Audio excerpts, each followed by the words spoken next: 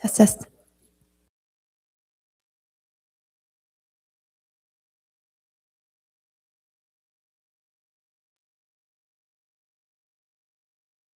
Very much. Go ahead and start the special Southgate City Council meeting for Tuesday, August 25th. It is now 5:30 p.m. Madam Clerk? Mayor Barron, Present. Vice Mayor Rios. Councilmember Hurtado, Present. Councilmember Davila. Present. City Treasurer de la Paz, Present. City Manager Houston, and City Attorney Salinas Hey. are both here. Councilmember Avalos is not present. All right. Thank you very much. We'll go ahead and go to item number 1, please. The City Council will issue a proclamation presented to LA County Library in recognition of its partnership and support for Southgate's inaugural One Book, One City program. Thank you, Mr. Mayor. Thank you so much. And before I read the proclamation, I do want to just announce that, this will be the first, One Book, One City program, the first year we do this for the city. And one of the things that, we always try to do is push, literacy for our community and try to promote our, especially our young adults to love to read and to get to, to the libraries and pick a book that really would inspire. So this year, I'm proud to have chosen for the inaugural book, one written by Ambassador Ken Salazar, who visited our city not too long ago, Borderlands, My Fight for an Inclusive America. So in honor of that, we've been able to partner with our LA County library partners, and we would love to issue this proclamation declaring that we are doing the One Book, One City, and thanking our county partners for their assistance in this project.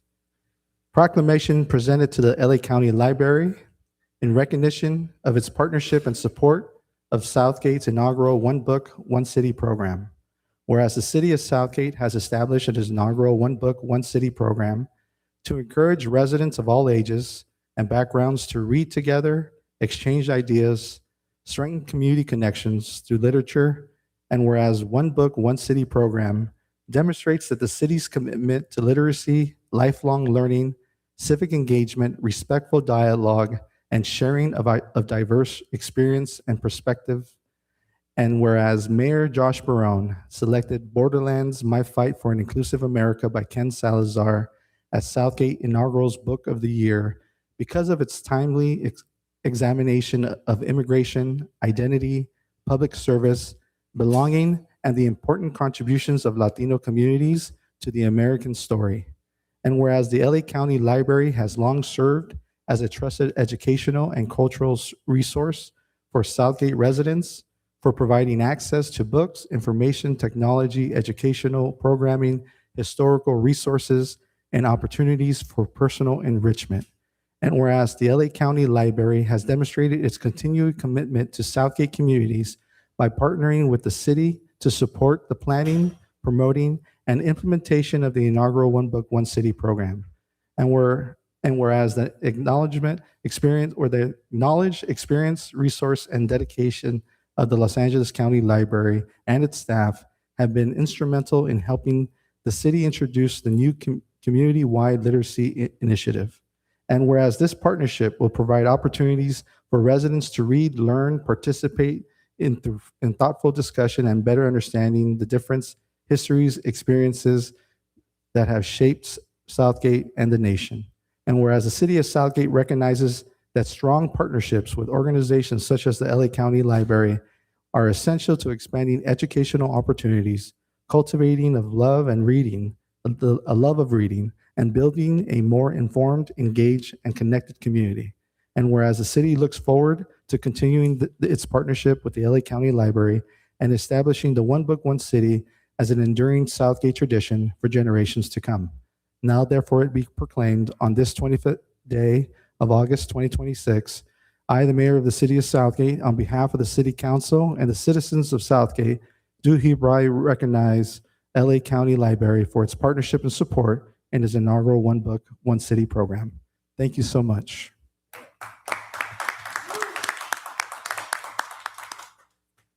Ms. Amy, would you like to come up?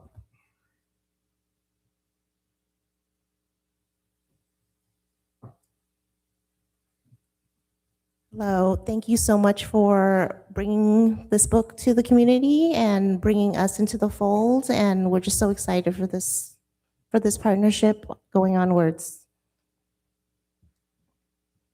Yeah, thank you again for this opportunity. I think it's a great chance for just our community to come together and to just build more learning and more literacy in the city. So thank you.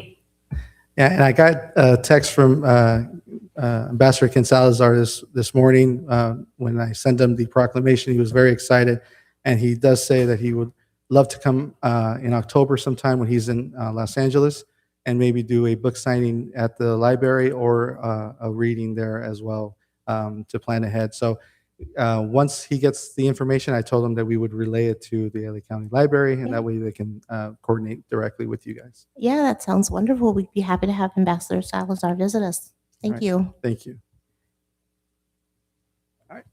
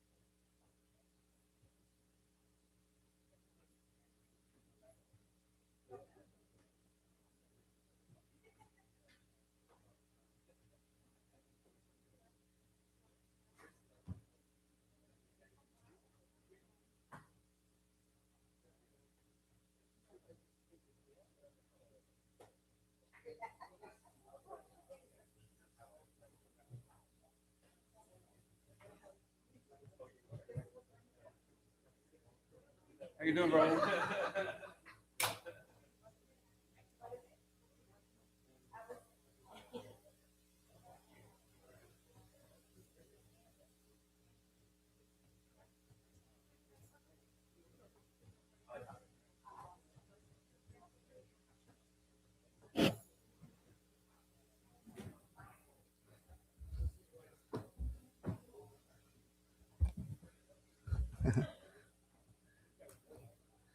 All right. Thank you very much. Go ahead and go to item number 2. The City Council will consider receiving and filing a list of new and promoted full-time employees hired or promoted during the months of June and July 2026. All right. So, John, we're talking about all the newly hired and promoted employees. You're going to lead the way? Yeah, I'd be happy to start this off by first giving the presentation as I have if on the next slide, sort of our discussion about the fact that, you know, our recruitment is very limited as well as promotional opportunities as a result of the city's structural budget deficit. And that while we did go through the process of eliminating positions and reorganizing and reducing the workforce, we still have essential positions in the city. So while you do see that we are recruiting, it doesn't, that these are intentional recruitments to fill positions we've declared as essential positions. And so for that reason, any positions that are in this presentation tonight are positions that are, they're beyond those have already been eliminated. These are ones that we deem as essential to maintain the city services at the levels they are now with the budget reductions. With that, I'd like to turn it over to the Director of Administrative Services, Luis Frausto, for his introduction. Great. Mayor, members of the City Council, members of the public, it's my pleasure to introduce Fila Avalar Vasquez, who was promoted to Administrative Services Clerk in our department on June 20. Fila is not able to join us this evening, so I will do my best to speak on her behalf. Fila joined the City of Southgate in May of 2024 in the City Clerk's office. Before coming to Southgate, she spent 26 years with the LA County Department of Health Services. Between that career and her time with us, she brings more than 30 years of customer service experience to the role. Fila, as our newest admin services clerk, is assigned to accounts receivable and handles the work with patience and professionalism, and she has earned the trust of her colleagues across the departments throughout her time with the city. Outside of work, Fila has been married for 12 years and has 2 children. She enjoys traveling, going to concerts, and hosting gatherings with friends. We are fortunate to have her in the administrative services team, and I look forward to what she will accomplish in her new role. I would ask that we recognize Fila this evening, even though she could not join us tonight. Thank you.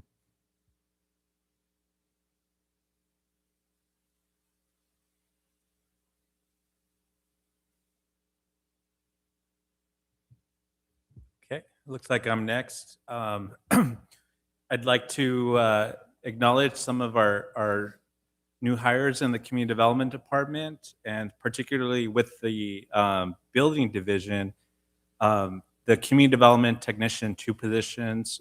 There are 2 positions. They play a key role at the counter. If you've ever been to the counter, they're the ones that are out there helping residents. And so I'd like to introduce Valeria. She is our Community Development Technician. A little bit about her. She is a Southgate resident. She comes from the Parks and Recreation Department, where she's worked there for 8 years. She started as a lifeguard and then promoted to aquatic coordinator. She attended elementary, middle, and high school in Southgate, and she is bilingual. So we're happy to have her here. Want to come up?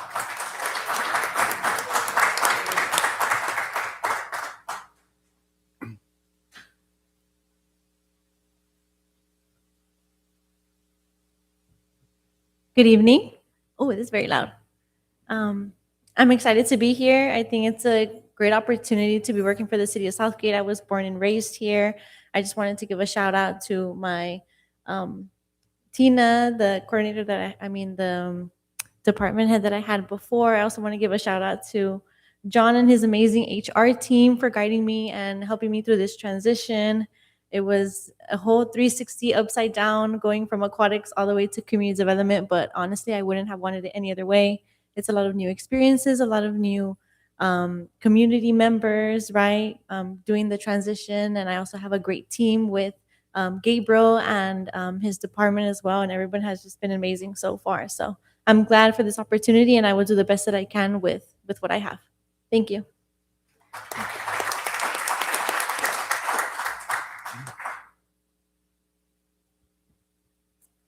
Okay.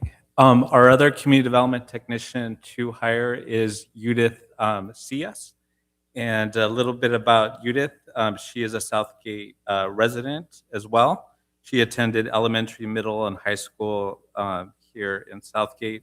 She worked in the private sector for an architectural and building design company for over 3 years. Her hobby is to work out, and she is bilingual, and she's been a great addition to our team. So I'd like to welcome Judith to the team. Feel free to come up.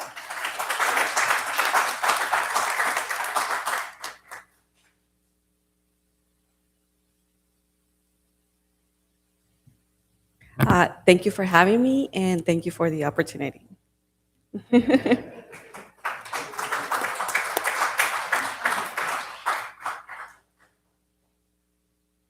Okay.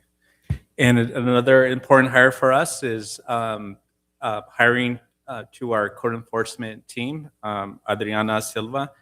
And a little bit about her. She transferred over from the police department, where she worked over 3 years as a records clerk. She is a city resident as well. She attended Southgate High School and UC Davis. She enjoys reading and cooking in her free time. So I'd like to welcome Adriana. Feel free to come up.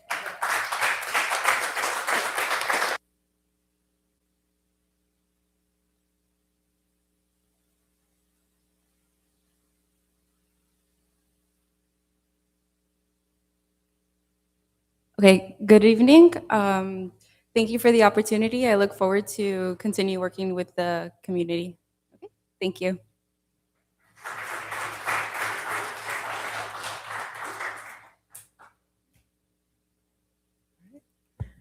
Next is me. So I get the honor of introducing Jennifer Poot. For the past 14 years, Jennifer has been or has proudly served part-time as a community service officer slash park ranger, and she's done an amazing job during her time here with Southgate. She says law enforcement's always been her dream career, and she's deeply fulfilled by protecting our city and building meaningful relationships with the community in her current position. She grew up in El Sereno, which is a small neighborhood of right outside Los Angeles, and she graduated from Abraham Lincoln High School and continued her education at East LA College as she majored in psychology. She said, fun fact for her is that she's of indigenous Yucatec Mayan descent, and she said that her last name is said to come from tarantula, and it was common to use nature and animals to pick names. She said outside of work, she's a true animal lover who loves to travel, and she enjoys baking low-calorie, sugar-free treats. And so, again, she's not able to be here because she's a dedicated employee and is out there at the park tonight, just keeping the community safe, but want to make sure that we acknowledge her for her 14 years of service. Thank you.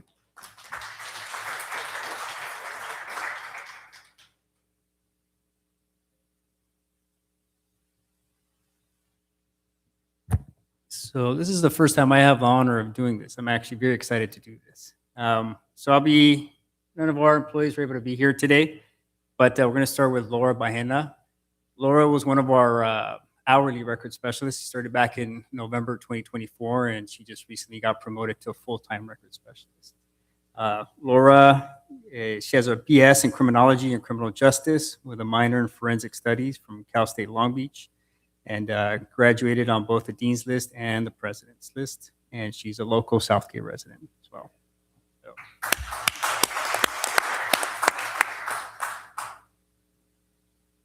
And we also have Osvaldo Maravilla. Osvaldo actually started with us back in December of 2024 as a community service officer working parking enforcement. He's also a resident of Southgate. He has a bachelor's degree in education from Cal State Dominguez Hills. And prior to coming to us, he worked in the education field for 15 years. He was a teacher's assistant from kindergarten all the way up through high school. And he decided to work for the Southgate Police Department because he enjoys a small community atmosphere and the opportunity to give back to his community. He's a resident of Southgate. He recently promoted to police recruit in September 2025 and graduated from the Rio Hondo Police Academy and was promoted to the position of police officer just July of this year. Osvaldo Maravilla. I was telling Mayor Barone that he switched from kindergarten teacher to a safer position in the police department. So less violence, yeah. And now we have Eduardo Martinez Vasquez. Eduardo was hired as a police recruit back in November of 2025. He graduated from the police academy along with Mr. Maravilla. He was promoted to police officer July 2026. And prior to coming to us, Eduardo was a correctional deputy with the Riverside County Sheriff's Department working their jails. So it's Eduardo Martinez.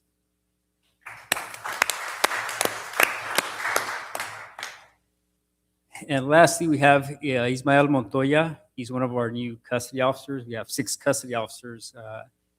Ismael actually, he replaced, we should say, or took the vacancy that was created when one of our previous custody officers became a police recruit. She got hired as a police recruit, and I believe Ismael's hoping to do the same thing at some point, make it to police officer. He attended Golden West College, took some criminal justice courses there, and other interesting thing about Ismael is that he worked at Disneyland before he came to us. So he went from the happiest place on earth to the second happiest place on earth. Yeah. Ismael Montoya.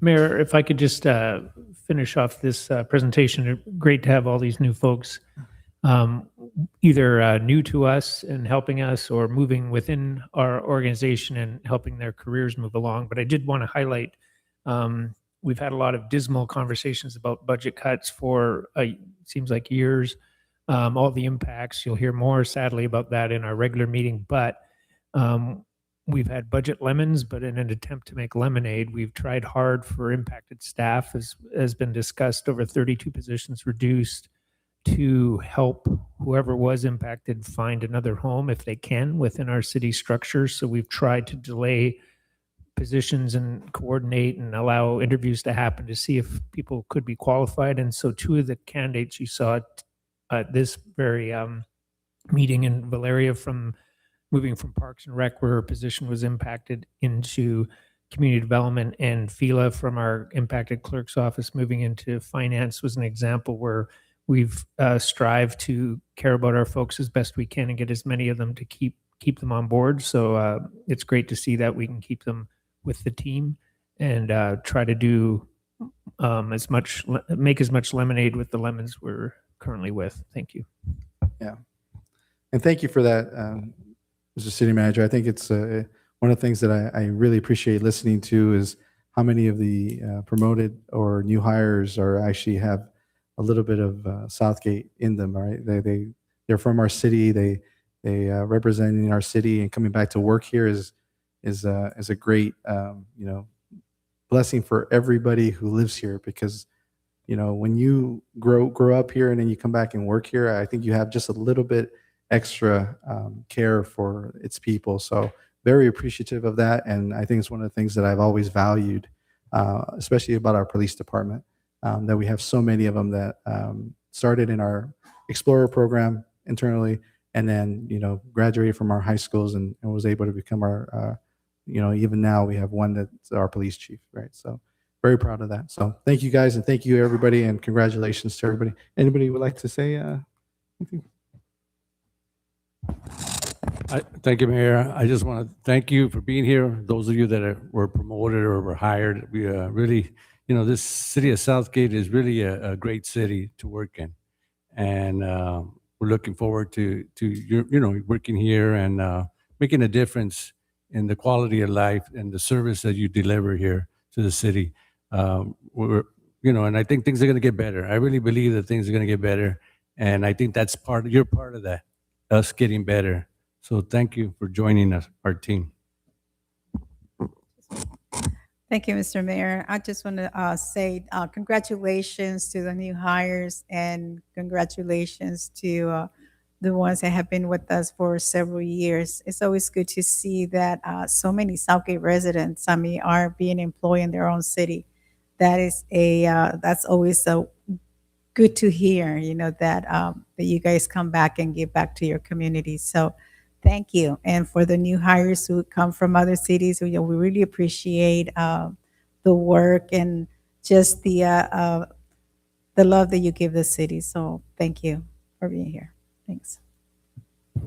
Yeah, and I just want to say I come from a history of customer service as a supervisor from the post office, and one of the things I experienced, and it continues to happen, is that a lot of times what people usually express is frustration and a lack of, they don't appreciate this. They complain about parks, they complain about police, they complain about a lot of things. But overall, I believe that residents in our community actually appreciate what you do. We have one of the nicest cities in the Southeast area, and not to impugn anything that happens in any other cities, but we are the jewel out here. We have a community, and it's the people that make it what it is. Not just the residents, but our employees, the dedication that they have. Look at all the people that are out there doing the work right now. That temperature is huge. It's hot, and they're still out there doing what they need to do. In the rain, our police officers are shorthanded, and they put the uniform on. They have the badge on, and Even though they're shorthanded, our city is still safe. So again, on behalf of myself, my family, and everybody here, thank you for what you guys do. Hang in there. We're going to be okay. Thank you very much. All right, we'll go ahead and, yes, let's take a photo. Whoever's left. We've had some people walk away.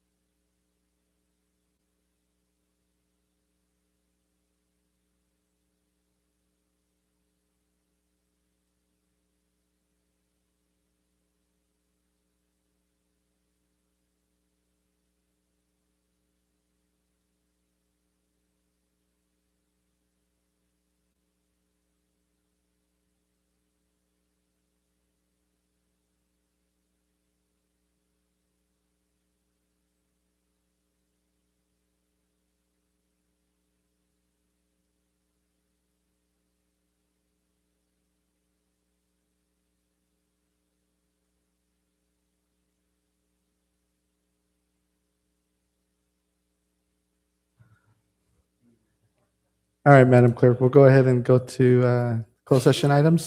Thank you, Mr. Mayor. Item number 1, conference with legal counsel, real property negotiations pursuant to Government Code Section 54956.8, property APN 6264-004900. Property address is 13050 Paramount Boulevard. City negotiator is Mr. Rob Houston, our city manager, negotiating with to be determined under negotiations terms of sale.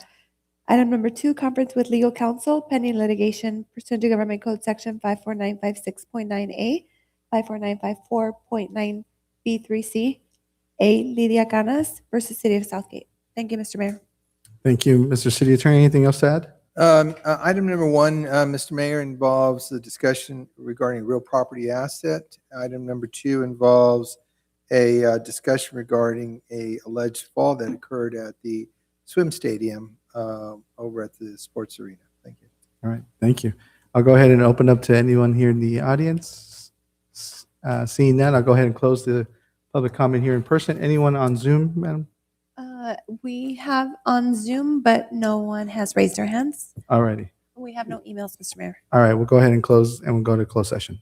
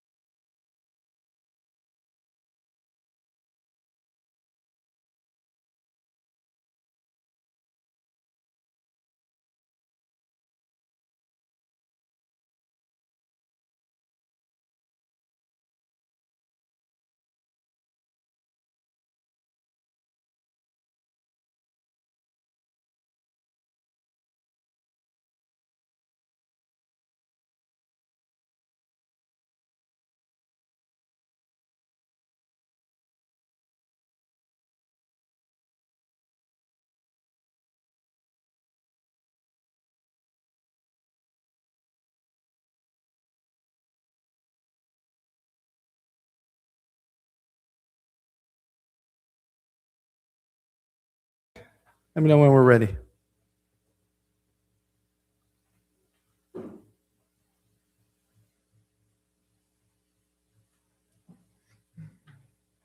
All right. All right, Mr. City Attorney, you would like to report out, please? Yes, absolutely. Thank you, Mr. Mayor. The city council met in closed session to have a conference with legal counsel involving real property negotiations. This property that we discussed is at 1305 Paramount Boulevard. The discussions were led by the city negotiator, Rob Houston. There was a presentation made by city staff with respect to that property. There was guidance given. However, there was no reportable action taken, no decisions made with that, with respect to that particular property. Item number 2, conference with legal counsel involving pending litigation. As I reported previously, this was an alleged fall that occurred at the Southgate Swim Stadium. Lydia Canas for the city of Southgate.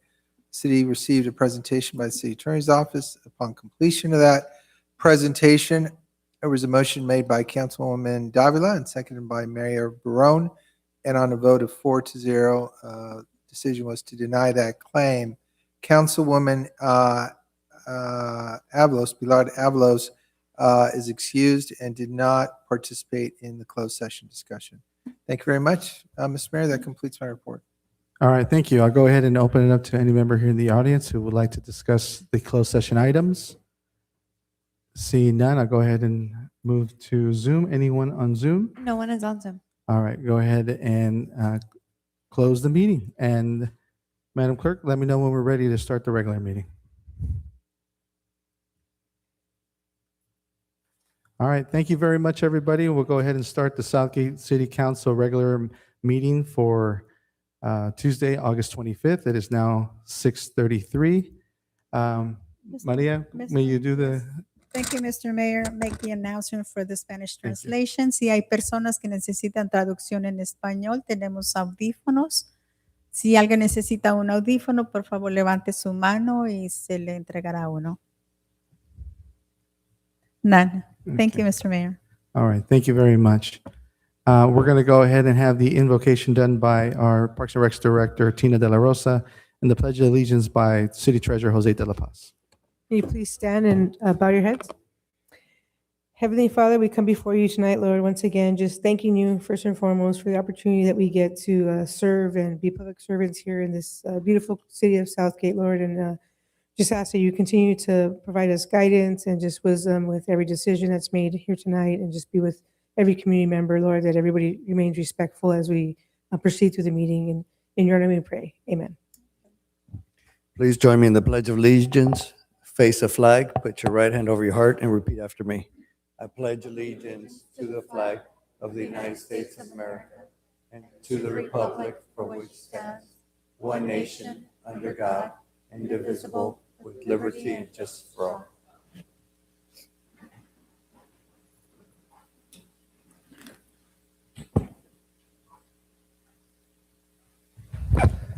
Okay, Madam Clerk, Mayor Barron, present.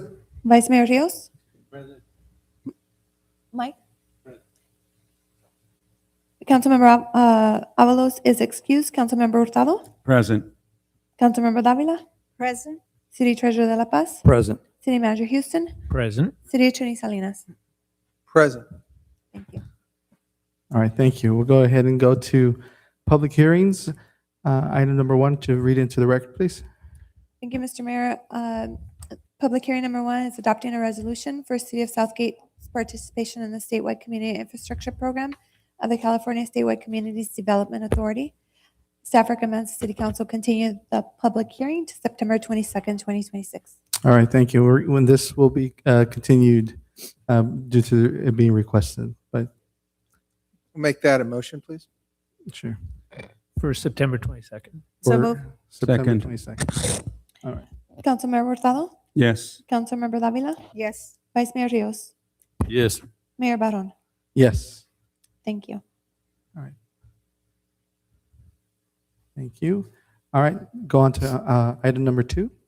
Mr. Mayor, zone change from IF Industrial Flex to M3 Heavy Manufacturing for a portion of the property located at 9313 Rayo Avenue, an intent to adopt a mitigated negative declaration pursuant to the California Environmental Quality Act.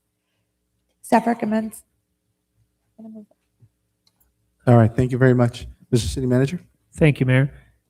This item, we were waiting for some final comments, and we were unsure if we'd get them in time for this hearing. So we did have a tentative request to continue the item, but we were able to receive that information, so we're ready to go. And with that, I will pass things over to Gabriel Perez, our Community Development Director. Thank you, Rob. Mayor and Council, this item concerning a zone change from IF to M3. The project manager for this item is John Signo, and he will be giving the presentation tonight. Good evening, Honorable Mayor, members of the City Council. The item before you tonight is a zone change, PL 25-146, zone change number 25-02, for a property located at 9313 Rayo Avenue. The applicant is Commercial Development Resources Incorporated on behalf of Mr. C's Towing of Southgate Incorporated and Fubar Properties LLC. The proposed project is a request to approve a zone change. The request is to change the zoning designation of a portion of 9313 Rayo Avenue from IF, Industrial Flex, to M3, Heavy Manufacturing. The purpose is because the property is a split zone. The western half is zoned IF, and the eastern half closest to the street is zoned M3. So in order to match everything in the current zoning M3, the applicant is proposing this to change the remainder of the property to M3. This shows you the vicinity map. The subject property is there in the shade, about 2.3 acres on Rayo Avenue. To the north and west, you have the parking lot for Amazon. To the east, you have industrial uses, including recycling facilities. And to the south, you have the Tweedy Learning Center, owned by the LA Unified School District. This shows a parcel map based on the assessor's parcel. As you can see, there are two parcels there. There's a parcel number 28 and number 30, shown there in the yellow highlight.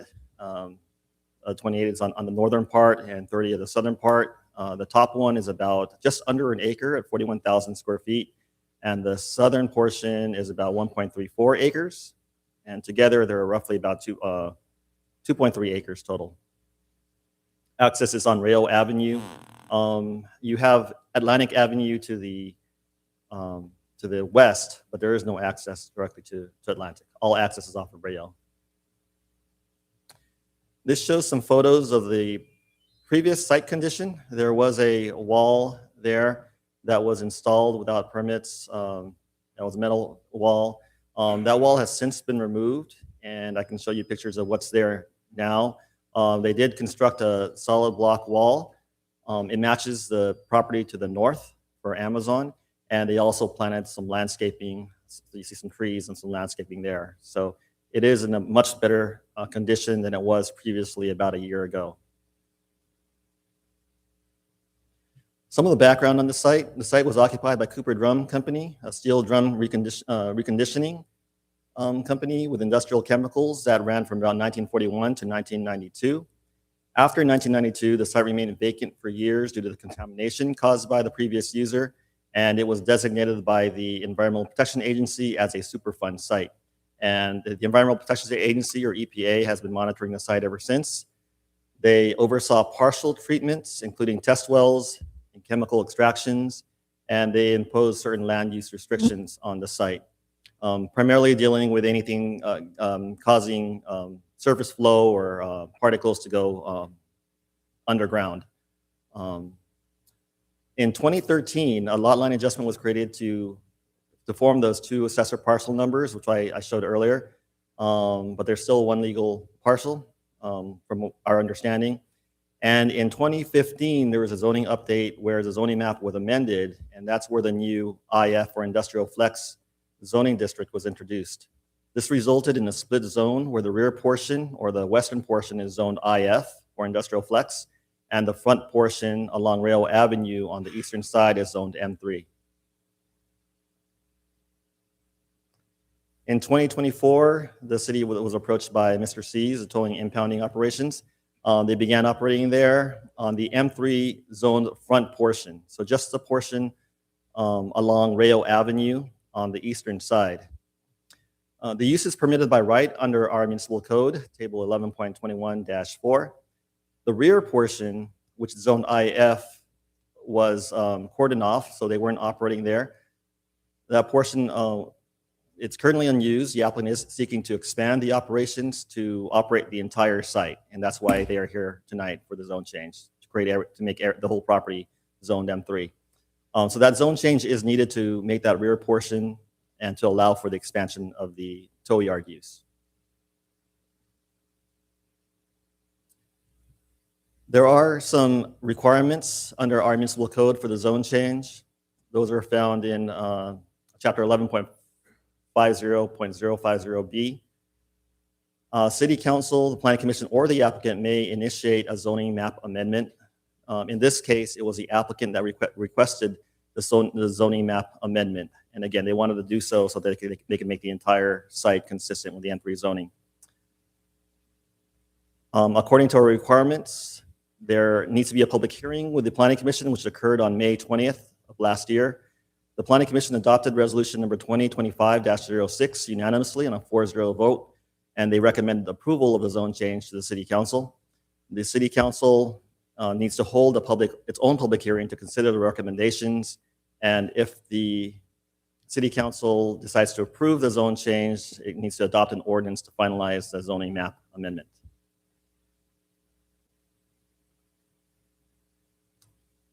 On Title 11 of the municipal code, an ordinance to amend the citywide zoning map. So the subject site is located again at 9313 Rayo Avenue. It is within the Rayo Industrial District, subarea 2, and the rear portion again is currently zoned IF, and they would like to make that M3. This aligns with the zoning for the front portion of the property, which is already designated M3. And this shows the current zoning map for the entire city. The subject site is located there, designated by that star on the right-hand side of the map. So that's your project site. I'll have closer views of what the site looks like in these next couple slides. This is a close-up of the area. The project site there is, the front portion is zoned M3. That's that portion on Rayo Avenue. And the back half is approximately 1 acre, and that's currently zoned IF, Industrial Flex. This is just another representation. So this shows the entire property. Again, it's roughly around 2.3 acres. The western side is zoned IF in the rear portion, and along Rayo Avenue on the east, you have M3. What the applicant wants to do is get rid of the IF and make everything consistent with the M3. So they want to take this map and change it so it looks like this. So the entire property is zoned M3. And this is just another example. On the left, you have the current zoning, which kind of shows a straight line there on the property. On the right, you have the proposed rezoning, which shows the entire property there is zoned M3, and the IF has been removed. And this just shows some of the uses that are allowed in the IF zone. There are differences between the IF and the M3 zone, the number of uses that are permitted in the IF zone, including some residential, institutional, commercial, and certain industrial and production uses. Some of them are automatically permitted. Some of them require a conditional use permit that must be approved by the Planning Commission. For the M3, these are just some of the other uses that are allowed or mostly not allowed. Residential is mostly not allowed in there, but we do allow for emergency shelters with an administrative permit. There's educational, civil, and public uses that are permitted, and office and research and development uses that are permitted. And some additional uses that are permitted in the M3 zone, according to table 11.21-4, you have certain commercial uses, vehicle and industrial uses, and recycling and utility uses that are either permitted by right or require a conditional use permit. And these are just a subset or an excerpt of table 11.21-4. There are other uses here that aren't listed. So the applicant does have development plans here. Ultimately, they want to utilize the entire site to run the towing operation. Rayo Avenue is seen on the left, or I'm sorry, the right side of that. They are planning to have a building along Rayo Avenue, and the back portion of there is where they are planning to store the vehicles that are towed. And so this one shows a close-up of the front on Rayo Avenue, Rayo Avenue being to the bottom. They have installed that wall, that CMU block wall along the front, and they have planted landscaping between the wall and the sidewalk. They plan to build a building behind that wall, and they have the parking lot for people to come into the site rather than having to park outside. That area will be secured with a fence. People that are going to the site would have to park in the parking lot and then go to the building, the office, to be able to claim their vehicle. There are two gates on Rayo Avenue, one to the south, which is the main gate on the south side of the building, and the one to the north, which is near the Amazon parking lot, shown on the right-hand side there. Vehicle storage would be located on the back portion of the property. This shows a lot better use of the lot because you do have the building in the front, and the vehicle storage is located away from the front wall. So there is some separation between the vehicle stored and that screening wall along the front. In terms of the environmental analysis, we did prepare an initial study and a mitigated negative declaration that was prepared by our environmental consultant, EcoChera Consulting Incorporated, and we do have them here on Zoom, so they are available in case there are any questions. But the initial study / mitigated negative declaration, or IS/MND, it evaluates 20 CEQA environmental topic areas. CEQA is the California Environmental Quality Act. And we found that there were environmental factors potentially affected, which included the hydrology / water quality, hazards and hazardous materials, and the mandatory findings of significance. So out of the 20 topic areas there, those three were identified as potentially being affected. There is a mitigation measure included in there to address those three potential areas, and those are included in the staff report. The entire MND is available online. The analysis considered the map amendment and also the site development to be done as a surface use. And it's anticipated that there's roughly about 8 months for construction activities to begin if they begin early 2027. So we did have a review period for the environmental document that was circulated. We gave the public 30 days to review that. We did receive a letter from DTSC yesterday on August 24th. And they had 3 specific concerns on there, which we responded to. And that response is in the final IS/MND, which was delivered to the council. What we did there is we modified the mitigated negative declaration to clarify that the statements referring to groundwater wells say groundwater extraction wells. And so there was some question there whether or not there were wells there. So we wanted to clarify that there were no groundwater extraction wells. What's on the site, there are, I guess, monitoring wells. So they're there to monitor the conditions. But water is not being extracted from the subject property. The second point there is that the city has been in communication with the Environmental Protection Agency during this entire process. We've had meetings, emails, conversations with both the applicant and EPA. They have told us repeatedly that they are concerned with, not with the surface activity, but they were concerned with the subsurface activity, what happens underground. And so the surface use, what happens above ground, is really the city's purview. So staff, again, we've worked with the applicant to hash out issues with EPA, and we'll continue to do that. The next item that DTSC identified was included in the mitigation measure, hazards 1, to match the language provided by DTSC, and I'll have that language in the next slide.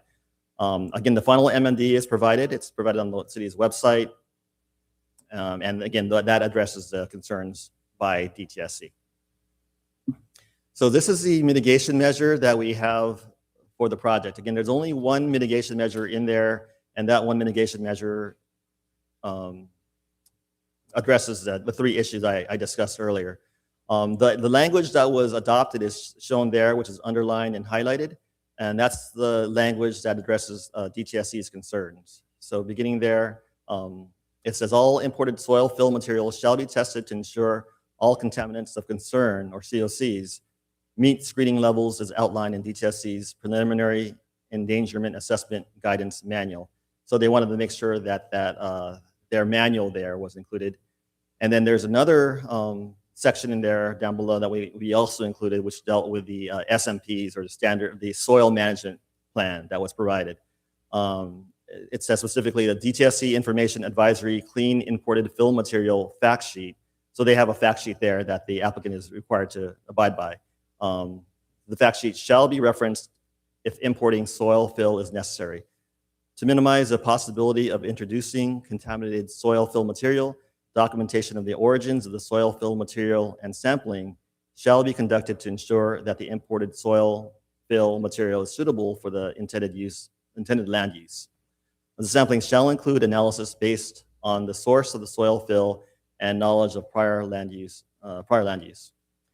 And so a lot of this was done already prior to the construction of the wall. The applicant did provide a soil management plan that was provided to EPA, and they were able to review that and construct the wall and do that in accordance with the requirements of EPA and the other agencies as well. The way this mitigation measure is written, at the very top there, the first sentence, it says, prior to commencement of any on-site grading, a focused soil management plan shall be approved in accordance with the requirements of DTSC, that's the Department of Toxic Substances Control, the US EPA, Environmental Protection Agency, the South Coast Air Quality Management District, and the LA Regional Water Quality Control Board.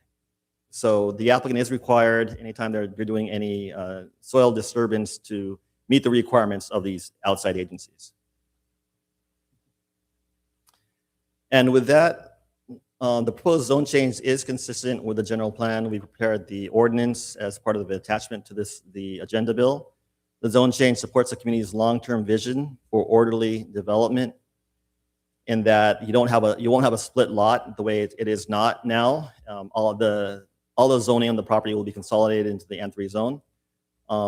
It will align with land use designations with current operational needs, the needs that the applicant is looking out for in order to operate the entire site. And it will ensure compatibility with adjacent industrial uses in that area.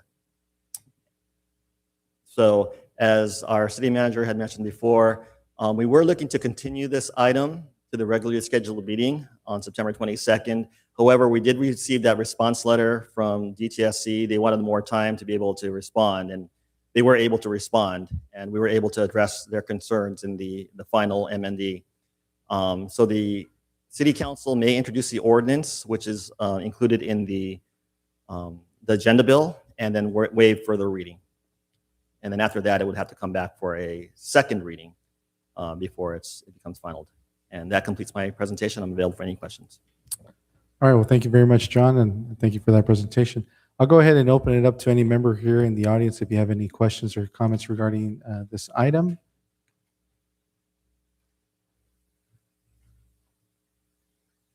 Good evening, Richard Lute, 8990 Atlantic.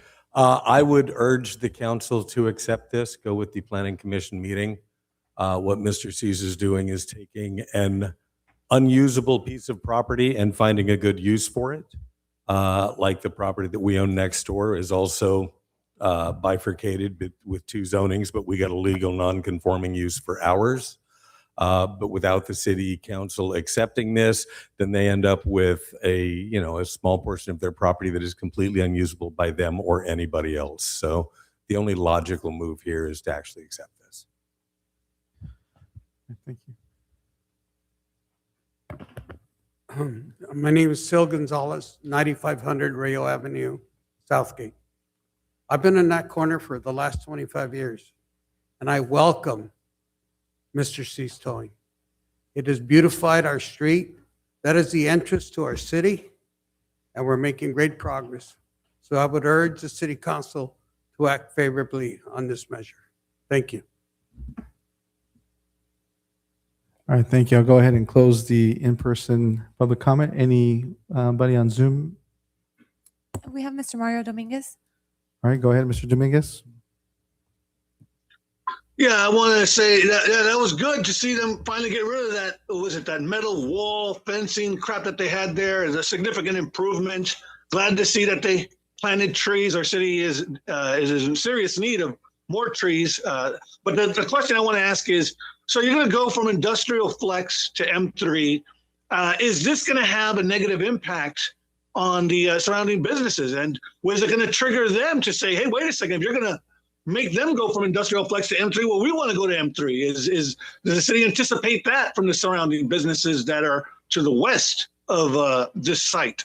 And the big question I have is the EPA. What the hell's going on with the EPA? It is 2026, and they still haven't cleaned up that mess that is the Cooper Drum site. When is the city going to put pressure? You have these higher elected officials, our state senator, our congresswoman, our assembly member. When the hell are they going to put pressure on the EPA and say, look, we got 3 toxic waste sites in our city. One of them happens to be the Cooper Drum site. It's 2026. Fix this mess. So I hope that our city would get off its ass and make this happen for us. I'll end with that. All right, thank you. Anyone else? We have no other. All right, thank you. I'll go ahead and close the public comments. Any emails, Madam Clerk? No emails, Mr. Mayor. All right, thank you. John, just really quick, if you can, or if anyone can answer this question, because I know that the properties to the west, is there any negative impact to those properties to the west that are IF zoning currently? Are they wanting to do M3 as well? Have they requested similar, changes to zoning? No, we have not received any other requests from those properties to the west. Okay. And then lastly, there was a comment made by Mr. Dominguez related to the Cooper Drum. My understanding is EPA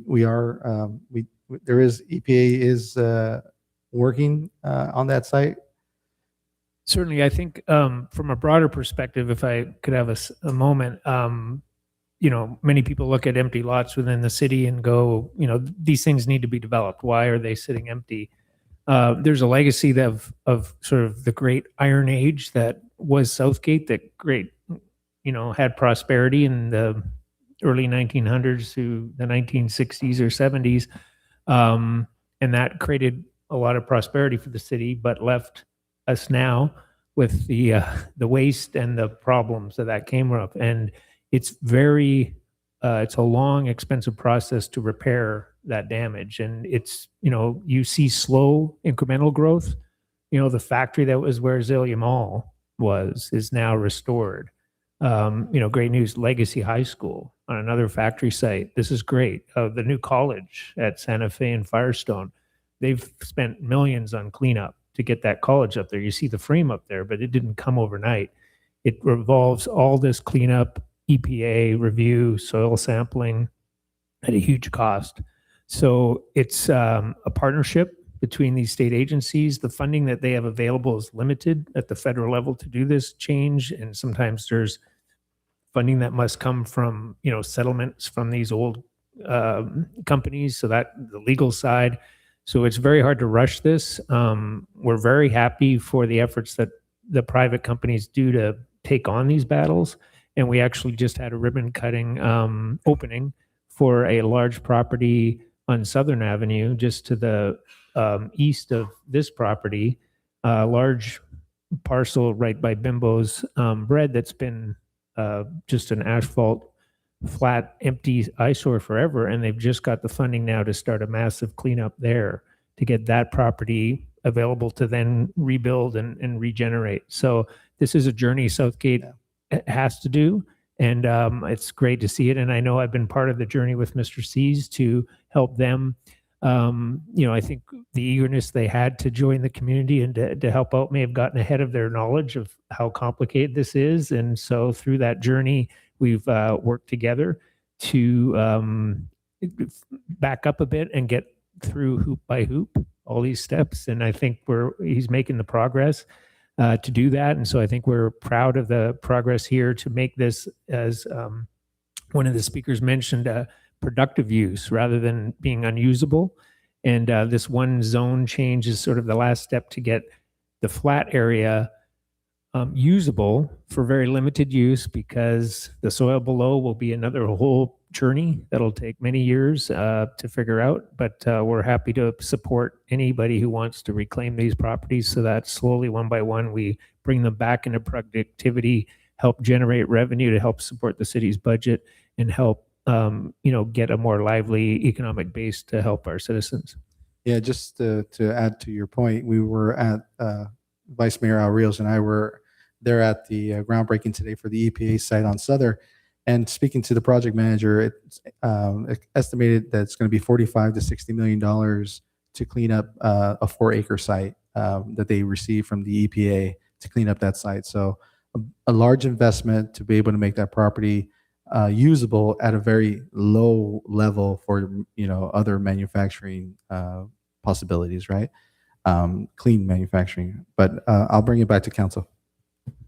Yeah, thank you for the presentation. Also, thanks to the Planning Commission for listening to this and taking everything into account and making the decision to support. I can almost guarantee you that tow companies never get Christmas cards or invited to weddings and things like that. So if people get their vehicles towed, the worst thing that can happen after that is having them go pick up a vehicle in another city. And so if anybody's going to have their vehicle towed, they're going to need an area to pick them up that's big enough, right? And the current site is not big enough. And so making this possible will allow for any of the local vehicles that they're towed, they're at least in an area where they can pick them up close by. So I'm very much in support of this. And I'll make a motion to move forward with this. Mayor, I just want to ask a question to. Go ahead. We have a first and second, but we have a question from Council Vice Mayor. So the uses, is it for vehicle storage only, or you have other plans besides that? Yeah. Hi, Mike Welsh, Mr. C's Towing. Your question again? Is there, besides towing vehicles there and storing them, is there other use that you're going to be planning there or anything else? No, that's it. Towing and storage of vehicles. That's it. Okay. We're not going to be doing any repairs or anything like that.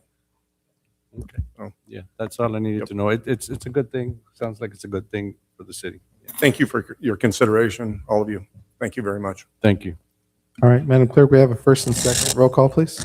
Councilmember Hurtado, Yes. Councilmember Davila, Yes. Vice Mayor Rios, Yes. Mayor Barron. Yes. Motion passes. All right, thank you very much. Item number 3, we'll just read it to the record and then we'll continue it. Mr. Mayor, it's an introduction and first reading of an ordinance of the City Council, City of Southgate, amending Chapter 1.54, Purchasing System and Bidding Rules of the Southgate Municipal Code to modernize procurement procedures, align with state and federal law, and improve operational efficiency. Staff recommends the City Council continue the public hearing to September 22nd. All right, can we get a motion to continue?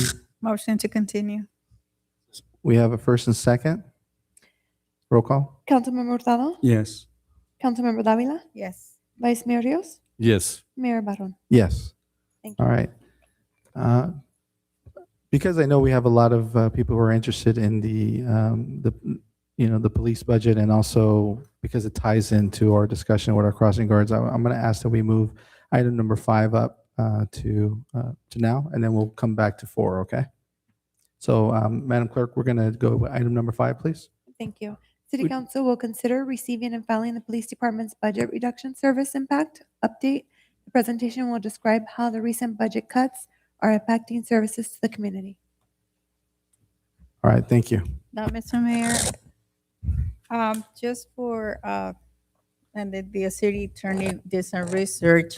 Unfortunately, I'm not going to be able to participate on discussion on the crossing guards, just for the proximity of the crossing guards right in San Miguel and Tweedy is very close to where it is, less than 300 feet. So I won't be able to participate. And we did some research and it came to the conclusion that I will have to recuse myself. So when it comes time for the presentation on the crossing guard, I will recuse myself on this item. And I will leave the chambers. All right. Thank So you. you will do 5 right now and then after that 6. Yes. All right. Thank you, Mr. City Manager. Thank you, Mayor, Council, and the community. We've had a lot of discussions about budget cuts, the state of our budget, and have gone over that. More information is available on our website. If anyone wants to contact myself or the finance director, we're here to answer questions. But as we've gotten discussions with the council and direction as of July 1st, without the revenue that we needed to run the city normally, we had to do a $9.4 million budget cut. And so we are now talking about those cuts that have happened and how those are impacting our city services and our community. Last meeting, you heard about the impacts to our finance department and our HR department. And now we're going to talk about our police department and have a presentation, a reminder on the budget cuts quickly, and then we'll have our captain go over the impacts that the budget cuts the police department are having on the community. So I'll pass it over to Louis Frosto, our Administrative Services Director. Thank you.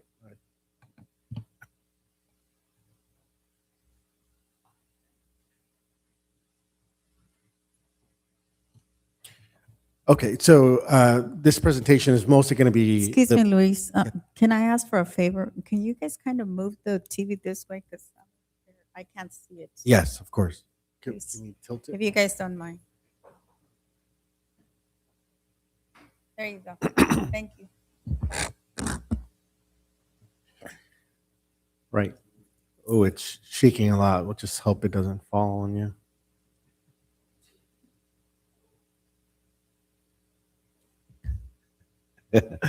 Okay.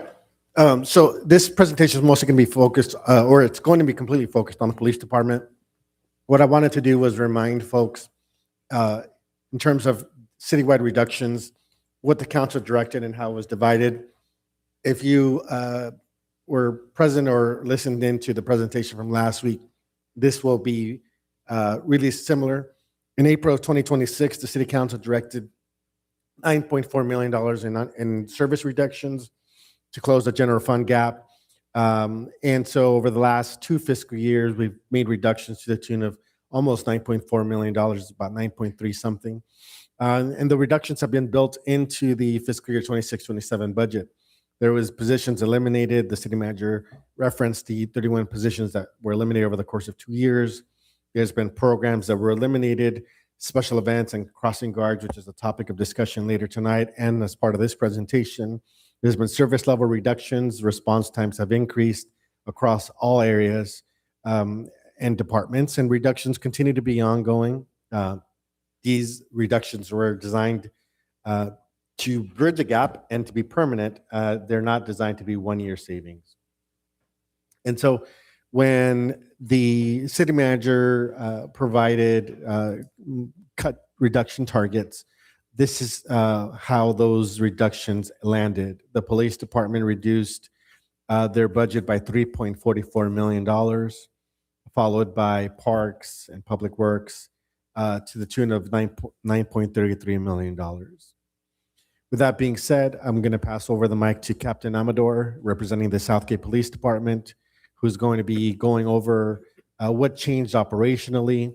And in short, it was a prioritization of services. So the obligations, the responsibilities haven't changed. We have the same deadlines, legal requirements, resident requests. Those things continue. The police calls continue coming in. Police continue showing up. What has changed, though, is that there's been less staffing to support those services.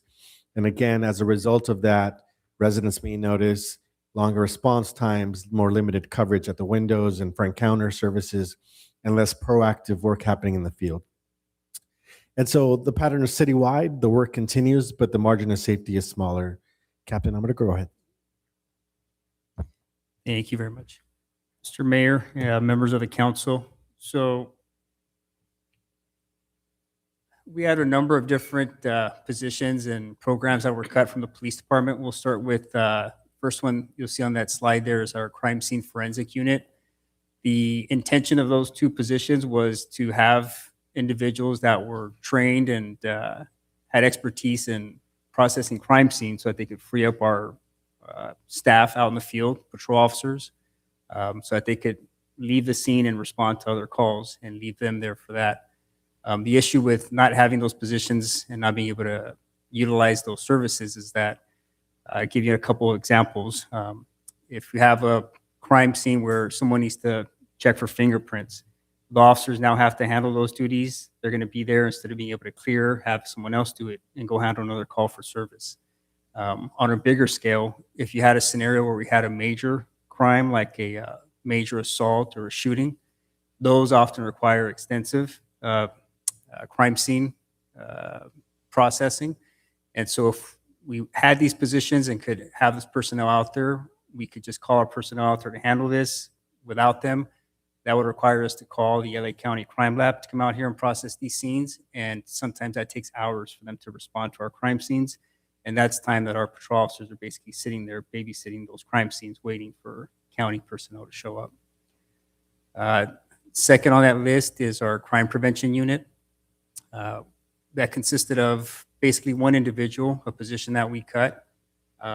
That program was responsible for all of our neighborhood watch program, all the meetings that it entailed. They also organized National Night Out, Family Day at the Park, our autism awareness event, and a number of other things like Red Ribbon Week. All the schools that we visited were organized by that individual.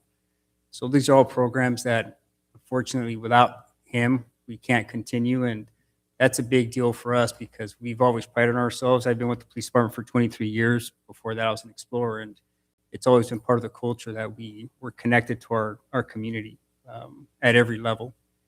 And so that's kind of a tough one for us. And we've already seen some of the issues where we don't have that person available for our neighborhood watch captains are used to reaching out to him and asking questions or asking for meetings, and now they don't have anyone to reach out to. So it makes it tough for us. The third line there, the crime analysis program, that was also one full-time position that was cut. That individual was with us also for about 20 years, and he was responsible for analyzing all of our crime data, the crime reports that were generated by our patrol officers, looking for patterns, trends, and then sharing that information with our patrol officers so they could go out there and proactively look for these suspects and try to anticipate crimes before they happened.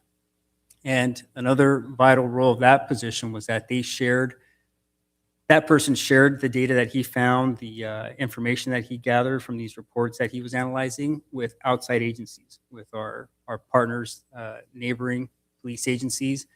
And oftentimes we would find that our suspects here were suspects in Huntington Park, Bell Gardens, and working together with these agencies because of this crime analysts, we're able to identify suspects and make arrests, things like that.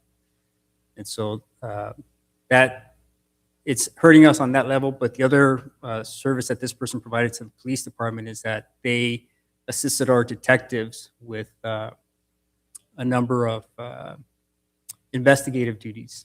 They helped with searching for patterns, like we mentioned, where a detective may not realize that some other detective has this case assigned to him and it might be the same suspect in these two crimes. Facial recognition software, he was an expert in that as well. And so we've lost some of that expertise there. And now the detectives who already have a significant caseload, they get assigned about 5,000 cases a year, roughly. Now they have to spend more time on individual cases. And so it affects the service that we provide to the city. We have victims calling us saying, hey, when's my crime going to be investigated? I haven't heard from a detective. But that's because now they're doing some duties that were previously being done by someone else, our crime analyst. This next slide, our records department was affected significantly. We froze 3 full-time records positions. This had significant limiting on our services to the community for a number of reasons.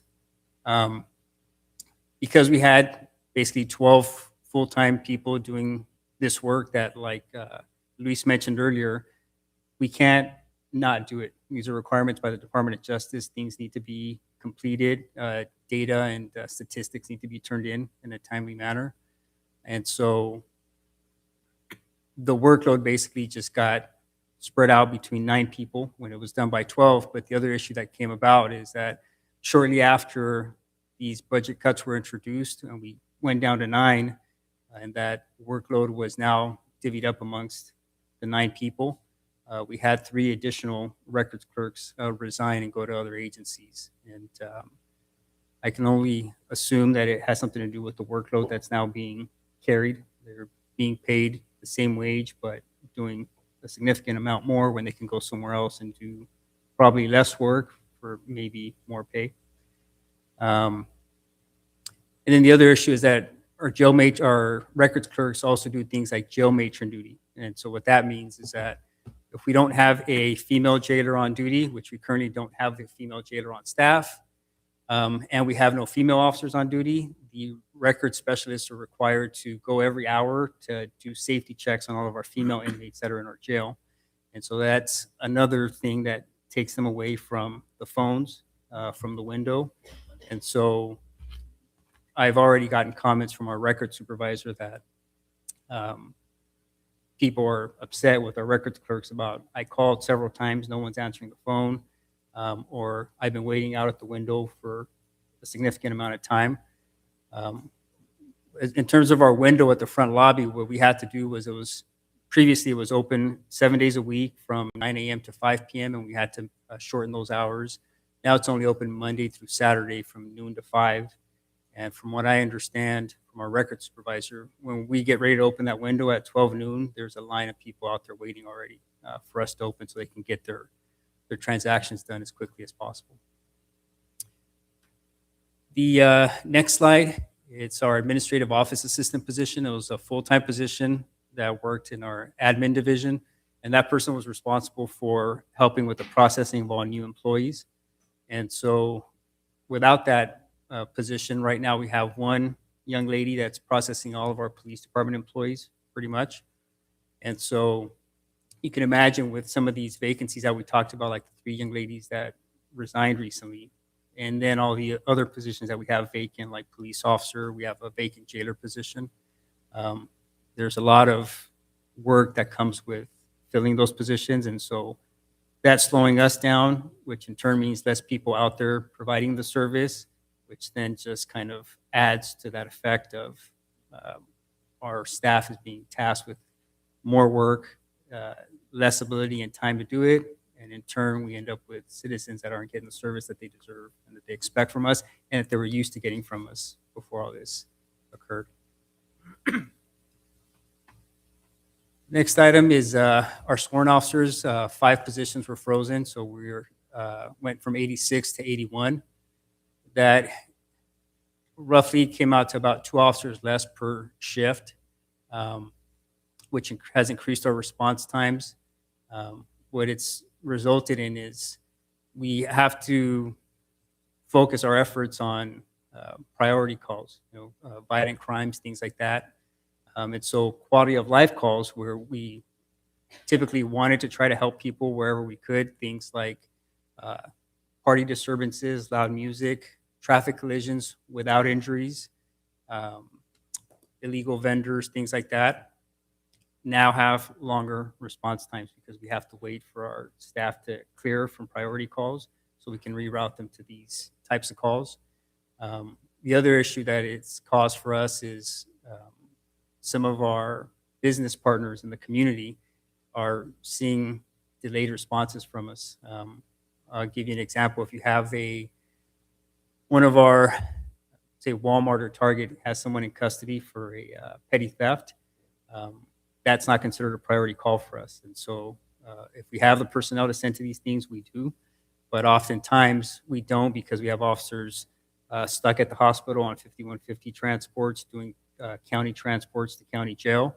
And so those calls have to wait sometimes for several hours. And so we've already experienced some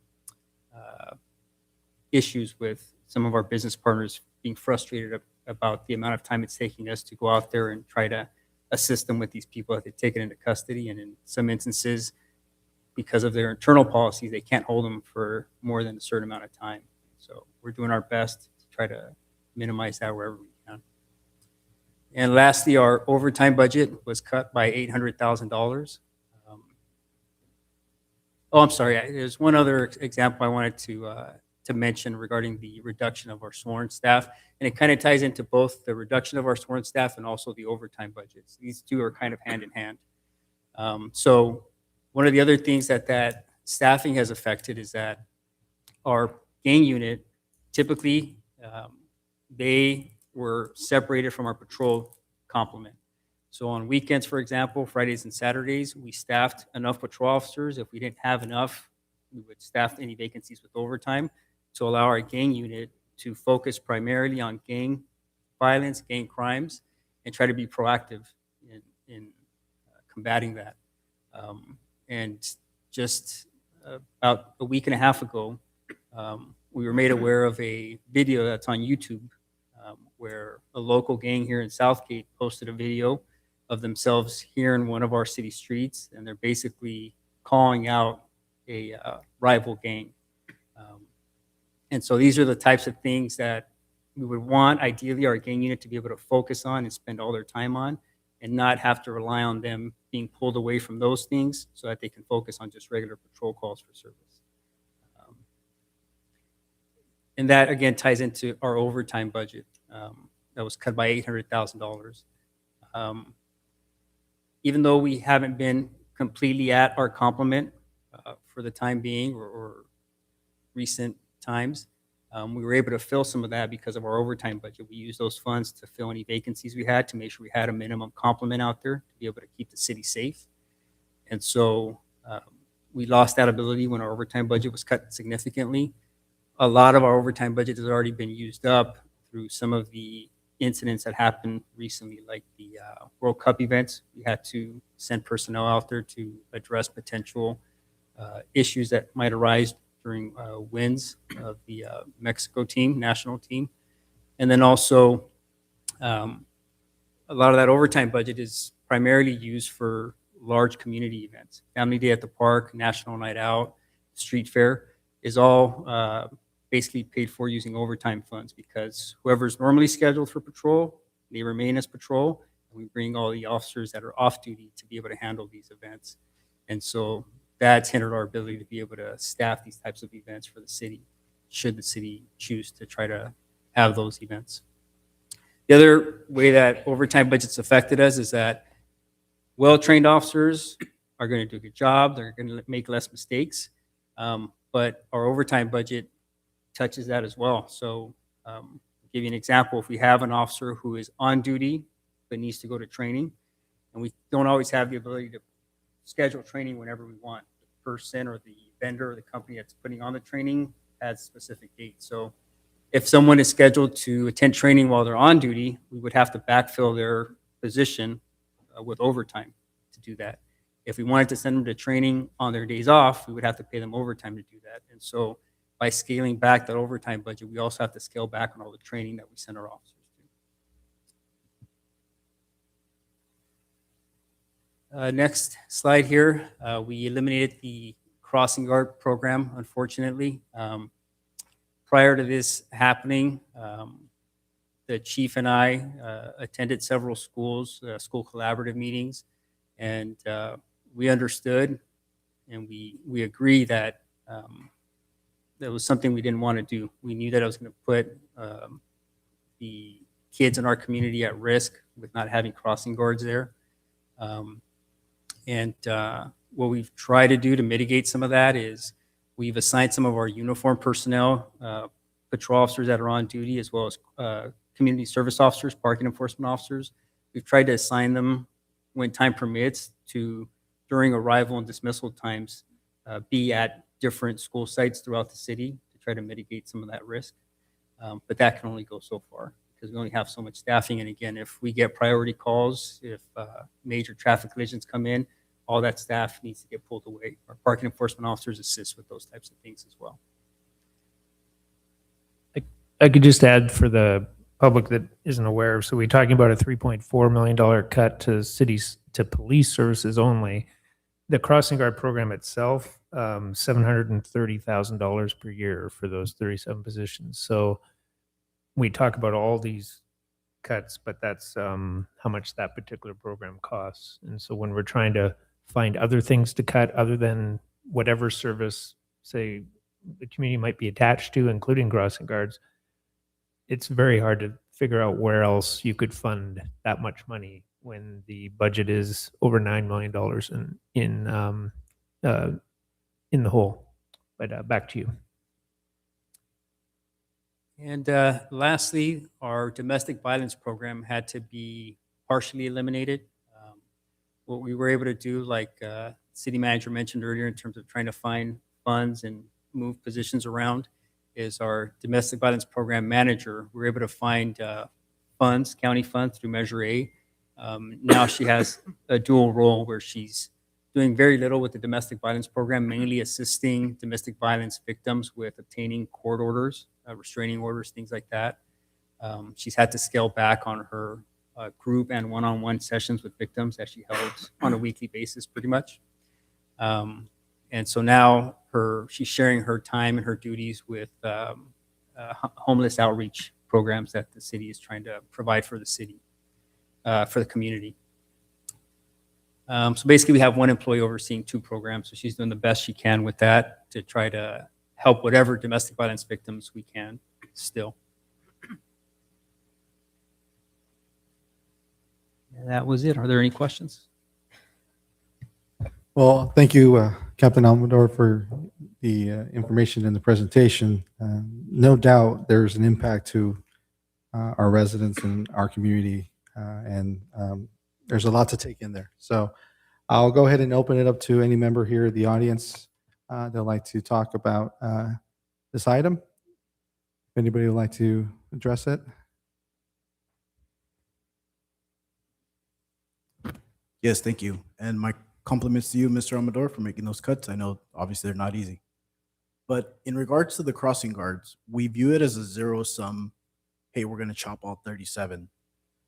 I challenge this council to be more innovative and a little bit more creative in how we can maybe do half, maybe do staffing in different orders, and maybe find an additional opportunity to have the community to volunteer with this program. I perceive that the council doing this is really an approach to angle for a UUT and ultimately advocating for their end goal, which is increasing budget. And respectfully, the citizens of the city of Southgate work really hard, and ultimately asking them to burden more at this time is not acceptable. I ask this council to continue to find ways to be more creative and to advocate for the citizens that they continue to serve. Thank you. Thank you for your comment. Good evening, Council. Nelson Hermosillo. Sorry, Roman.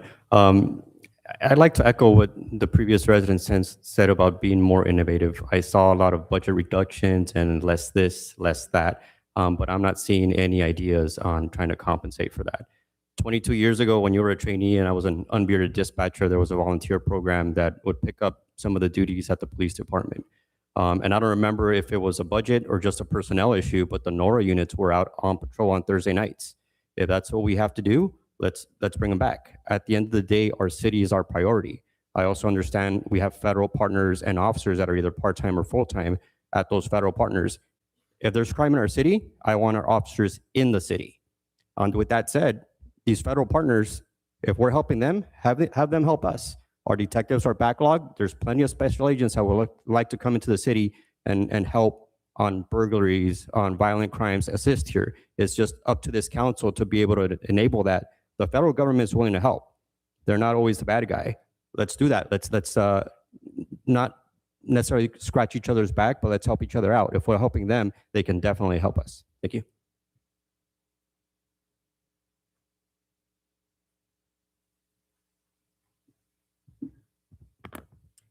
Good evening, council members. My name is Yancy Lopez. I want to talk about the crossing guard situation and deciding to remove it because I understand we're in a deficit.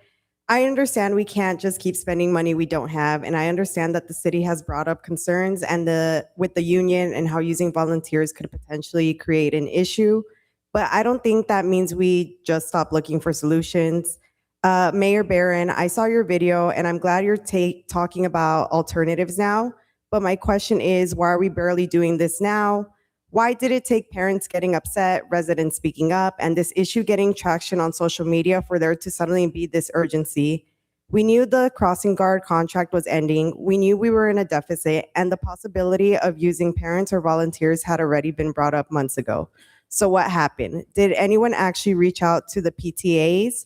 Did we reach out to the school districts? Did we sit down with the union and say, okay, volunteers can't technically be crossing guards. What can they do? Did we look for grants or outside funding? Because I feel like we're spending a lot of time talking about why we can't do something instead of figuring out what we can do. And that's what's frustrating. Our kids shouldn't have to become a trending topic on social media for us to start getting creative about keeping them safe. Reach out to PTAs, talk to the school districts, talk to the union and figure out exactly where that line is. Look at grants, reach out to nonprofits and community organizations. And if we can't afford crossing guards at every intersection right now, prioritize the most dangerous ones and start there. I understand we're in a deficit. I'm not asking you guys to magically find money that isn't there, but I do have to question our priorities. If this city can find funding to purchase 3 new police vehicles, then I have a hard time accepting that we can't get creative enough to find solution for crossing guards. I'm not saying those police vehicles aren't needed.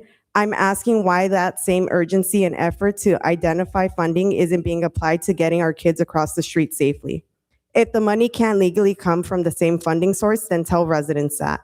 But then tell us what funding sources can be used. Find the grants, build the partnerships, talk to the PTAs, talk to the districts, bring the union to the table, because we're in a deficit cannot be the answer every time residents ask for something while we continue finding ways to fund other priorities. And tonight, I don't want this conversation to end with we're going to look into it. Actually give us a plan. Who are we reaching out to? What funding are we looking for? What can the school districts do? What can volunteers legally do? And when are you coming back to us with those answers? Because social media shouldn't have to create urgency at City Hall. Our kids should have been enough to create that urgency in the first place.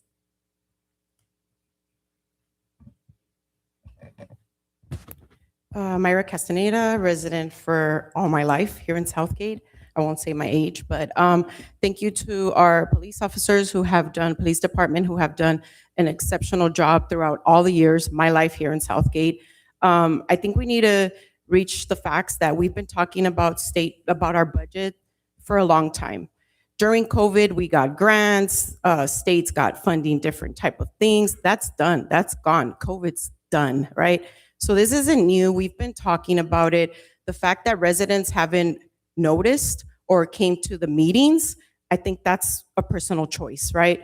I'm not surprised that Maria Pilar is not here, because she's one of the reasons why we're dealing with this now. When there is a vote to talk about the UUT, to get that implemented to our city, she was the only one that voted against it. And yet she's not here to listen. She's not here to look at my face. I can't look at her. I mean, maybe she's listening on Zoom or on somebody else's phone, but it's a shame that she's not here today, because this is the crap that she created. We knew this was coming. She ignored it. And now here we are with not having cross guards for our kids. This is just the beginning. We talked about all the cuts to the police department, programs at the park. I mean, I can go down the whole list where we've been talking about it. So here we are now. Grants aren't going to appear from the sky. We're having, due to the Trump administration, a lot of cuts across every state in California, including healthcare, everything you can think of. So we're not going to get money. We're not going to get grants. That's not part of the plan. We're going to get more cuts. So honestly, the only thing that is going to fix this is a UUT. Just like all the cities around us have a UUT, we're the only ones that do not have a user's utility tax in the area. We don't have casinos. We don't have dispensaries for marijuana.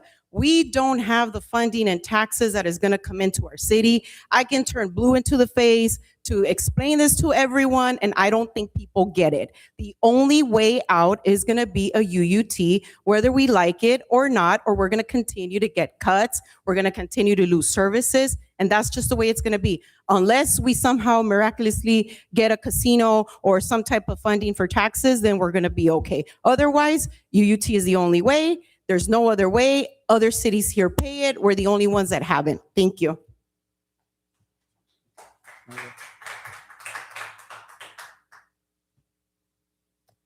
Hello, my name is Carolina. I'm here tonight because I'm very concerned about the priorities being reflected in our city's budget. We're being told that Southgate is facing a severe financial crisis and that difficult cuts have to be made. We're seeing community programs and services reduced or completely eliminated. Yet, at the same time, the city was able to find funding for 3 new police cars. Parents, volunteers, and residents have repeatedly expressed concerns about speeding, drivers failing to stop, and overall reckless driving in school zones. Crossing guards are a relatively small investment compared with the potential consequences of not having them. If we can find money for 3 new police cars while in a multi-million-dollar deficit, why can't we find the money to keep a program that protects children every single school day? This leads me to ask questions you all have already heard.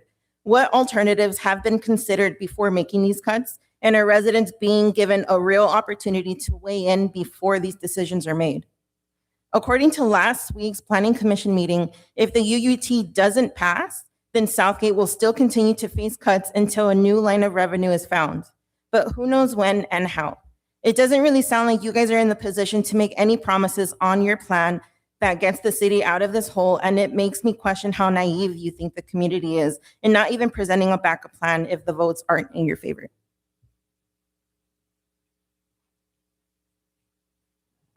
Good evening, Liz Ruiz on Kaufman. Yeah, I'm here to advocate for the crossing guards and agree that it's a service that should be prioritized based on the safety and ever so more when it involves our smallest neighbors. My kid isn't in school yet, but she's going to be someday. And to me, it's important for us as residents to want to be able to provide these services for our community. I've said this before, as a student in 2008, I had to work 3 part-time jobs while I was at Cal State Long Beach to make it through life. And even then I voted for Measure P because I knew the importance that it was going to be able to invest in my own community where I wanted to live. And, you know, then I lived in Southgate and I bought my house in Southgate. I have my baby here. I want her to grow up. I want her to be able to grow and go in and to the parks. You know, she's in swimming right now. She goes to the Tiny Twos. I want her to have all these things. To me, it's not fair that I've been willing to invest in my community. And now that, you know, so many people, you know, have grown up here, have had those privileges, now it's too expensive. Now they don't want to put in, you know, the extra money that it's going to, you know, require to just make ends meet for our city. I don't think that's fair at all. I think, you know, it's a necessity, and it's not even about privileges when so many of our essential services are cut, when so many of the staff that we have invested training and time to have are leaving our city for other opportunities. It's not fair. And I agree with one of the previous speakers that it is all Councilmember Pilar's fault. You know, even if the 7% wasn't going to be high enough, every other city around us that passed a tax to make ends meet because they're in the same situation as us. You know, everybody's suffering from this crappy economy brought on by the federal government who, you know, screw bringing into our city. You know, I don't think we're naive enough to trust to bring them into our city. It's, you know, it's just something that we need to really come together as a community and support. You know, yes on the UUT, yes on investing on our community, yes on investing on our city workers. And, you know, this topic has been spoken about nonstop for several months. And, you know, you guys have looked into everything. You've answered so many questions that keep being brought up today. And so I know it's exhausting, but, you know, if it's what we have to do to inform and clear out the misinformation that keeps getting brought up on social media, then it's what we got to do. And I commend you guys for it. I know you guys spend countless hours on this topic and it's not easy, but I mean, we're here with you. I'm a planning and parks commissioner and my job is to advocate for my city and I'll continue to do so. Thank you.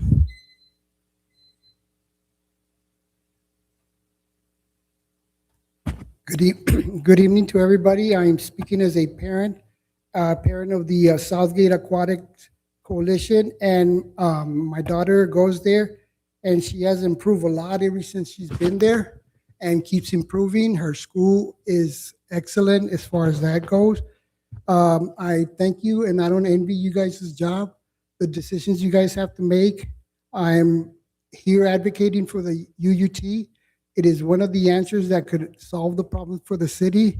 And I keep asking the citizens to also look at the bright side, and we need people to come and speak on behalf of the UUT. And I want to thank you guys. And I'm also speaking for lots of other kids that were not able to be here and parents. So thank you very much and have a good evening. And I don't envy your job. Thank you.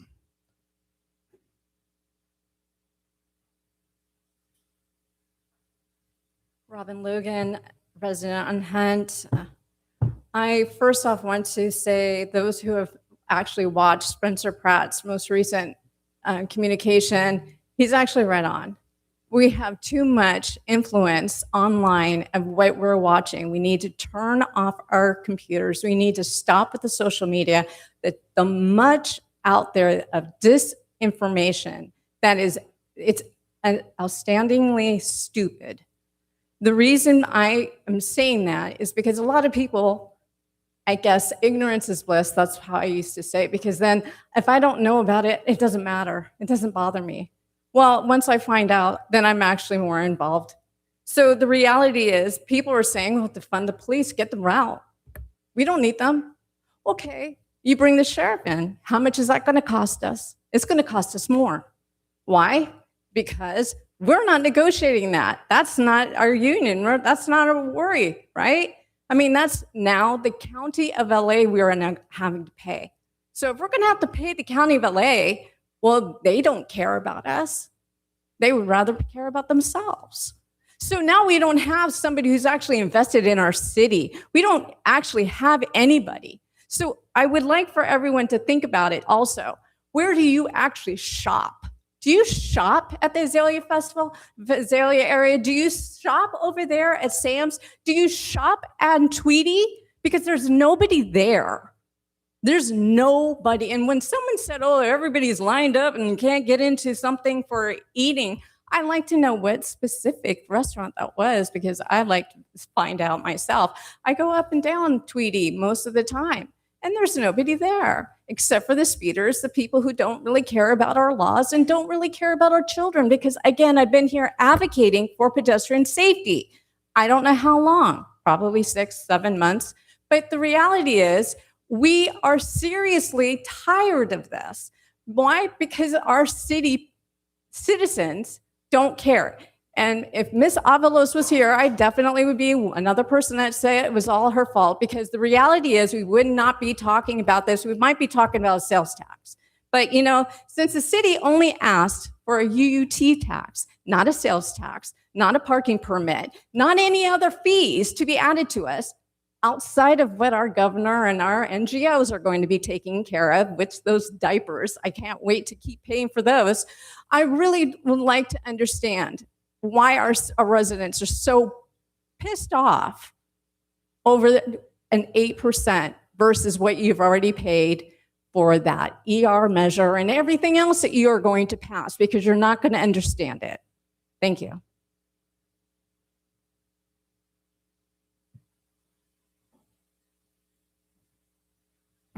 Sil Gonzalez, 9500 Rayo Avenue, Southgate. I've been in business here for over 50 years. I don't like paying additional taxes. I don't like paying when I don't have to pay. But look, more than 50 years ago,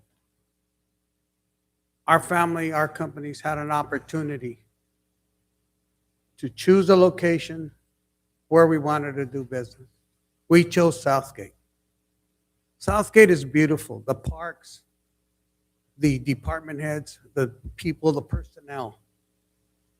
Okay, that's what made Southgate valuable. What you're hearing today is our citizens are upset. We're losing services. We're losing the crossing guards, maybe the pool, maybe the police. I'm going to speak to the people in the audience that came up here and are frustrated. We have a solution. Pass this utility tax. That's a solution. All right? It's black or white. I don't envy the city manager, the police chief, every one of the department heads that have to make cuts. Look, we've had the best personnel in this city because we had the best people, we paid them the most, and our citizens benefited. So the simple solution is, yes, we have to pay, but pay it now, and let's put the city back on track. People said, well, be creative. I can be creative, they can be creative, but if you don't have the pocketbook, how are you going to be creative? All the ideas in the world are great ideas, but if you don't have the money to follow through, it doesn't happen. So regardless of how council people voted, it's up to us, the residents, the businesses, the people in Southgate, to support our city. We have to support the personnel, the services, and the people that make this city a great city. Thank you very much.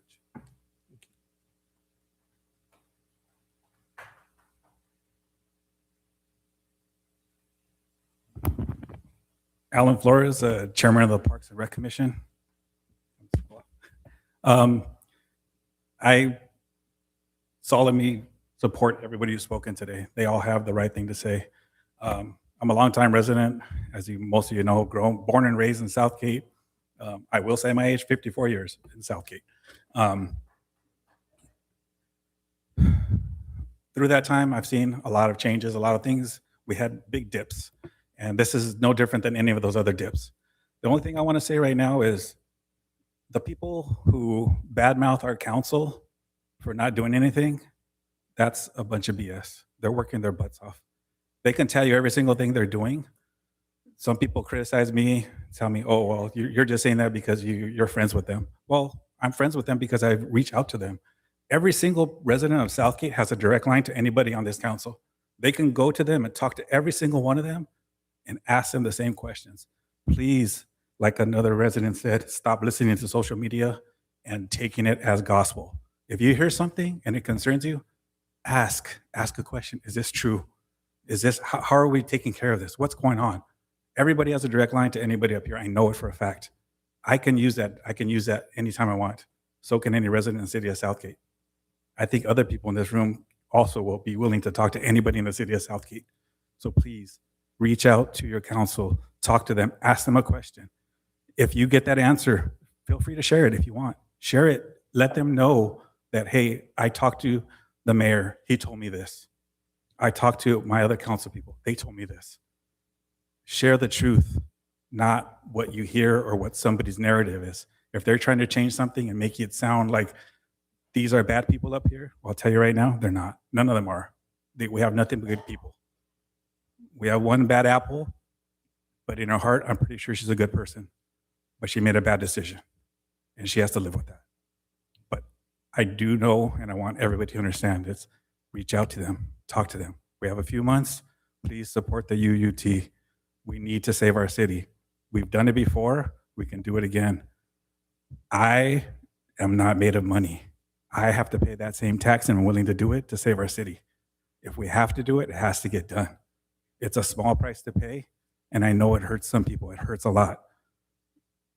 But can I afford to not buy a beer one day? Yeah. If it's going to help my city, sure. But everybody needs to do their part. Ask the questions. Understand why we need that UUT. Thank you.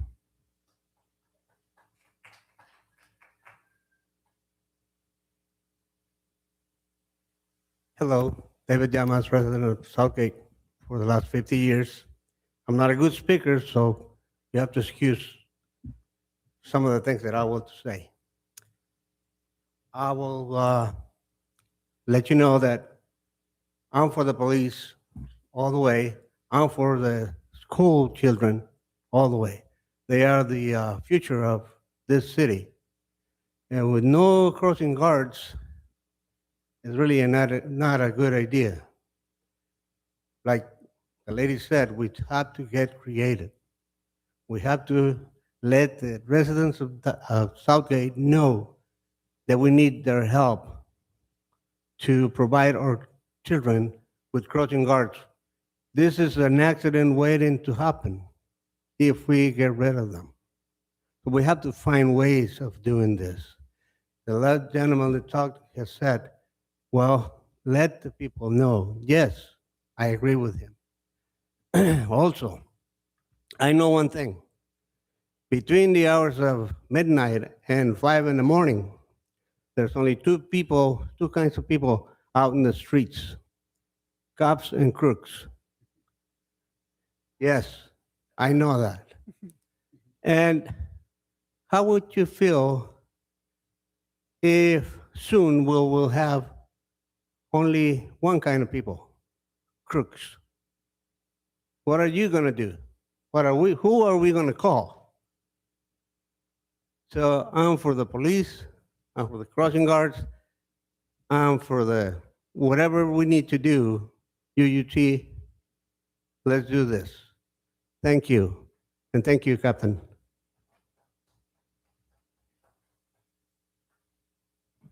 Richard Lute, 8990 Atlantic. We have to get creative is not a solution. And my comment is not for 99% of the population of Southgate who are hardworking people doing their best. My comments are for the 1% of rabble-rousers who are pushing their own agenda and are informing much of the public who is saying things like, we have to get creative. My mom had some sayings. One of my favorites was, anything is a conspiracy if you don't know how things work. Think about that. But the other one is, if you continue to talk about a problem without offering a solution, that's called whining. It doesn't do anybody any good. So some of the speakers before me had some great ideas. Look for the grants, look for the feds, look for the other stuff. I happen to know for a fact we've already done that.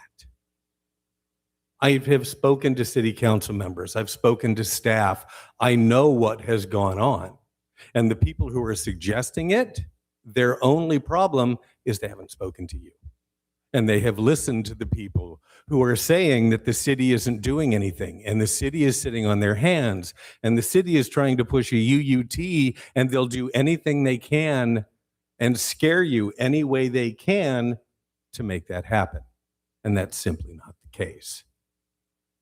So again, to that 1% of rabble-rousers who are riling up the population and bad-mouthing the council, I'd like to point out that the 4 members that are here voted in favor of putting the UUT on the ballot at the last election.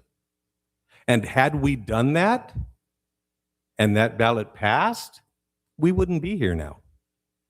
And yet, the 4 of you up here are still being demonized as the bad guys, when you're not the ones who took the vote away from every resident of Southgate. One person did that. Good, bad, or otherwise, I will not speculate on their thought process, but that's the fact. That one no vote stole the vote of every resident of the city of Southgate in this last election. So as we continue, and as we try and find a solution and we try to get out of this, let's look at the facts and not the feelings. Thank you. Thank you. No compliments. Thank you. Go ahead and close the in-person. Anybody on Zoom? We have Mr. Mario Dominguez. Now, I like Richard Lute. He's a smart, sensible guy, but clearly the man is just not well informed. As your master of coin has already stated in prior presentations, the 7% utility user tax that you were so desperate to have on the June ballot, well, how long would that have lasted you?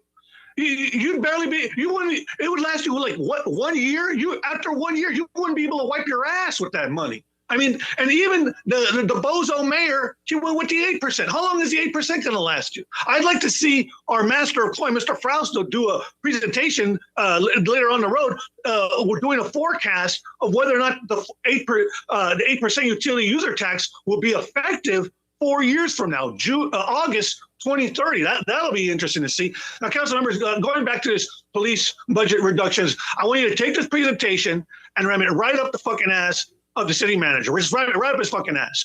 So this is the third budget presentation that we've had for August. Last week we had one for the Planning Commission doing Community Development Department and the impacts there. And then 2 weeks ago, we had one for Human Resources. And council members, that one that John Hamilton did for his department, that was painful. That was hard to watch. He stated that he has two staff members that have 1 foot out the door. Council members, how many more times do you need to tell us that our city is broke? Our city has no money. Our city has no revenue. I mean, Chicken Shit Buckley used a word at the last city council meeting that perfectly describes our proceedings: demoralizing. It is completely demoralizing to constantly be bombarded with budget presentation meetings and telling you that your city is broke and has no future. What is the city manager trying to accomplish with these budget presentations? Look, we're going to get to October. All this stuff that he's putting out, he's going to do it all over again in October for the quarterly year report. We're barely in the new fiscal year, and already he's drowning us with budget presentations. What the hell for? Also, the approach has to change. Why aren't you having meetings in the auditorium? Why aren't you having meetings specifically in Spanish for the residents that live here so that they can get this information? Because right now, you're just preaching to the choir. We're a city of under 95,000 people, and you got thousands and thousands of people outside that building you're in. What are you doing to connect with them and to inform them? The approach has got to change. I mean, we've done a year's worth of presentations, and what I'm saying is it's not working. What you're doing is not working. You got to change the approach. I'll end with that.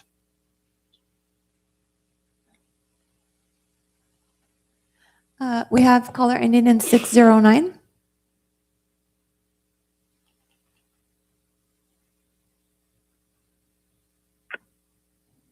Hey, this is Thomas Buckley. I actually agree with the last caller. Where were the budget meetings talking about the looming deficit?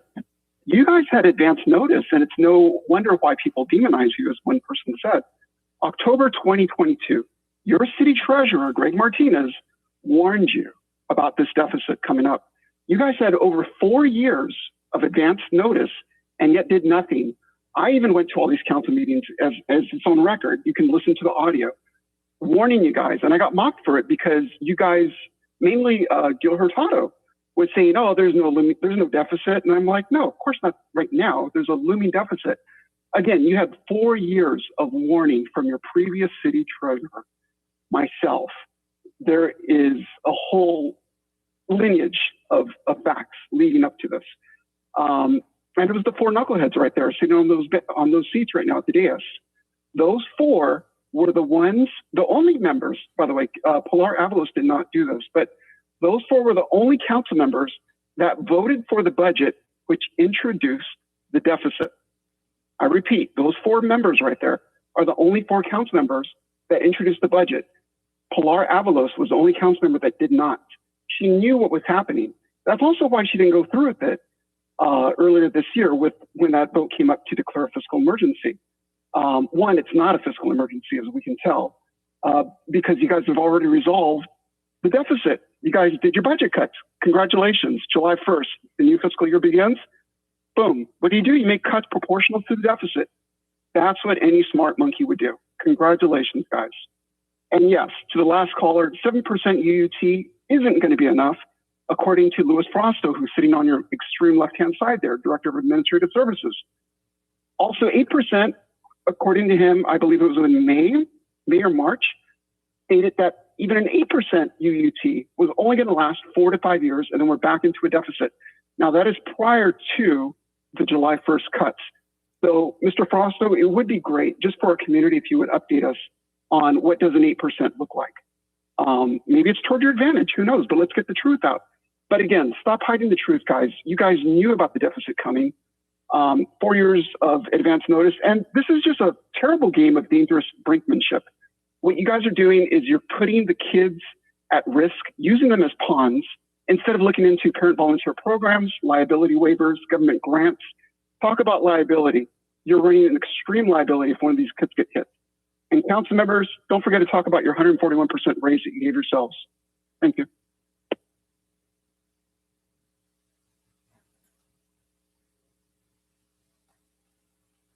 We have called Ms. Karen Duran.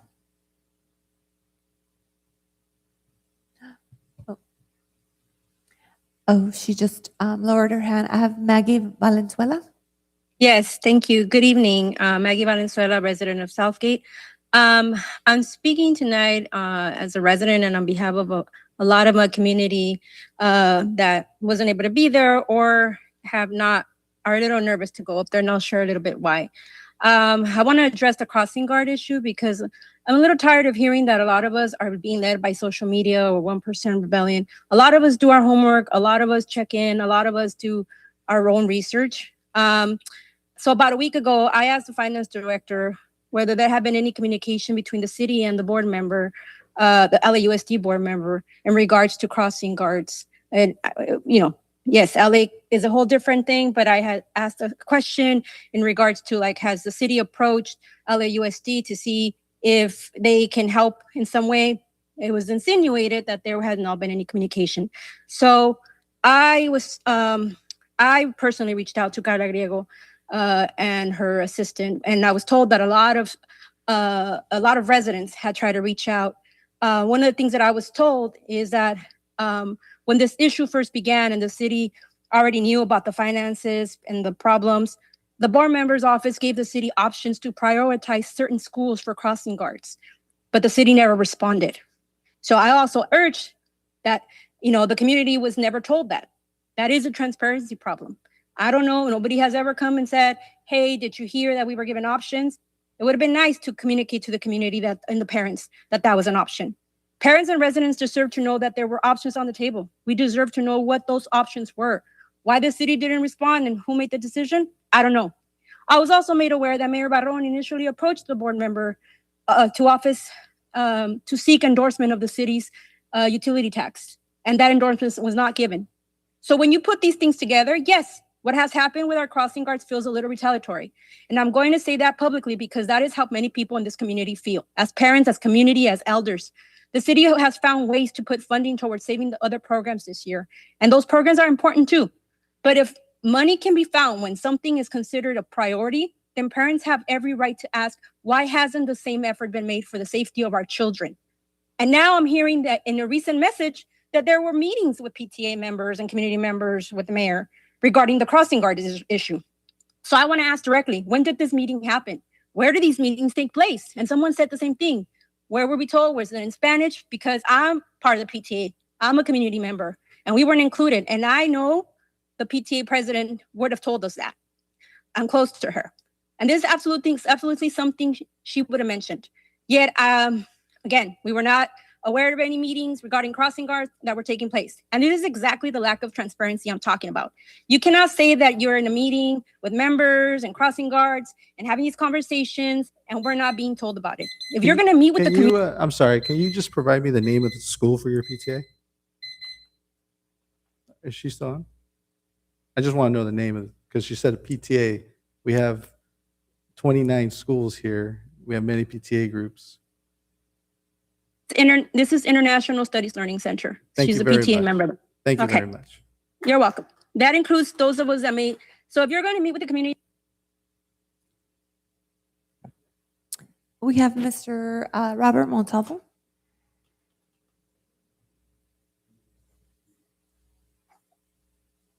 Thank you, Madam City Clerk. Well, here we are again.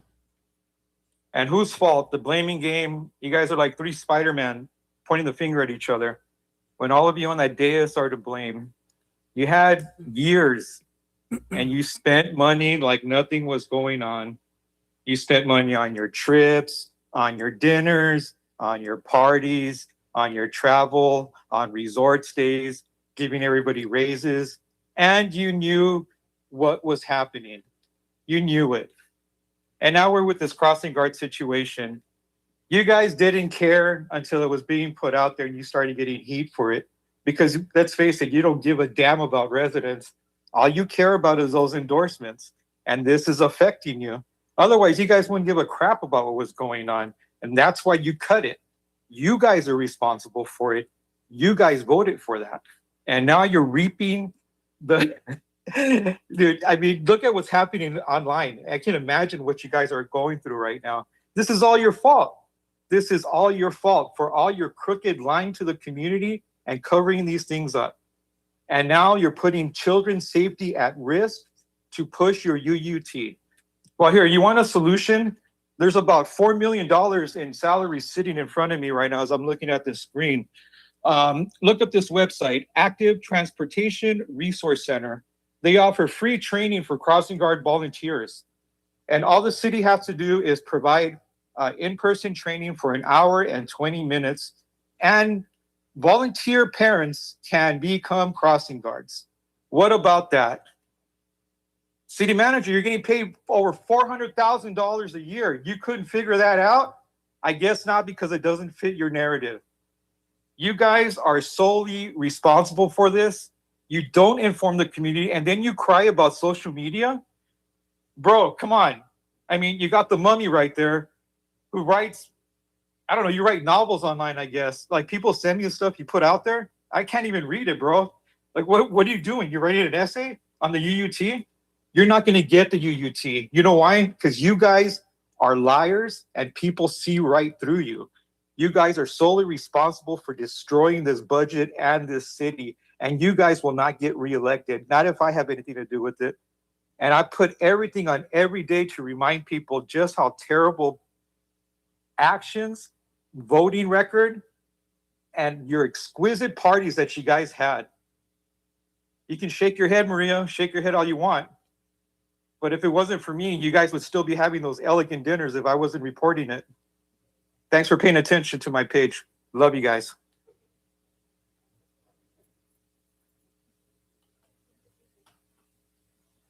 I have Ms. Karen Duran. Hi, good evening. My name is Karen Duran, and I have lived in Southgate on and off since 1997. And one of the big stories that broke when I was in college was the corruption of the city of Southgate. People that had never heard of Southgate for all the wrong reasons. So it was political corruption, theft, etc. And here we are again. It is disheartening to hear of all the cuts, not just to the cross guards, to domestic violence, to homelessness, to specialized services, everything. And it's disheartening because people that are in public service should be serving the public, not enriching themselves. To be in a $10 million deficit, I don't see anything besides grift or complete incompetence. And it's disheartening that voters are the ones that are going to be suffering. And I was telling my mom right now that the services were going to be cut for cross guards. And she said, cross guards, that costs so little compared to other items. She said administrators' salaries should be the ones that are cut. And I'm surprised knowing that we have had a deficit looming for years, that city council has been vacationing, has been throwing parties, has been increasing their salary. It is just very disheartening that people that get into public service do not serve the public. Thank you. We have no other, Mr. Mayor. All right, thank you very much. So, any emails? Yes. We have one email from Selena Cepeda, a parent of 3 Southgate Aqua Coalition athletes, and urges the City Council to consider funding for the pool and emphasize its importance as a safe place for youth to train, compete, and stay active She stated that closing the pool would displace more than 75 low-income athletes who rely on the swim program. Thank you, Mr. Mayor. Thank you. Yeah, so just want to go ahead and bring it back really quick and say to Ms. Duran that was on there, I really would love to have a conversation with you. If you get a chance, please come to City Hall and schedule a meeting, because I think you're being fed a lot of misinformation, and we don't go on vacations.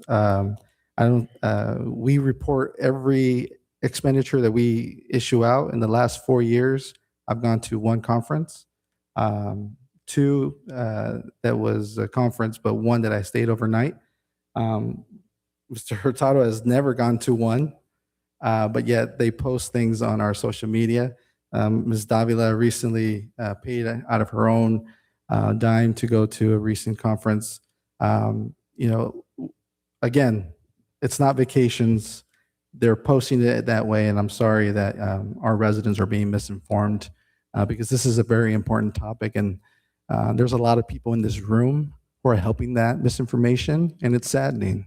And I hope that one day we'll be able to figure out what that reason is for and why you think it's so funny or a joke to do that to our residents.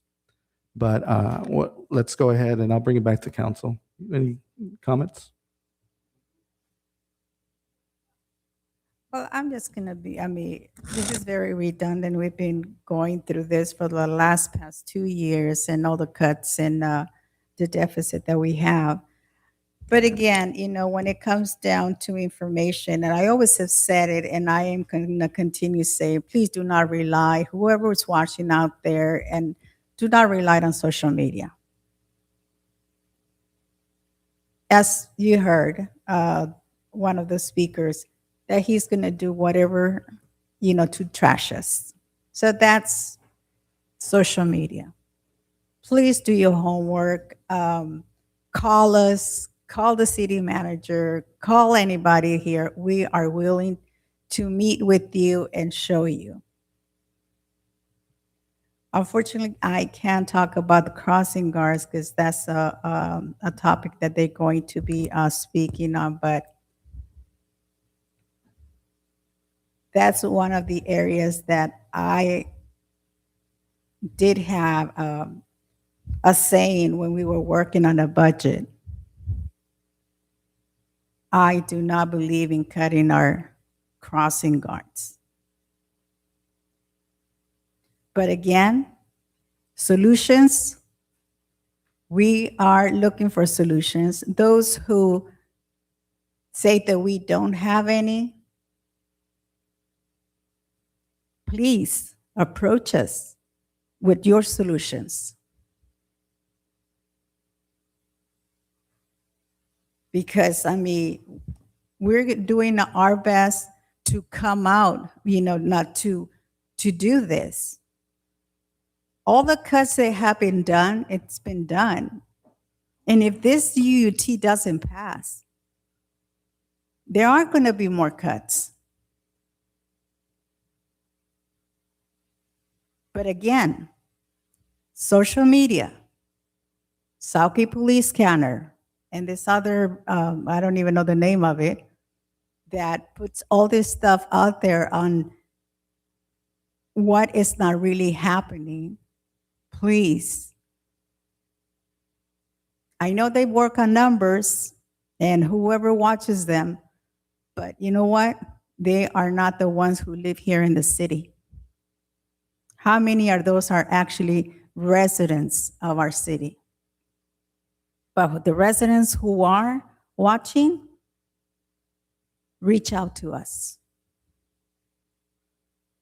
Because we have an open door policy for anyone that wants to educate themselves on what actually is happening here, and with the budget. So with that, Mr. Mayor, thank you. Vice Mayor? Thank you, folks, for showing up today, doing your civic duty to be here tonight, and thank you, folks who called in, and the criticism, the judgments, all that's part of democracy, of an opportunity for everybody to weigh in and discuss, some of the priorities and the concerns of the residents. The city of Southgate is not the only city that's facing a deficit. I mean, the city of Long Beach is facing deficit. They're going to be cutting too. And you would think city of Long Beach, where they have the port, they have entertainment centers, they have all these attractions, and yet they're still stumbling also financially. The county of Los Angeles, LA Unified, all the major cities around us are struggling. This is not only issue that impacts the city of Southgate. I mean, so it's the whole economy. Somebody said the federal government. Yeah, a lot of it trickled down, the tariffs and all of that. All of that impacted the community.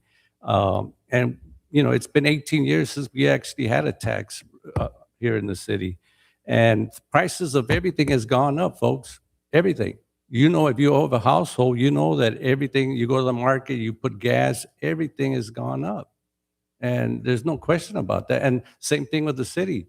To run the city, to labor, to pensions and insurances and all these things cost money. And so that's the issue, really, folks. And that's not only us having to deal with the situation. It's all the other cities around us. And as already mentioned, all the cities, I don't know any city around it that touches us that doesn't have a UUT, except for Bell Gardens, but they have a casino.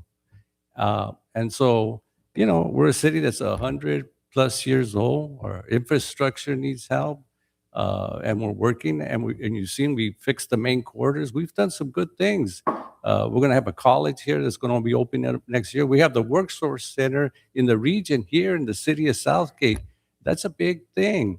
I mean, and we're starting to work on some of our super fun places, which today we went, the mayor, and looked at the place where we're working on. I mean, there's some good things happening here. I'm optimistic. We're solution-driven here, this council. And we're gonna continue to look for solutions, even if the UUT doesn't pass. But I think the community is gonna, I'm optimistic. I think the community is gonna weigh in. Most of the tax revenue measures that June ballot and the year before, they've all passed. All of them. Even just recently in June. Even that health care passed a week later, but it passed. So the community understands. I think the community is going to take notice and say, this is all about a quality of life. Here, they're criticizing. The mayor doesn't even smoke, and they put him out there with a cigar. I mean, I know that's crazy. The way they. But that's part of it. A lot of people, the only attention they get is on social media, so they like those hits, and I know some of them because they told me they like that, and but that's why you really have to be informed, and I really appreciate you folks being here tonight because we're a city and elected officials that really care about representing the best interest, putting the community first. I think that's what we do here, and so I'm excited about the next topic on the agenda because I think a lot of you came for that. So just wanted to share some comments. Council member. Yeah. So, I look at the people in the room, and Maria Davila mentioned that we have an open door policy. In the room, we got a lot of people, and there's only 5 people that I've never had a meeting with. Everybody else has met with me at one point or another. From the speakers, there's only a couple of people that I didn't recognize, but a couple of the speakers, even those that spoke negatively, I have offered to meet with them, and they just don't meet. But let's address a couple of things here. To suggest that we waited this long, no, that's not true. That's just factually inaccurate. I actually met with some people from LAUSD, was on the phone with them. I actually met with Padres Unidos, and I addressed all these issues, and I told them about the possibility of cuts. And this is before April, when 4 of us supported putting this thing on the ballot. And I was hoping that we would have enough people in here to put pressure just to put it on the ballot. Had we put it on the ballot, it would have been the choice of the voters to decide whether we had made these cuts. It wouldn't have just happened just like that. Prior to 2008, the sales tax here was 9.25. 74% of the voters supported the 1 cent sales tax that brought us to 10.25, and it's been like that for a long time. In 2025, voters supported a half-cent sales tax that took us to 1075. It's a county tax that no money came to Southgate, and yet the social media pages that are out there are saying, look at this, they raised our taxes again. No, we didn't. The voters did. And just this last election, there was a ballot measure, ER. And Southgate residents, there were 11,861 voters here in Southgate, and 59% voted for it, an 18-point margin. You, Southgate residents, voted for that. And now we're going to be at 1125. I got to tell you, I voted against it. My wife, my kids, they voted against it. But it's going to go to 1125, and someone out there is going to say, look at this, Gil Hurtado, raise your taxes to 1125. No, not true. But again, it goes to the misinformation. And again, I don't get on the scanner page. I don't get on Montalvo's page. People send me messages about them. I say, stop it. I don't care about those guys. They have the reasons why they post stuff. I don't know. You can ask them why they do that. But in some of the calls that were coming in, what I'm hearing, what they said, is what's being posted on those pages. And it's not accurate. There's one thing I want to address, because I had some meetings with some folks recently. And one of the gentlemen, I met him a couple of weeks ago, and he came to my office, and he asked me, he said, but isn't it true that you guys gave yourself 141% salary increase? I looked at him and I said, well, you know, that sounds pretty scary, doesn't it? Well, yeah, but the state did that. The state increased from whatever it was in the past, and I don't want to say it at this point, to what it is now. So those of you that are listening out there, and those of you that are in here, I'm going to ask you just to think. I don't want anybody to shout anything out like I asked this gentleman to do. I asked him, yeah, and so how much do you think I make now with that 141% increase? He said, I don't want to insult you or embarrass you. No, I'm asking you. So whatever you tell me is not going to embarrass me. He said, 100,000? I said, you're not even close. Not even close. And I said it like that deliberately because I wanted to see what he would say next. He said, 150,000. I said, sir, you're going in the wrong direction. And when I told him that we make $22,500 a year, he could not believe it. And yeah, there's health benefits, car allotment, but at the end, it's anywhere between 35 and 40,000 a year. They still do not believe it, but that's a fact. The state of California determines the salaries based on population. And the people that are calling in, why do you think they say 141%?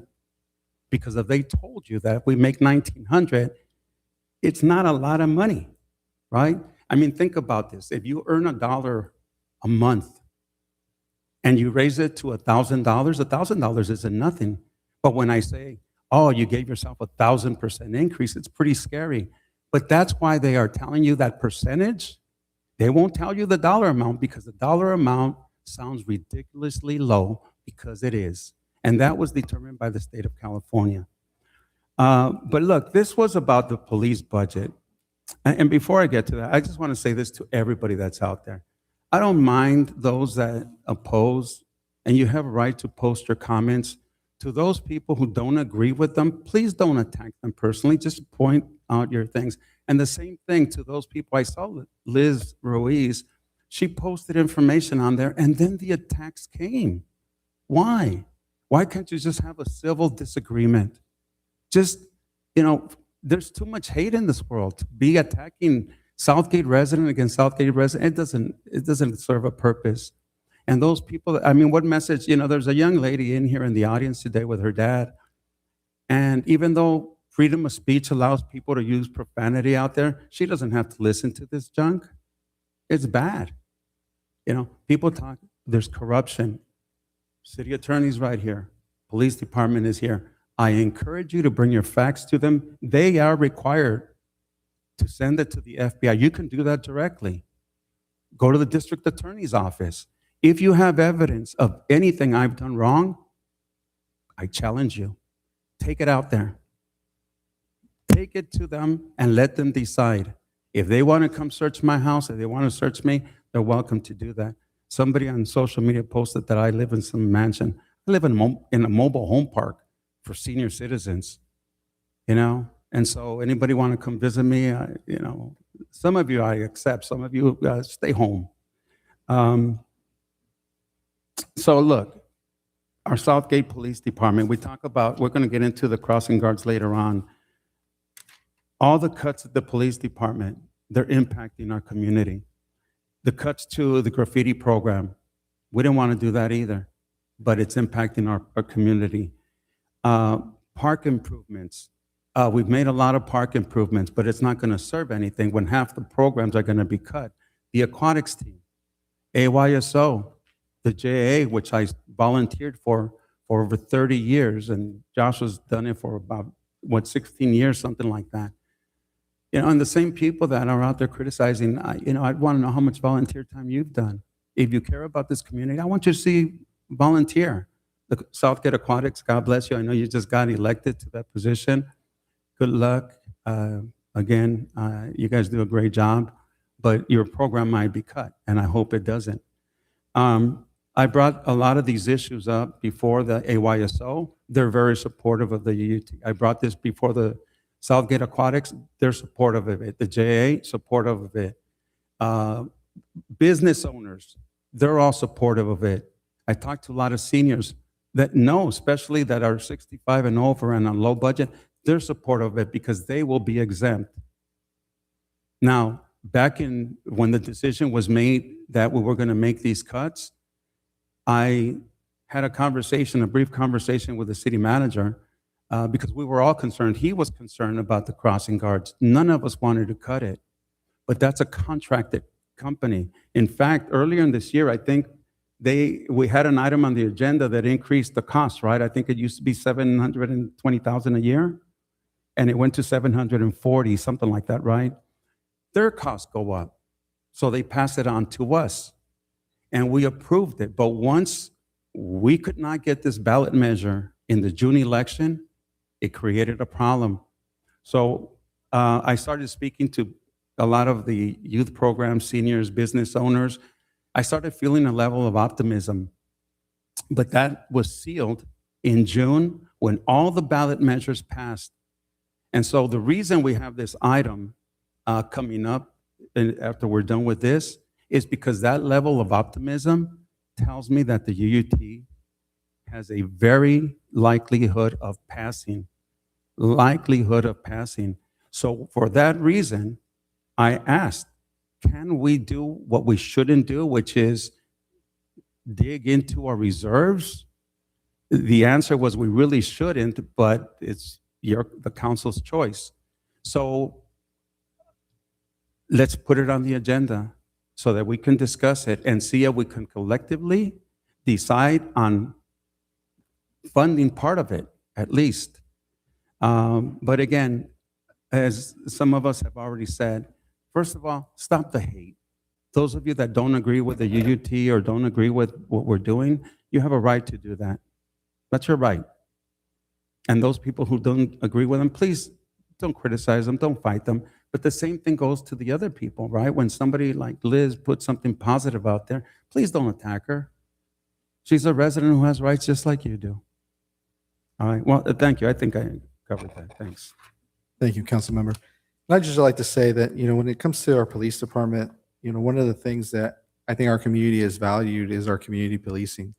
I think having, you know, all the events that our police department has done, from, you know, the Santa Cop program to Feliz Navidad, you know, all the things that, you know, the coffee with the cops, all those events, those extra going out, meeting the community, that has spoken, you know, volumes of what, you know, we have been able to accomplish over the years as a community and really as a police department. And I think it's made a big difference in how our community has approached our police department And to see a lot of those things be possibly impacted because of all these cuts is dangerous, right? Because we start to lose that connection with our residents. We start to lose that trust with our residents as our police department. And I think it's vital, that partnership. It really becomes a partnership in a community where our residents are, we have 100,000 plus residents, so many, businesses, small and big, $1 million companies, all the way to your mom and pop shops. And we have our employees, right? We are all one big group that makes Southgate move forward. Everybody does their piece to make it move forward. So we have to remember that, we're working as a team to make that happen. And when there's misinformation, and really what I worry about is that there is enjoyment in the misinformation, right? They're taking pleasure in having this come out. That's where it becomes an issue with how that deteriorates the fabric of what our community really is. Because I think that there's something special in Southgate. I grew up here all my life. I'm still raising my family here. Was blessed enough to purchase the home I grew up in. And to say that, we don't care about the community, or we're making decisions up here because we worry about just lining our pockets. I urge you to ask any of us if we're getting rich out of being a council member, because we're not. I spend a lot of time here in the office, and I do it because I know what my responsibility is. I know that my responsibility is 100,000 people that are looking at me, hoping that I make a decision today that will make as many people happy as possible. But I also have to know that my decision will some days make somebody not happy. And I have to be okay with that, that my decision should be the best thing I can do at the moment with all good intentions in my heart in the right place. And as long as I have all the information that I need to make that decision, I need to be able to be okay with the decision that I make. And again, I want everybody to know that the UUT is what we need for now, is what we need right now for the immediate success of our community. But long term, it is what's going to help us get to the next level where we need to be. Because right now, businesses don't want to come to Southgate.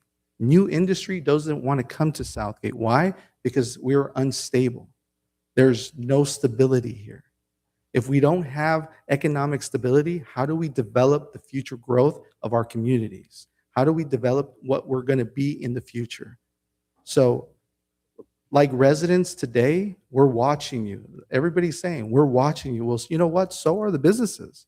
So are the developers who are trying to come into our city. So are all the possible revenue generation companies that are looking on where to go. They're watching too.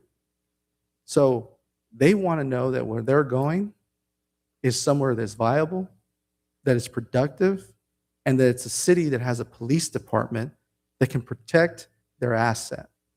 If they're going to make $1 million, $5 million, $30 million investment into the city of Southgate, do we have the police department? Do we have the community development department? Do we have the code enforcement department to protect their investment?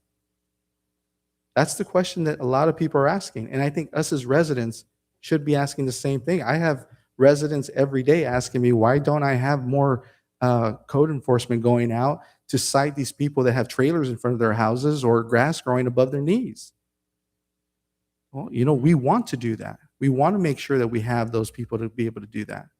But we need to be able to hire them. We need to be able to have the revenue to hire them, because that is what our residents are demanding of us. I've been to many meetings with residents, and we just met with the Padres Unidos team. We also met, we received phone calls here at City Hall. I called every message back. Every message that I received on Messenger, I called back.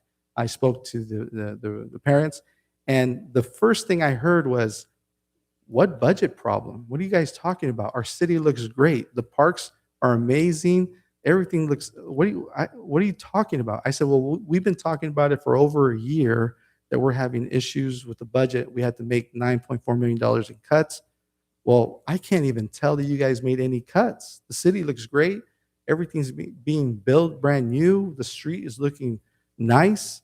I mean, I noticed a little bit more homeless. The graffiti's taking a little longer, but I thought it was just because, whatever, right? And I said, no, we're having a budget issue, and and we walked through the entire step. And by the time we were done having that conversation, the comment that I said was, what do we need to do to get involved? What do we need to do to get people to understand about the UUT? Where can I get this information so I can share it with my neighbors? And I think our city has done a really good job of providing that information on our website. We have many handouts just to educate the public on how to make an informed decision. At the end of the day, some families will vote yes for it. Some families are going to vote no for it. I'm very confident that the majority of the families will see the value that the $30 to $50 a month, depending on your usage of your utilities, will bring to your household. I think that's the question. Can we give you the value for your investment?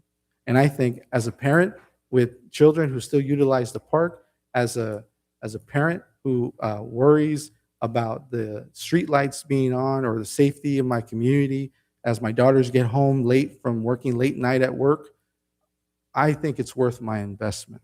So with that, thank you, Captain, for your presentation.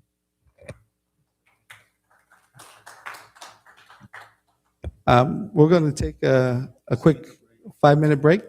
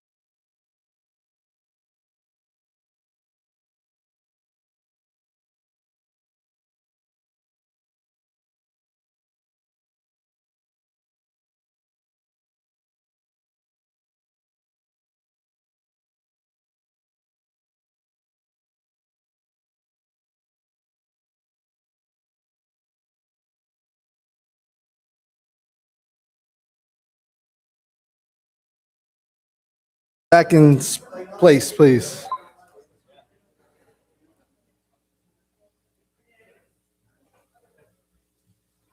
Okay, thank you, everybody.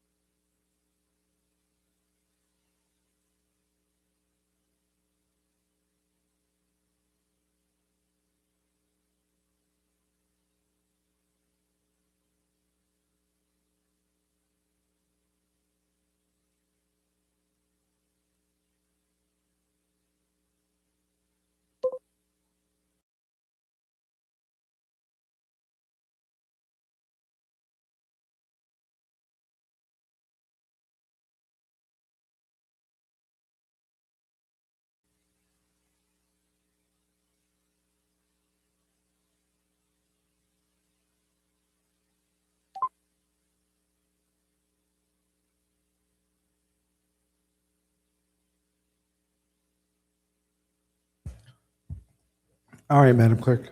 Tell me when we're ready to go. All right, thank you. Item number 6, please. Ms. Mayor, it's a discussion regarding crossing guard services.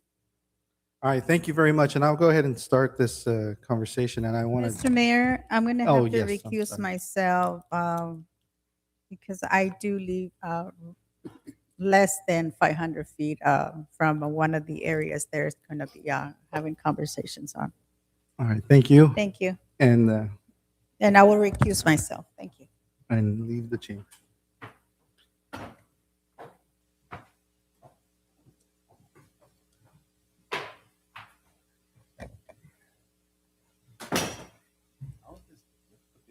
Mr. Mayor, we should reflect on the record that Councilwoman Davila is not present in council chambers. All right, thank you, Mr. City Attorney. So before we start, I just want to kind of give a little, introduction to this, if I could, Mr. City Manager. Just wanted to say that kind of what we echoed earlier, that when we were speaking to a lot of the parents that reached out to us, a lot of the calls that we were making when we were educating regarding the calls for the UUT and the reasons why the crossing guards were not being funded because of our budget deficit. Those conversations started to become very positive, and it was, how can we mobilize and how can we help each other and how can we find the solutions to get this UUT passed, and how can we inform the residents on what a UUT is and how it's going to help our residents, right? So after having those conversations, yes, like the council member was saying, we were feeling very positive. Like, I think people are understanding that there's a need here, and there's a good chance that this could come out positive for the city. So is there an opportunity to use emergency funds, which is something we shouldn't be doing unless there is a serious need and emergency for it? Now, can we do how fast it is? And we didn't know what the particulars was because we hire a contractor to do this service. So we asked the staff to start looking into it, and I'll leave it at that. And staff, if you can, Mr. City Manager, kind of provide what came out of this.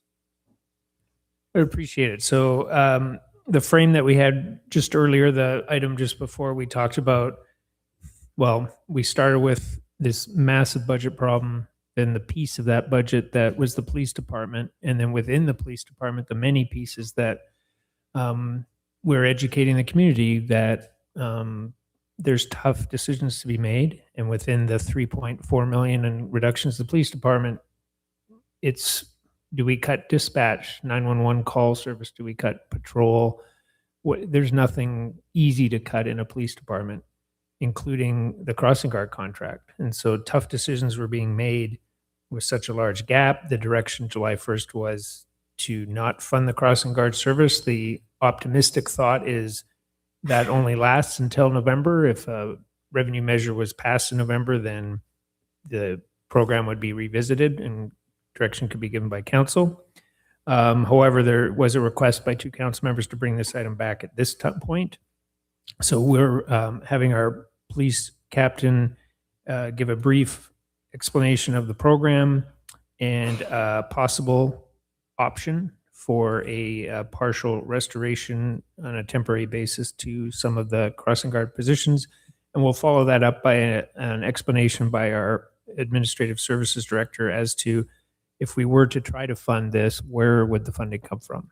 So with that, I'll pass it over to our Captain Amador. Thank you, sir. Mr. Mayor, members of the council, so we reached out at the request of staff to All Cities Management Services. That's the contractor that provides our crossing guard contract. We've actually been in contract with them since 1994. As throughout the years, as the number of schools in our city increased, new schools were built, the number of crossing guards that we're utilizing went up. Currently, up to last year, we were at 37 crossing guards distributed amongst 18 different school locations. And last year's contract was approximately $731,000. This temporary crossing guard coverage that we're looking would be running up until the winter break, which I believe is December 19th, if I remember correctly. And the expected or the proposed coverage would have a cost of approximately $153,000.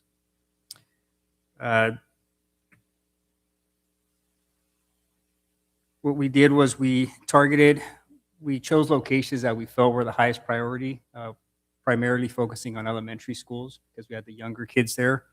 And so there was one location where we ended up having 2 crossing guards. I'll begin to that in the next slide here.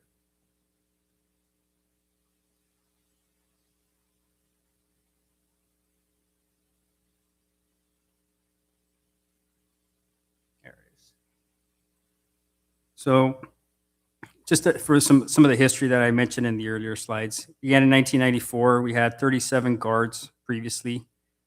July 1st, we had to remove the program completely, and we're now proposing restoring it temporarily just at targeted locations.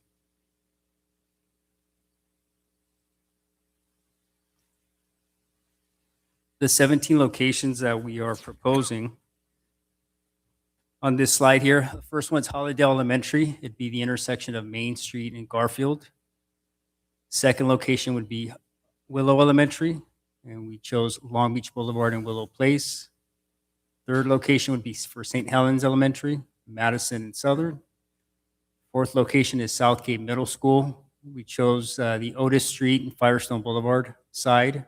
We have a marked crosswalk there that goes across Otis Street, but it's not controlled. It's just a marked intersection, so it's used quite a bit. So we thought that would be an important location to have a crossing guard.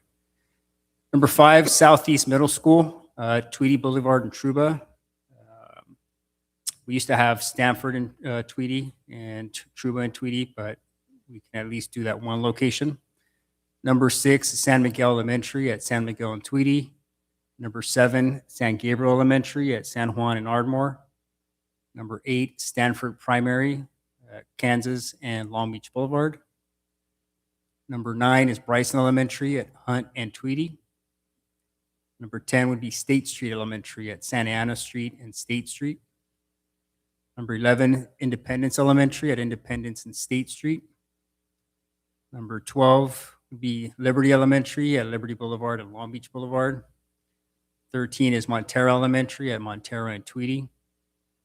14th would be Stanford Elementary at Illinois and Long Beach Boulevard. And 15 is a location that would have 2 crossing guards.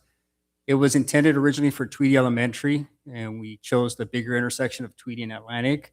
But in reaching out to the contractor, they said that that intersection is so busy that they can't staff less than 2 crossing guards at that location for safety reasons. So they require a minimum of 2. And lastly, Victoria Elementary. We chose California and Missouri for that school site.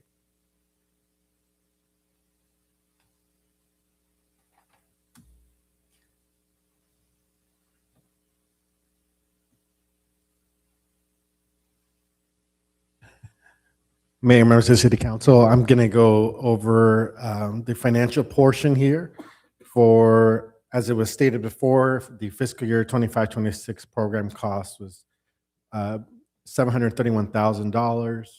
The police department, as an option for the City Council to consider, is the modified version of the full program that, again, has 17 of the guard locations as described by Captain Amador at a proposed cost of $153,400, which is a little less than 25% of the original contract price. So there's 17 guards proposed, and the roughly hourly rate is $39.70. Before the council acts on the request, I want to take 2 minutes on where the money would come from, because the funding source matters as much as the amount. The left side of this slide is the city's own reserve policy adopted by this council. It sets a target of holding an emergency reserve equal to 20% of the general fund operating costs and a floor of 10%. If the balance heads towards the floor, the policy requires corrective action before we get there. It also describes the budget stabilization reserve as an account that absorbs temporary swings in revenue, and it was not designed to carry ongoing costs. The right side is the national standard from the Government Finance Officers Association, which is the organization that sets accounting and budgeting practice for cities across the country. Their minimum is 2 months of general fund operating revenue or spending, which works out to about 17%. They recommend more than that when revenue is volatile or when state or federal support is uncertain, which is the current situation for us. The last two documents were written 30 years and 2,000 miles apart, and they say the same thing. Reserves are there for one-time needs. They are not there for obligations that come back every year. So where do our reserves stand today? The emergency reserve holds about $13 million. That is roughly 18% of the general fund spending, and we have not yet touched this. That money is there for a disaster, for a major liability, and for cash flow during the months when property tax comes in. It is really meant for emergency situations. It is not available for programs, and I would not recommend that it become available for programs in the near future. The PERS and OPEB reserve hold about $1.7 million. That is already committed to future pension and retiree healthcare costs. And then the middle card here, that's the account in front of you that I would recommend if we had to use reserves, what we would use, which is the budget stabilization reserve. It started this fiscal year at $3.8 million. Last fiscal year it was at $5 million. The budget, the adopted budget for this year used an additional $2.25 million of it to close the last part of the gap for this adopted budget, which is the reason why this June budget was balanced. What is left is $1.5 million. To put that in plain terms, $1.5 million runs this city for about 8 days. Every dollar for this contract comes out of that $1.5 million. I want to be clear here that my concern is not the size of the request. $153,000 is a small number against a $72 million general fund. The concern is a match between the money and the cost. This year, the $153,000 pays for the crossing guards through winter break.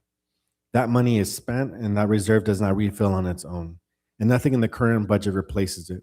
In January, that funding runs out. At that point, the council either finds another one-time source or the service stops a second time in the middle of the school year. That is a harder conversation than the one we are having tonight, and it arrives on a schedule we already know. In fiscal year 27-28, a full year of service at 17 locations costs us about $360,000, or sorry, $731,000.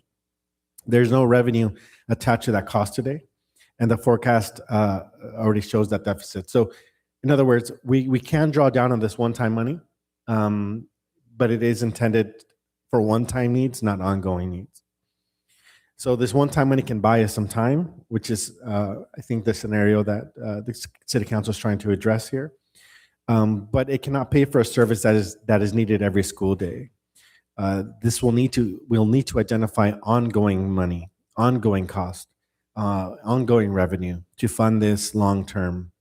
If the council wants to restore this service, and I understand why you would, my recommendation is that you approve it with a firm end date and direct staff to come back before that date with a permanent funding source identified if the council's desires is to maintain this service permanently or long term. That's all I have. So we've discussed the program, the possible proposal to try to have a presence at each of the elementary schools with one guard at each school, have a presence at each middle school, and try to still minimize the cost as best we can. Certainly, as we understand, we're getting to the point where there's nothing left to fund this, but in this short term, if there is a desire to perhaps push the service through to Christmas and see what comes of the UUT in November, this model would require authorizing $153,000 from, and we would need to provide a slightly larger amount authorized just as we haven't got a final contract negotiated. They've given us an estimate, but that would need to be authorized by council to use the emergency reserves in order to fund this. And that would require authorization from the council, our negotiation with the company, the signing of a contract, and then their ability to then pull together these crossing guards. So this is not a instant program. This is something that they will have to identify what staff they have available, contact maybe staff that are currently not working if they want to come back, but then train new people. So even if council was to approve this, there's the time to do the contract, the insurance, the review from the attorney, the approval, having that approved, having the company then do the hiring process, start bringing people on board. It might be 5 at a time or 10 at first and 2 per week. So this could stretch on for a few weeks. That's just the reality we're in. So I just wanted to be realistic with how this would play out. But this is a recommendation of a possible council action. We'd look to you for your thoughts. All right, thank you very much. So I'm going to go ahead and open it up. I want to start with the Zoom audience, if I could this time. Madam Clerk. Mr. Mayor, we have Mr. Mario Dominguez. And just for, if you can, just for clarity, because I had one of the prior Zoom callers question why she was cut off. I just want to remind every Zoom caller and in person that there is a 3-minute time limit to the public comment section. It was not related to what the comment was or what was being said. Is just a hard time limit. I did ask for additional time just to kind of hear the name of the school, and that was the only thing I was trying to clarify at the time, but I just want to clarify that for all the callers coming in. Thank you, Mr. Mayor. Mario Dominguez. So this is what when I saw this on the agenda, I thought, okay, here we go again. Another stupid shit item that should not be on our city council agenda. Council members, you addressed this at the last city council meeting. You went to great lengths explaining why our schools don't have crossing guards. Council members, this is a path you know you're not supposed to be going down. You're not supposed to be spending the reserve funds. And we saw in the presentation right now by Frausto, you went from 3.8 million. Now the budget stabilization fund is at 1.5. Where are you going to be when we hit late November and those extensions that you voted and approved to fund our city hall, they're going to expire around what, November 20th, 22nd, whatever it is. What are you going to do then? This right here, this item shows the stupidity of our council members that you would even propose this as a solution to funding crossing guards. This just shows how reckless you people are with our money. This just shows how completely out of control you people are with our money. That you would use what little funds we have left to pay for crossing guards. You have to say no to this. If you start doing this, you're going to chip and spend our money down to zero. We're already at the bare bones, 1.5 million. Once it's gone, then what? You're going to go into the emergency reserves, and we know how you people are with the money. You guys are just going to spend that away as well. You're going to have to take the hit on this, council members. If it means you, because I've already said this, you are past the point of saving things, preserving things. There is nothing left to save. There is nothing left to preserve. You people have no money. Our city is broke. We have no new revenue coming in. You people have done nothing to build up our business community. This is wretched. Not since the days of Albert Robles have we had bad council members as you people are. You people are the worst. I'm going to end with that. Next caller. We have caller in 609.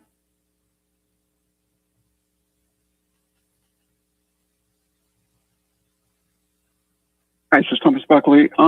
By the way, just to clarify what the mayor said, there's a 3-minute time limit, but those are not hard limits. They're at the discretion of the mayor. That's in our city ordinance. The city council must listen to the public comment before the council considers the item. So Mr. Salinas, I just want to remind you, Government Code 54954.3a, the Brown Act requires the legislative body to allow members of the public to comment on any item on the agenda, either before or during the body's consideration of that item. While the body was arguably not considering this item, it was absolutely meshed into item 5. So 6 and 5 were intertwined.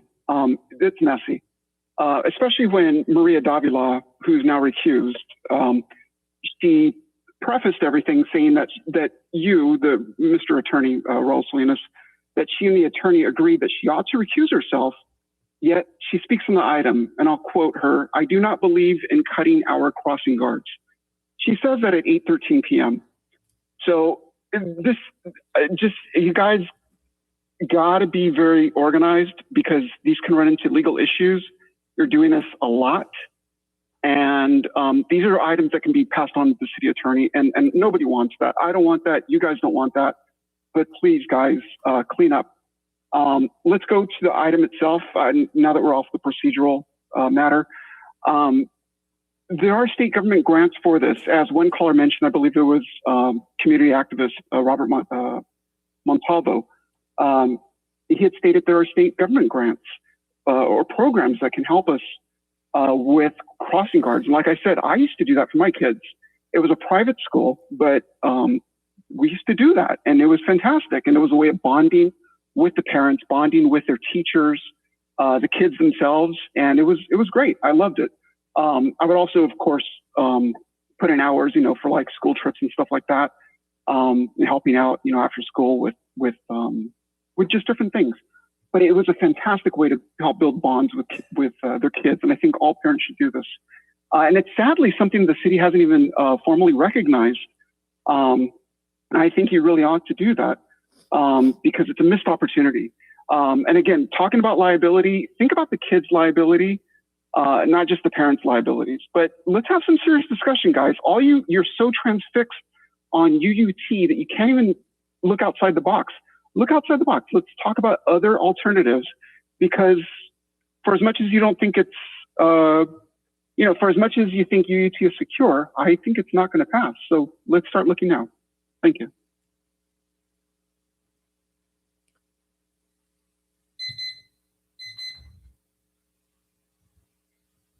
We have Mr. Robert Montalvo.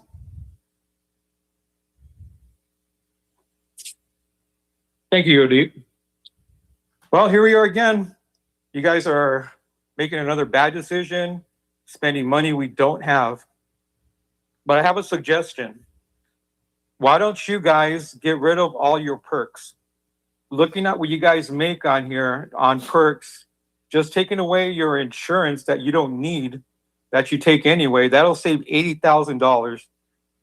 Take away all the travel and all that. That's another, and this is just the last 3 months, that's another $28,000. So if you can curb all those little perks you get, will you have money for the crossing guards instead of putting us into more financial problems? Now, it occurred to me that I don't think Josh really cared about this. And I think I know why now. Didn't care about people in Southgate because your kids go to Downey, don't they? They go to, your kids are not good enough to go to school in Southgate, right? That's why they go to Downey. Is that true? Is that why you don't care about the kids in Southgate? Is that why we're here tonight? Is that why when the budget was first ran through, you didn't give a damn about Southgate people? Because your kids go to Downey? Downey has crossing guards, right? You don't care about Southgate. And that's why we're here tonight. You're just trying to cover yourself because this is an election year and you don't want to look bad. You're going to try and put a Band-Aid on this and you're not even covering the whole problem. There's going to be kids in jeopardy. This is not a solution. This is just for optics. And you're going to waste over $150,000 on it just to make yourselves look good and come out and say like, hey, we did something. No, you didn't. You don't get credit for putting a Band-Aid on a problem that you created.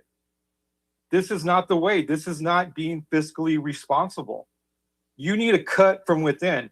You guys increased your budget almost 10%. Why is that when every other department was cutting theirs? Explain that to me. Why did you guys increase your budget? There is something wrong with the way you spend money. When you have $1, you don't spend $2. You don't learn that lesson. You guys need to start cutting from yourselves first before you start asking us to start spending more money on your reckless spending. And again, Josh, you don't care about kids in Southgate because your kids go to Downey, and that's a fact.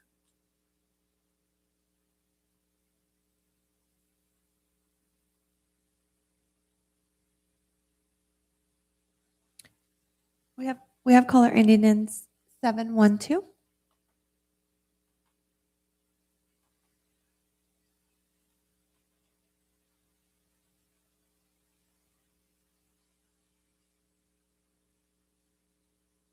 Hi, can you hear me? Yes. Yeah, I tried to call earlier and I don't know what I did wrong, but it's the previous thing, but I don't want to lose the crossing guards, but I know the UUT also has to go through for this to continue. I don't think the city should take extra money. My granddaughter goes to Aspire School and they've hired their own crossing guard. I think LA Unified should be paying for this. They won't.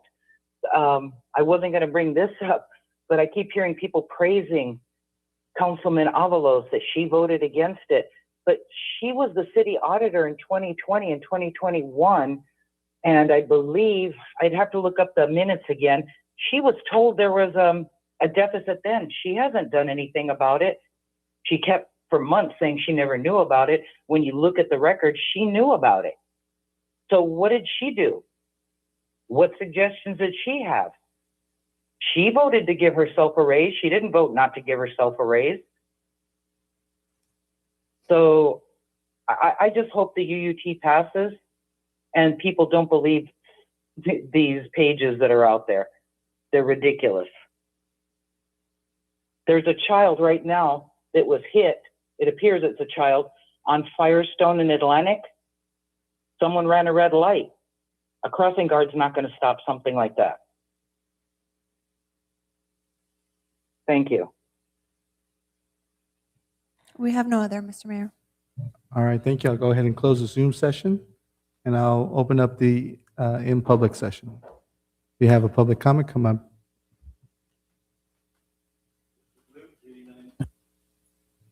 Richard Lute, 8990 Atlantic. You couldn't pay me enough to do what you guys do. You couldn't. You were in an absolute no-win situation here.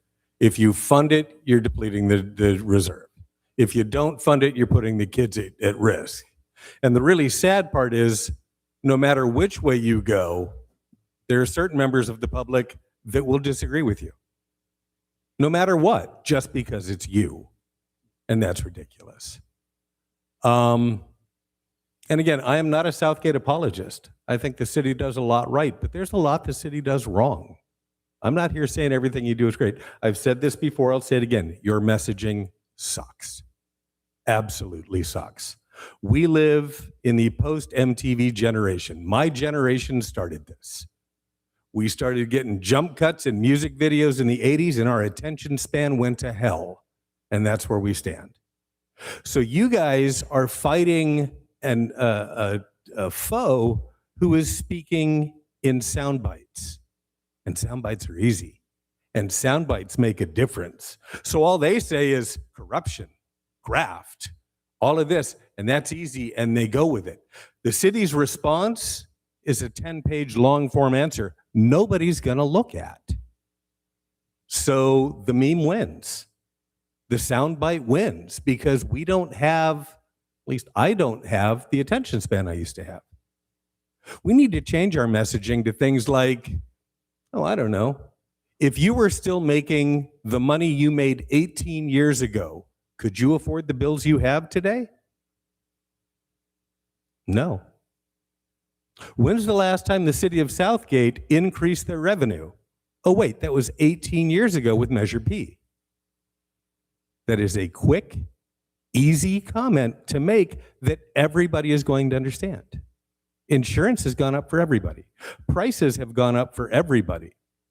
But I can guarantee you that everybody in the audience and everybody listening online has had a raise in the last 18 years, and the city hasn't. But that's not your messaging, and that's your problem. That's where you are screwing up, is you are expecting people to take a deep dive on an issue that they're more than happy to accept a soundbite for. And until we combat that, we're not going to make any progress.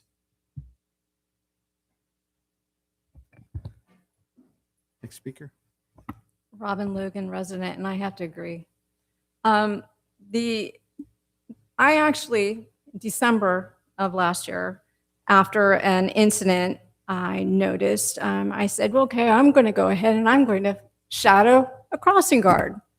Sat there at San Miguel Elementary School during my lunch, and I watched.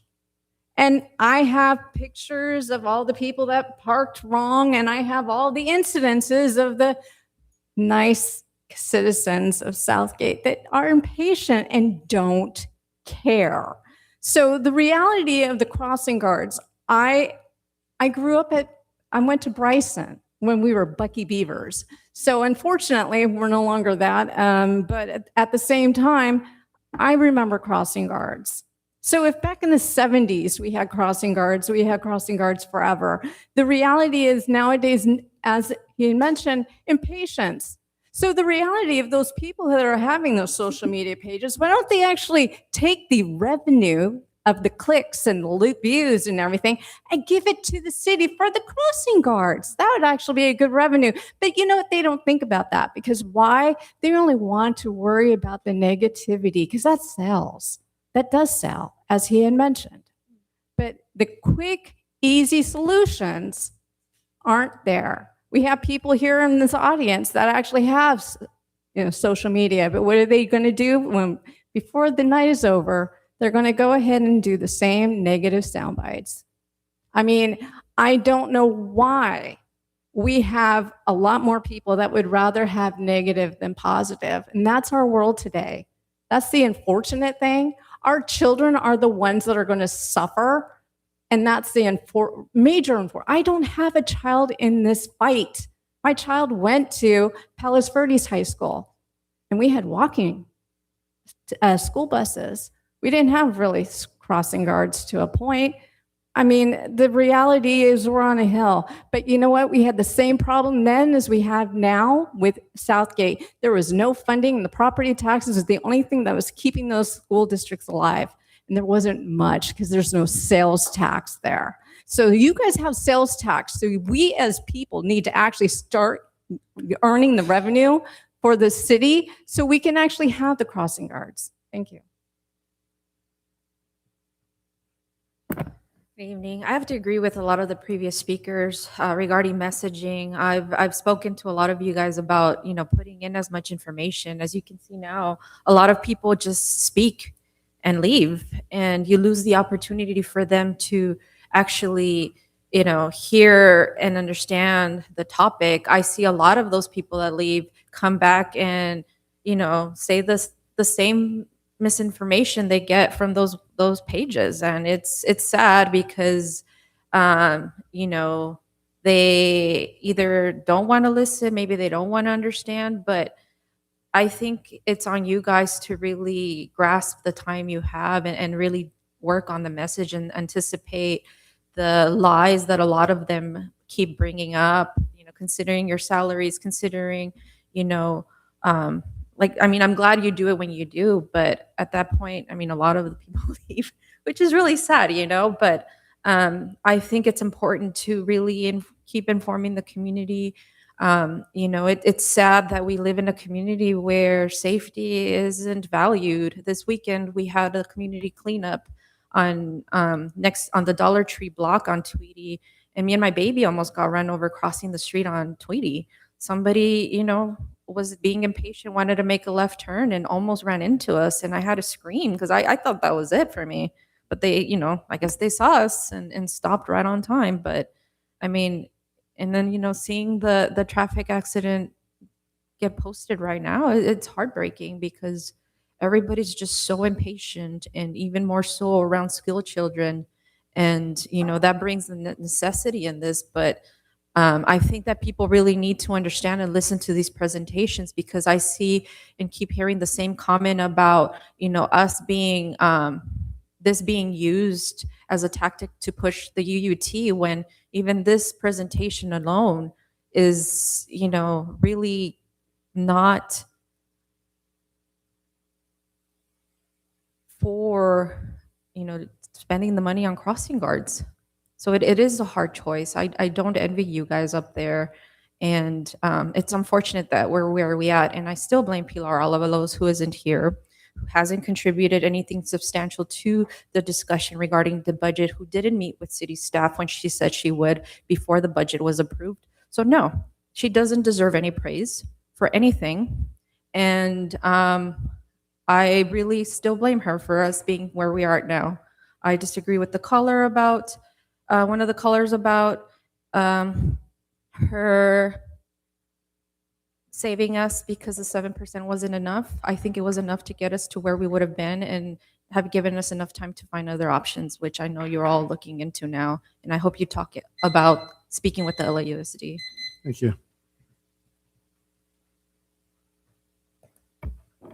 Yadira, I think I failed to give you my name earlier. Jorge Gonzalez, resident of Southgate. As a matter of clarity, Mr. Salinas, would you be able to expand a little bit on why, or rather, yeah, why Ms. Davila recused herself in regards to the discussion we're having? Perfect. Thank you. I appreciate that. I'd like to show appreciation for the proposed intermediate approach to funding the crossing guards.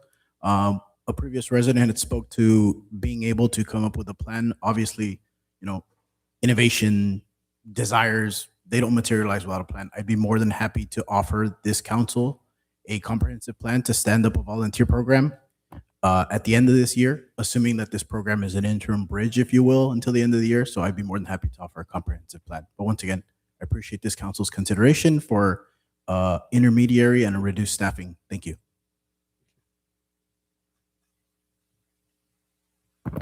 Myra Castaneda again. I know people say come up with creative solutions. So name some. Say them. I'm speaking to the audience. What are they? It's easy to say, make it enough. But how do you make it enough? What are we going to do? For the volunteer programs that they're thinking that you can have parents volunteer, you can't do that with LAUSD.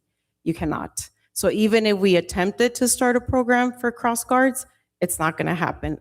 I already looked into that 2 years ago. For the young lady that spoke earlier during item number 5 about PTA, actually the principals did have coffee with the principal. It was talked about cross guards and what was coming up.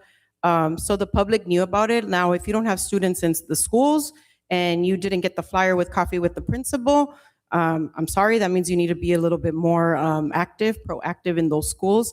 I don't have children in any of these schools. My kids are off to college. But yet, for the caller that said that the mayor has his kids in another city, that still doesn't mean that he doesn't care what happens in our city. I don't have kids in the school. but I still sure damn care about where the kids that go to schools and don't have cross guards, what happens to them. So all this social media is going to be there. It's not going to go away. It's up to us, the residents, to really look at what's facts, what's lies, what's BS, what's up just for the feed. At the end of the day, we're the ones that live in this city. We're the ones that have to figure it out. If this is just a temporary fix, if we pass a UUT, we may not even have to continue going into these emergency budget funding. So, thank you for everything that everybody's doing. We're here at 9:00 at night. I worked a 12-hour shift at St. Francis Medical Center, and I'm here because I care. And, we have to come to a conclusion, a solution, and UUT is the only way we're going to do this. Thank you.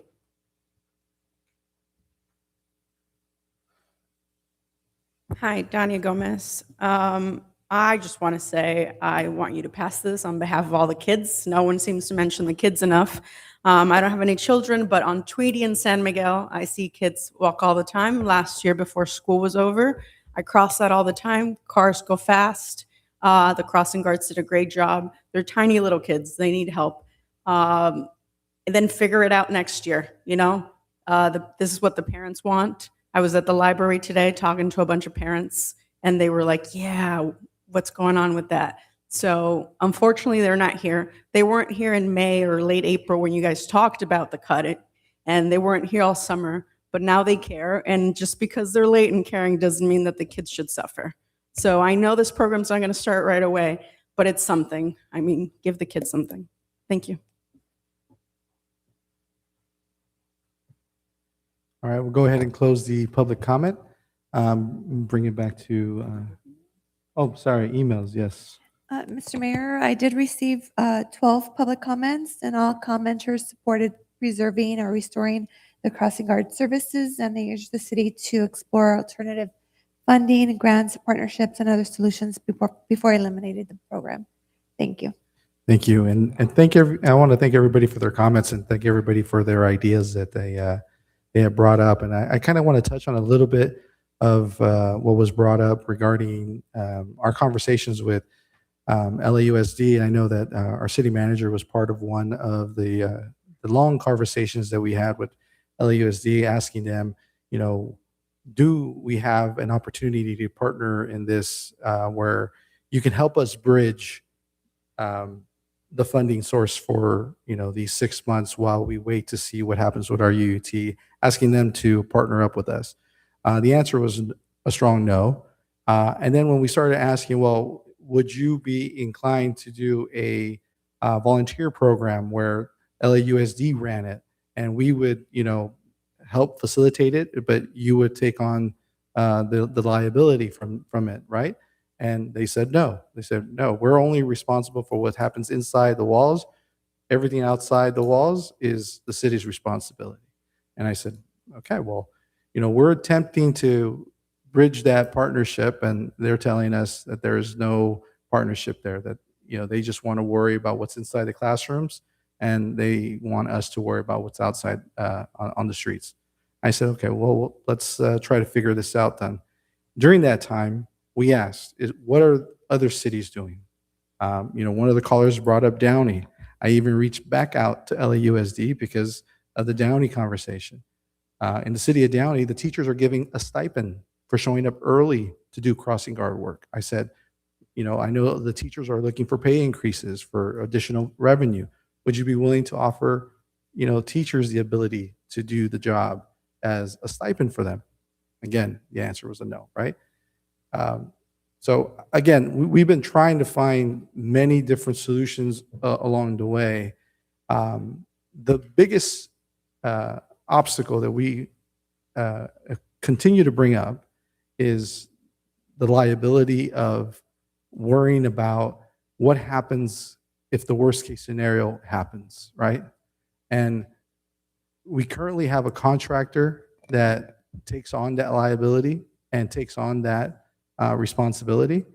And a city that is looking at a deficit and is looking at all of our jobs that are being cut and our revenue that is just going out the window, we have to be mindful of that part of it as well. It can't just be forgotten, and I think that that's something that I want to make sure that we address. But after all these conversations, and we made, we continue to have them.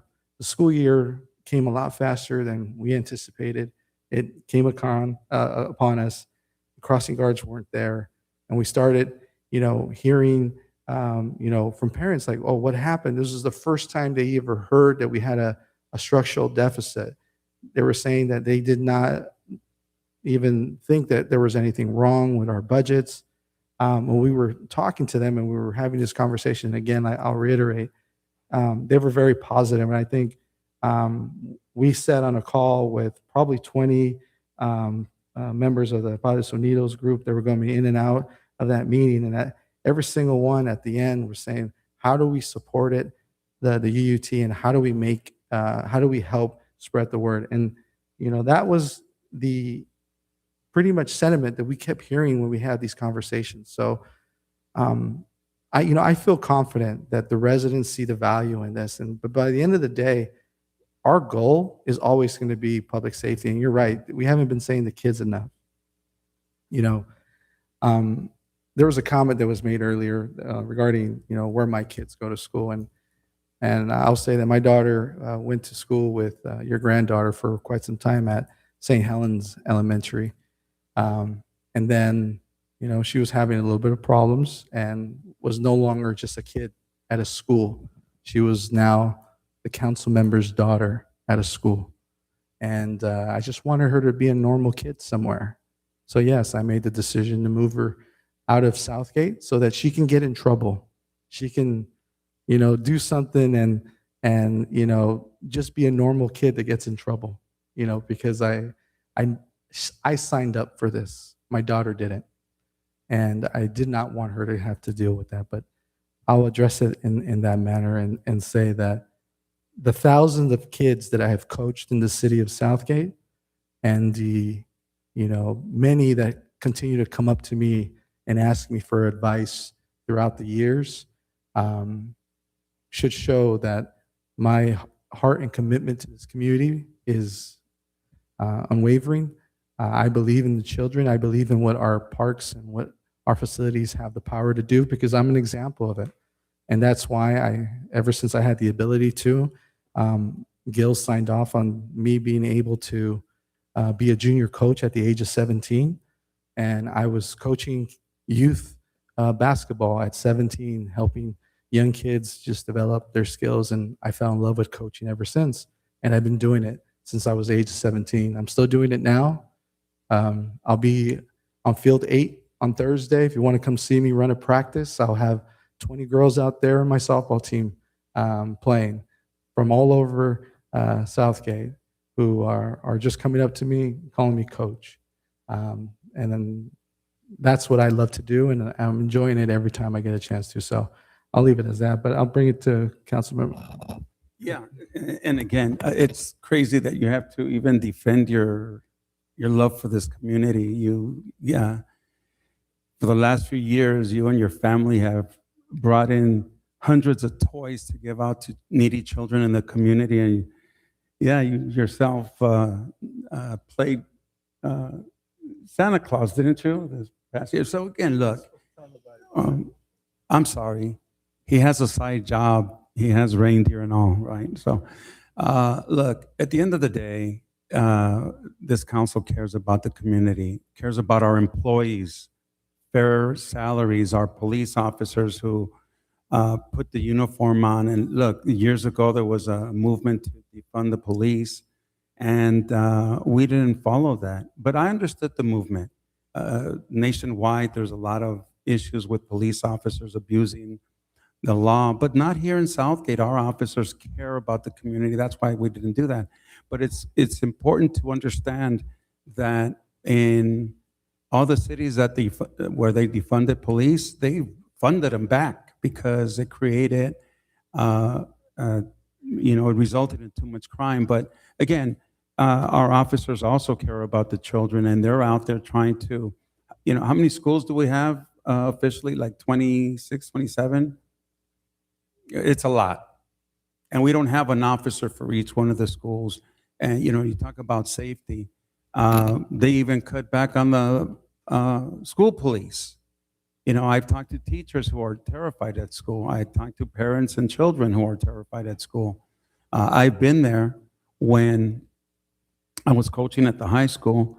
The fear in the eyes of the students when we had a lockdown, and we didn't even know why, and it's bad out there. Talking about the crossing guards and just sticking on that, I understand how difficult it is. My wife doesn't drive, and she walked my children to Bryson Elementary, to Southgate Middle School, and even though my son didn't like it, my wife walked him to high school.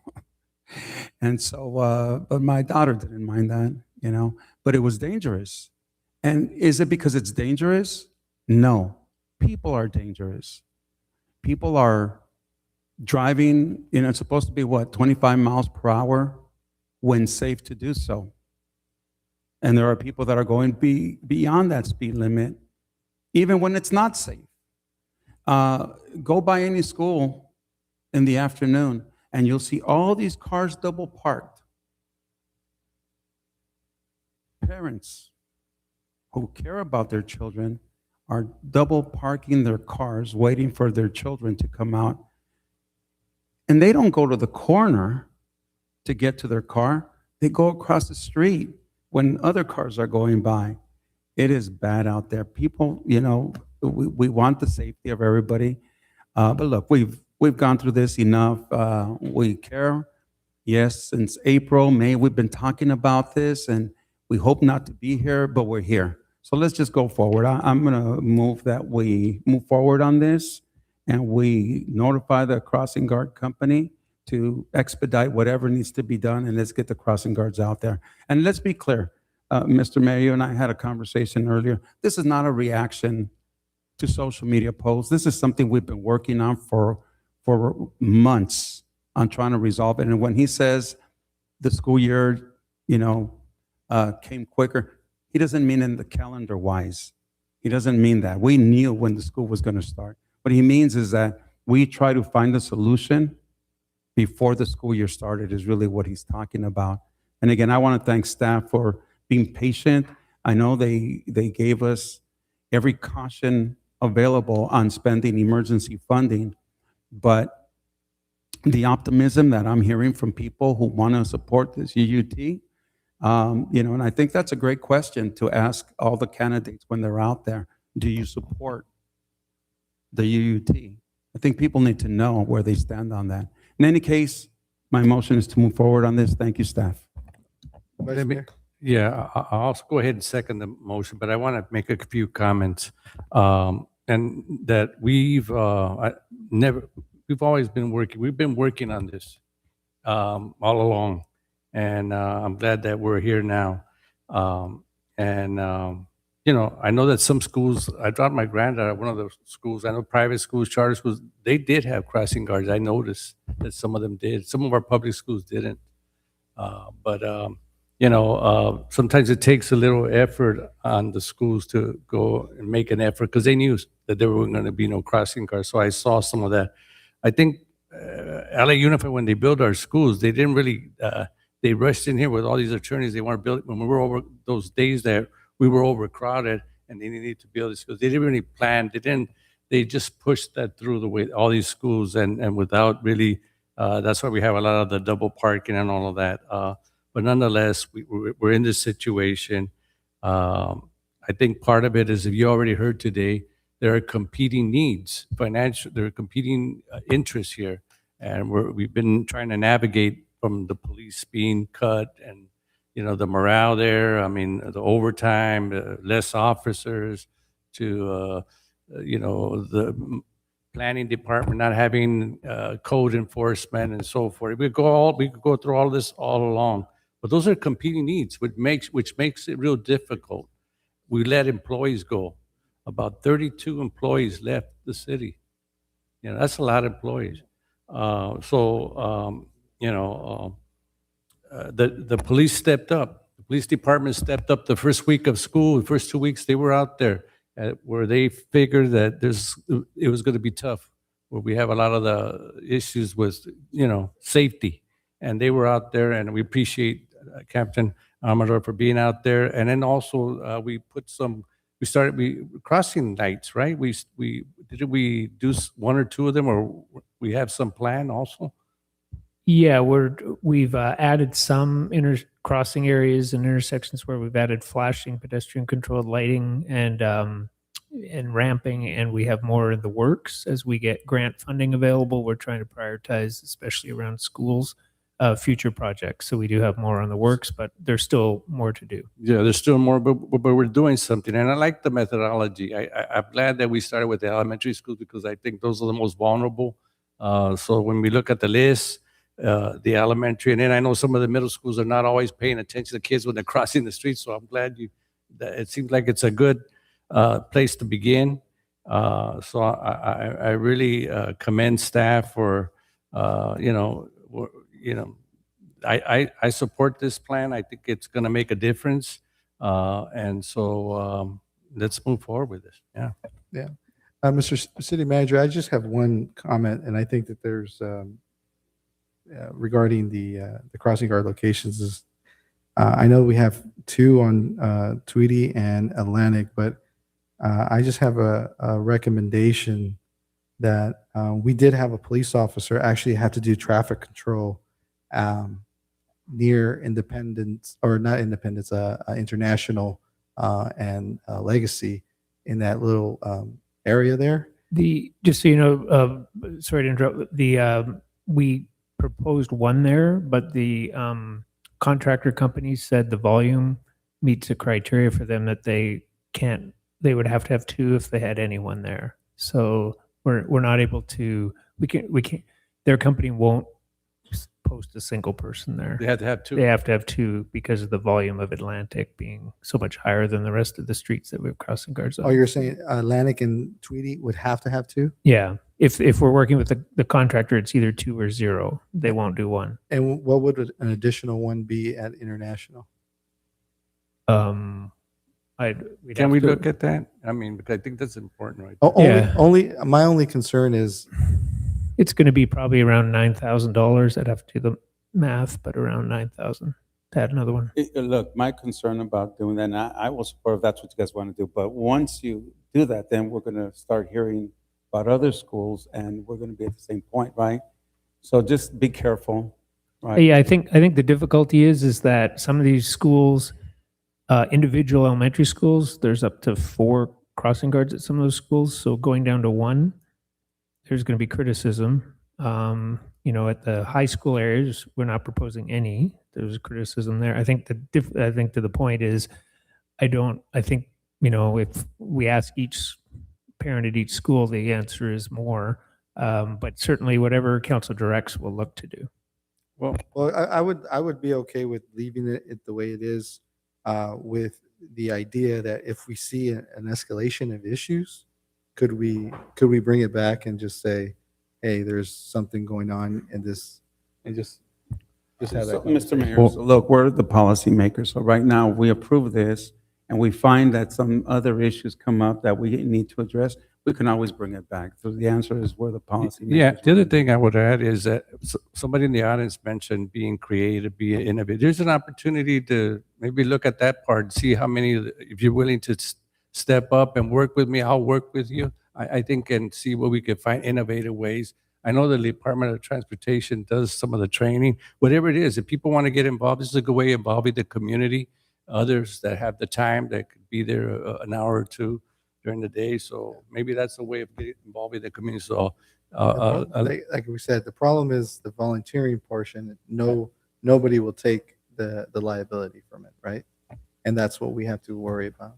And I had a parent say, well, then I'll take on the liability, right? And I said, are you a homeowner? And they're like, yes, I'm a homeowner. I said, if a kid trips and just hits their head, I'm not even going to go to the vehicle be hitting themselves.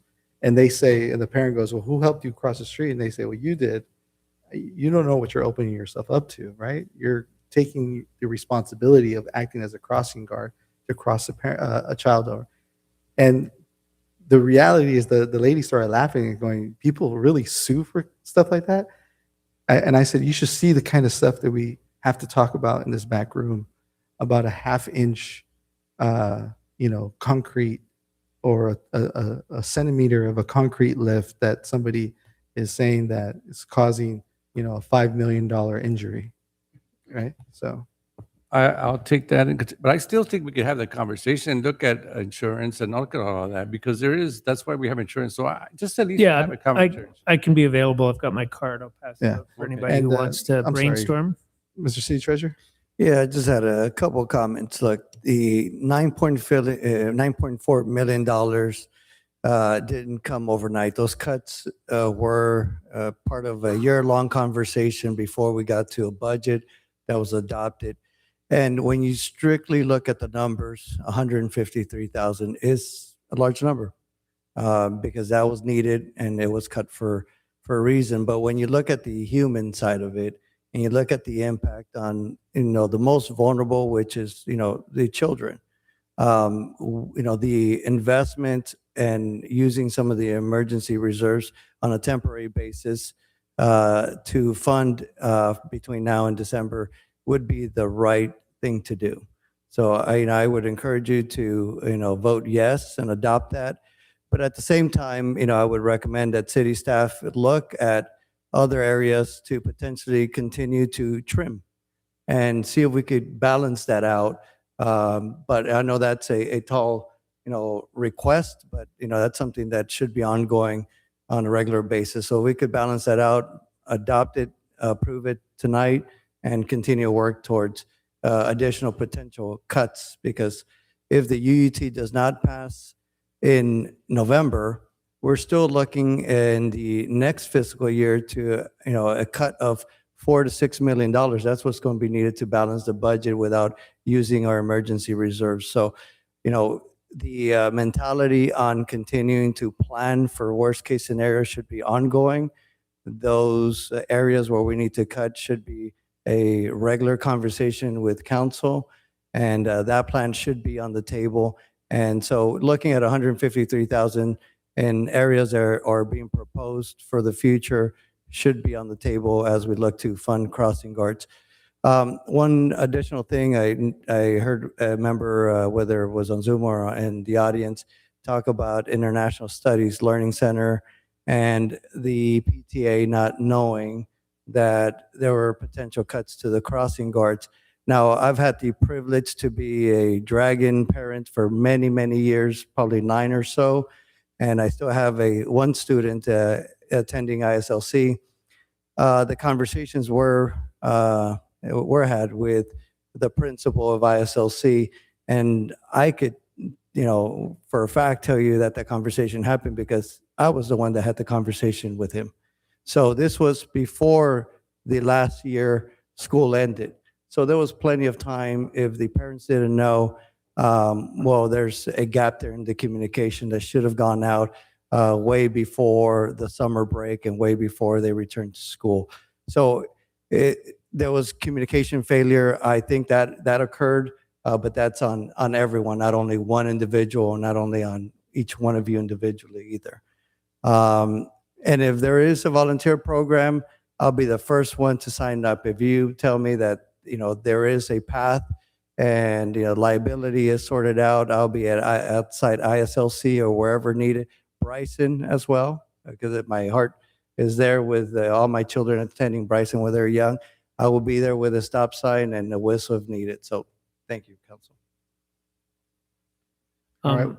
So the one issue we have here is, as this was brought up sort of between council meetings by two council members, we brought it up for discussion. We don't have a actual action item here. We have the thought of doing emergency funding. So in order to get from direction here to actual action, we'd probably have to look at a process that I think our city attorney would best be able to lay out for us. Yeah, a couple of points, Mr. Mayor and members of the council. In the past, when the city has had to do these kinds of expenditures, we can bring back a contract that would be adopted retroactively. In other words, we can move forward with this. I think there's enough direction here. We'll have to have a discussion with the contractor. We'll bring this up. It can go on the consent calendar, but there we'll have to defer any vote for this evening, and we'll work offline to have the contractor sign an agreement consistent with the agreements that we have approved before. So there's already guidance there, there's safety there. There's a need to expedite this because of the lag time that we've heard about. So I think we can work with the city manager and then formalize any agreement at a future city council meeting. We can do that. So no action tonight.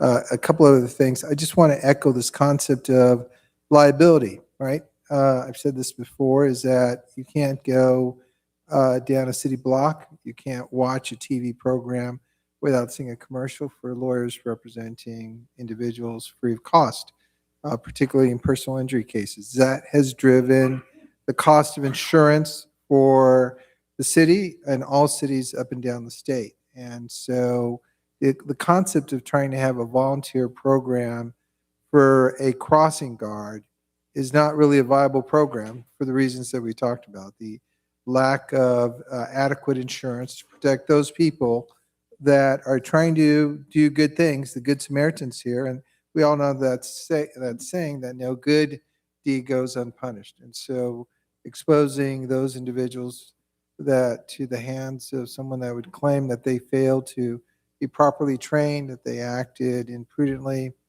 exposes them to potential liability. That's the number one problem with that program. Yeah. Unless you can have a platform that some entity that would provide that, and there are none here in the area, that would undertake that liability free of cost. That's the issue here, and it's borne on the city's shoulders. Point one. Point two, Maria Davila properly recused herself before there was any substantive discussion here.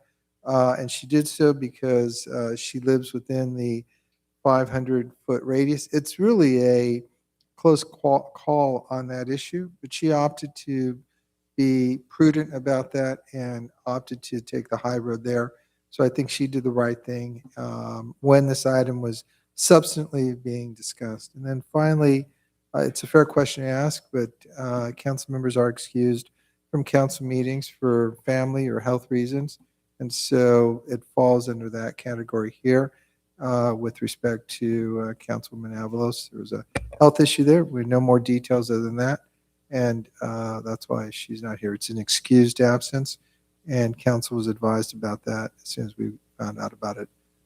Okay. And Mr. City Attorney, just to add a little bit of clarity to Councilwoman Davila, it's because of any potential perceived benefit to her because of her proximity living to that location. Yeah, I think that's right. Is that the way that the FPPC rule works, and I think it's important for the public to know this, is that anyone could say to a member of this council, you should have voted on that because you have a financial interest in there. And it's not that the person has to prove evidence. It's that the council member has to show by clear and convincing evidence that they don't have a financial interest. So it places a burden on every elected official up and down the state to show that they are not financially impacted by a decision they made. It's a very high burden, but that's how the written law is written, and that's why this council has a long history of being very prudent and conservative on anything. Even when you fall outside the 500 feet, the council has taken great pains to make sure that it does not participate in a decision where anybody could remotely argue that they stand to gain. It's hard to imagine how any council member living within 500 feet would benefit from having a crossing guard there. But then someone could make the argument, well, what about the other schools? Why didn't you vote to have somebody there at that school? And it takes you down this rabbit hole that it's a no-win situation. So she made the right decision to recuse herself, and I think the public should understand, what the law requires and why there's a logic to her decision making. All right. Thank you, Mr. City Attorney. So staff has direction. So we don't need to make a vote, or do we? No vote. We don't need to. No vote, it's for presentation, but I've received direction to go ahead and make this work and Okay. have a contract retroactively ready for council. Can I get clarity? Because you said retroactive. Does that mean you're going to negotiate the contract and can, we're going to expedite this, or just, what does that mean? Do we have to wait till the next meeting, or can we do it before? I think the idea of moving forward right now is to have the city manager begin the process as early as tomorrow, meeting with the contractor, getting a contract there, moving forward with this, and then having this approved at the next city council member meeting on a consent calendar basis. And if, So we are talking about the next council. Yes, sir. But moving forward right now to do everything possible to move this process forward. and if possible, because we did spend a lot of time, it's an important subject, but since we are where we are now, can the presentation be like that small? So we don't have to be here through this because we know what we're doing. Yeah, it would be on consent. Excellent, even Thank better. you. Even better. It can't be that we just, work it out before. I mean, because I just care about, just moving this quickly. I think Councilmember direction. Rios, yes, we have direction here. The idea is to move forward with this, to have this signed by the city manager, to bring this back before the council just to comply with the formalities of a contract. That's all. And so it would be retroactive to the day that the deal is negotiated. The council would then vote to approve it. Got it. All right. Thank you very much. I don't think he's understanding. Yeah. I want to so- make sure that he understands. So if you negotiate, when, according to what you're saying, when will the crossing guards be in place? Let's assume you reach an agreement tomorrow.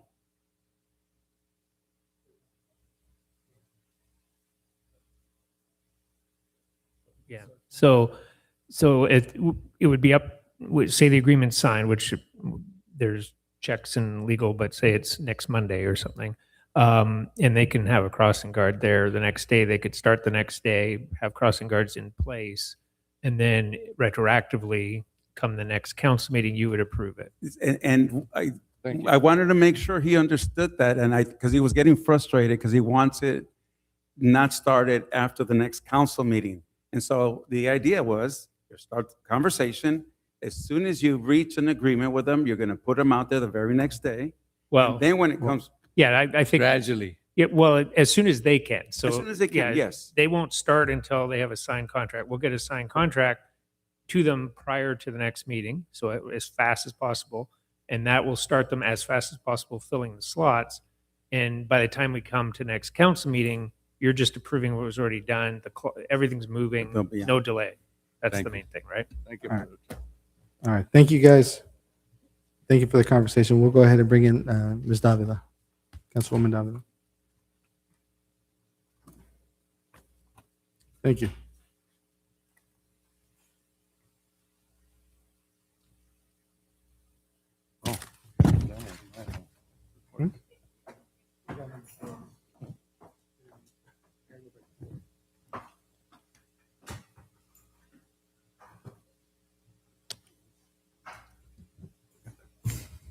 All right, Madam Clerk, we're going to go to item number 4. Thank you, Mr. Mayor. The City Council will consider adopting a resolution authorizing application for an acceptance of the Community Resilience Centers Program grant administered by the California Strategic Growth Council. Thank you. All right, thank you. And making this presentation is Community Development Director Gabriel Perez. And I have a presentation unless the council is ready to move on the recommendation. So whatever the council would like to do. Could you do a short, quick version? I think it's a great story to tell. I realize Yeah. that we've spent a lot of time, but it would be a shame to have no information. But again, something too long might be hard too. Okay. Is there a way to do that? I'll do my best. Thank you. I don't have the clicker, so if you can help move the slides. Thank you. Okay. Thank you, Mayor, members of the City Council, Gabriel Perez, your Community Development Director. So this item is an exciting item to present to council. Really, this is about trying to figure out what to do with the old courthouse building in the Civic Center. And there is an opportunity to be able to rehabilitate the building. But what we understand, it would be about $10 million to rehabilitate the building so that it could be used. Right now, it's not being used and it's currently vacant. There is a grant opportunity currently through the state, through the California Strategic Growth Council, through the Community Resilience Program to be able to fund community resilience centers throughout California. It's a competitive grant up to $10 million. And so we have the option to be able to apply for that grant. There's not a lot of grant funding like that throughout the state or through federal funding to support this kind of work and restore buildings such as the courthouse. But this is one of those rare opportunities. So we're jumping at the chance to be able to apply for this funding. The application is due September 25th, 2026. Here's the location of the courthouse for anyone in the public that isn't sure where the location is, off of California Avenue, which is next to our building here, City Hall. So the action today would be for council to approve a resolution to be able to submit the grant and receive it if we were awarded. So this is the building, the courthouse. It's been closed and vacant for quite a while. This program for the state has existed since 2021. So we're in the second cycle of funding. In order to prepare for the grant, we have been doing community outreach and working on some conceptual designs for this. How would this need to be used? In one sense, it would need to be available during emergencies. That's what a community resilience center is. So if there's a disaster or emergency, the facility could be operated for that purpose. And it's a good building to be able to use for that. So it would need to offer sheltering, pet sheltering as well, food distribution, water storage, showers, refrigeration, air filtration. But when there's no emergencies or disasters, it could be used for community purposes. So cultural, art programming, nonprofit, community-based organization space, small business workforce development, co-working, and small conference space, and a lot more than that. So we would be requesting $10 million. The grant performance term would be 6 years. We would have to have the facility used as a community resilience center for 15 years. And after that, the city could decide what it wants to do with the building or if it wants to continue using it for that purpose.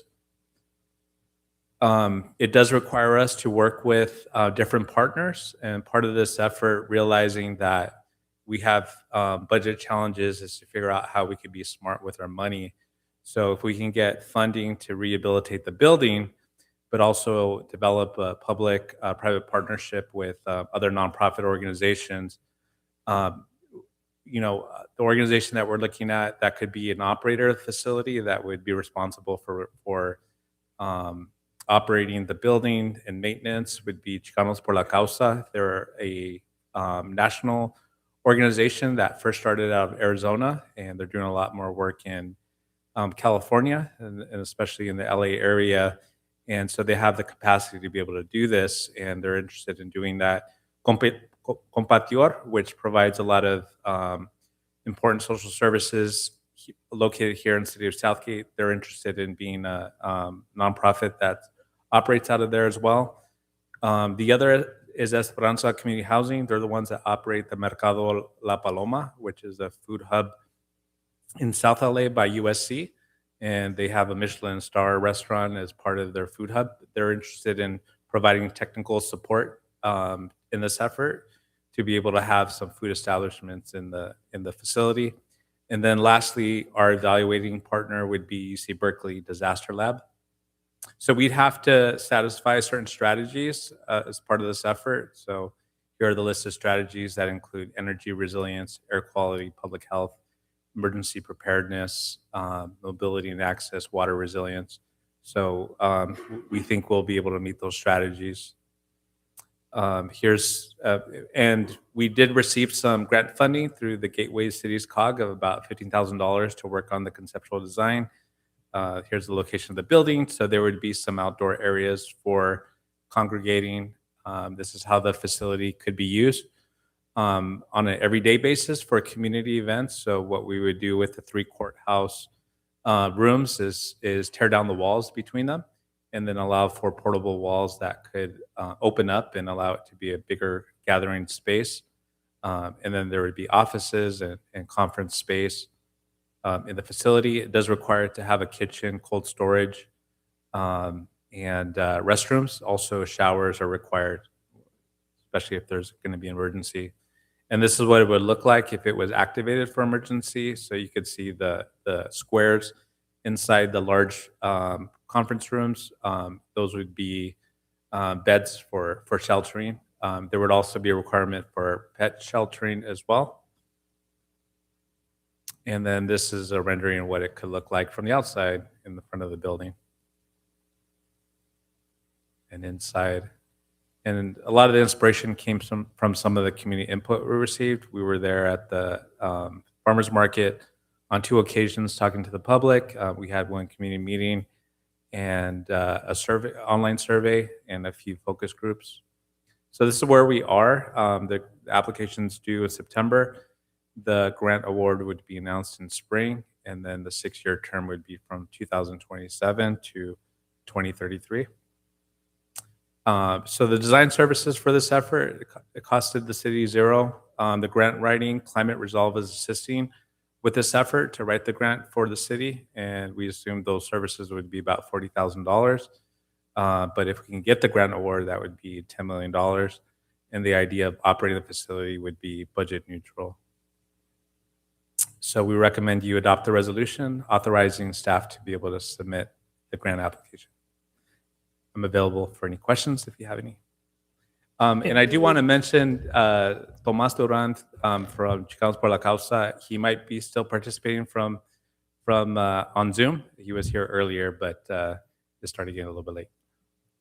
And if I could, I'll just try to, for those that aren't familiar with the whole grant process, and this might seem completely out of alignment with the rest of the meeting we had, where we're saying there's no funding and we can't afford crossing guards or police, and how could we be dreaming such big dreams on a resiliency center and fixing up a courthouse?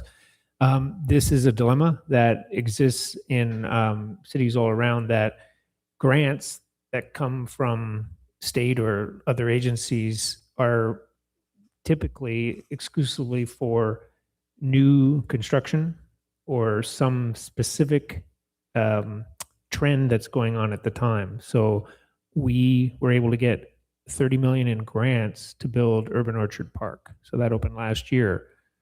That's $0 from the city's general fund. There is not grants to fund regular policing. If there are, we can't find them. There's not grants to fund regular engineering work at the, public works, or regular building inspectors, or things that are that regular budget. And so when we say we're short budget, it's for that ongoing operations. But we hunt better than any city I've ever been involved with, and I've been in this industry a long time, for every grant we can find to make this city better. And if you ever drove down Tweedy Avenue for the last 30 years, it was like the surface of the moon, I guess, rattling around, and it got paved last year. And it was, I think, $9 million. Is that right? $0 general fund, completely paid by grants. And that was the hustle of staff over 8 years trying to find money to bring something great to our community. And here's an idea to try to take an available grant as we hunt. It happens to be for a resiliency center. It's not keeping the police or the crossing guards or some of our regular staff, but there isn't funding for that. There is funding for this. Could we get that building that's right now taking money to just maintain? It's completely trashed inside, but we have to keep it painted, keep the roof going.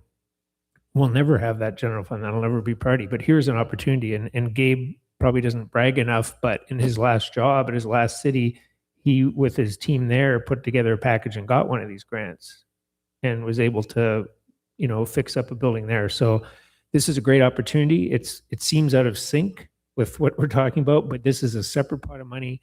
And you could say, well, let's not do those things that they're listing on the grant. Let's add more space for police, or buy some, or pay for crossing guards.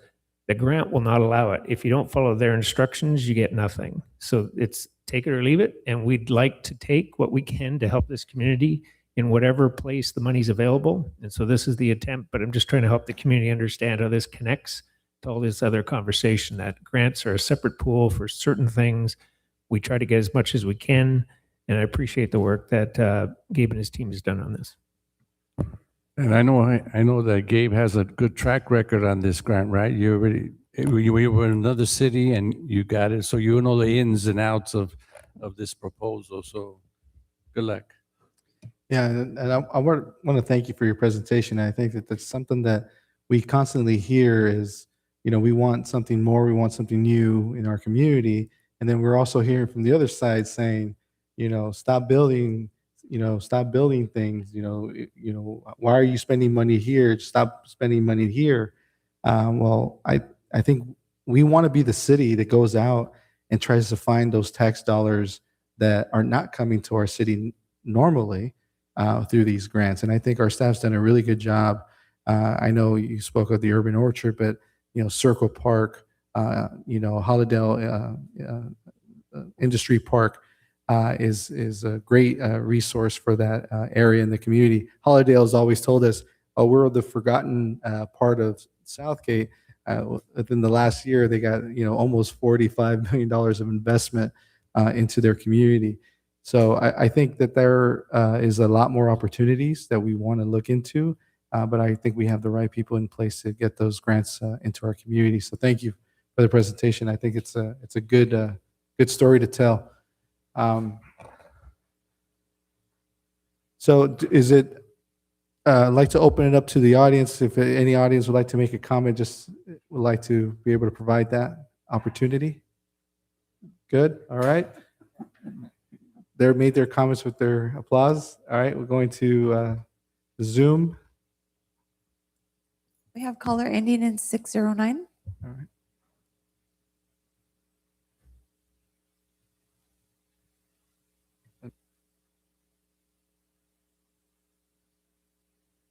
Caller ending in. Sorry, thank you.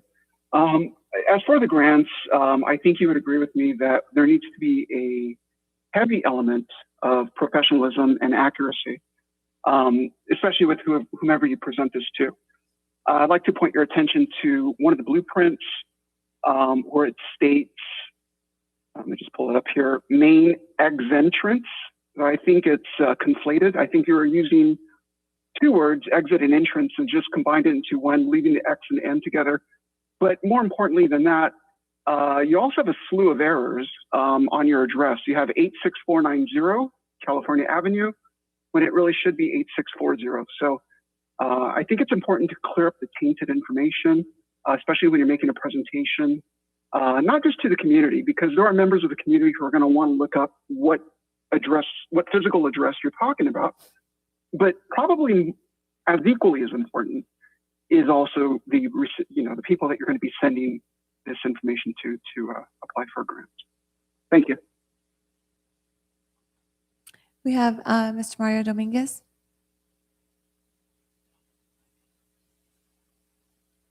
All right, so I read the item report for this. I read the whole damn thing.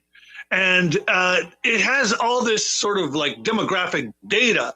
And the data pretty much confirms everything that I've been saying all along, that to the west and the north of our city, there's no green space, there's no park space, and something I didn't even consider that's in your data for the item report for this piece of city business, the southwest corner, again, deprived has no green space or park space.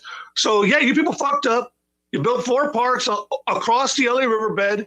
And meanwhile, the west, north, and now southwest portions of our city have no green space or park space. So I was right.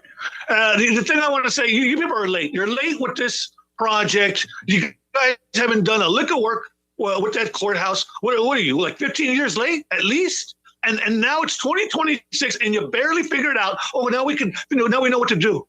2026, it took you this long to figure out what to make of this building. The thing I want to say with this grant, what I want to see you do with this money. So that courthouse has a basement.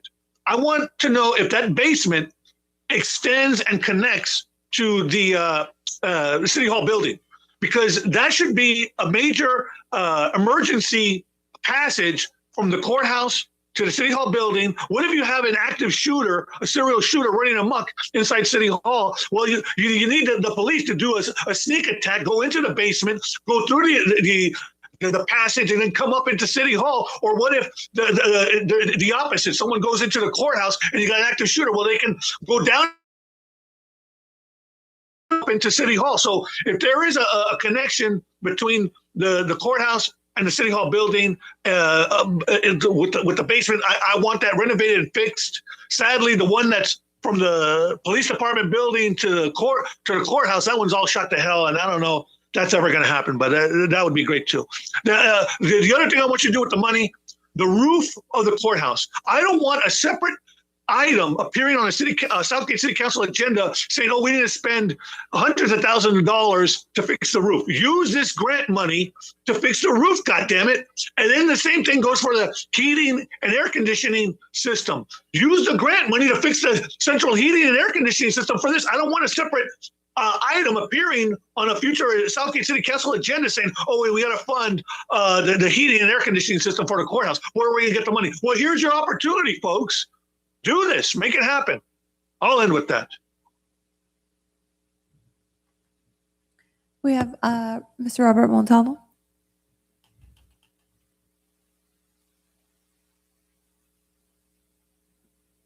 Thank you, Madam City Clerk. Did we have funding for this building a couple of years ago, like 6 or 7 years ago? So like 2 million. I remember hearing it at, I think it was a CAC meeting back then. I think maybe it was 2018 or 19.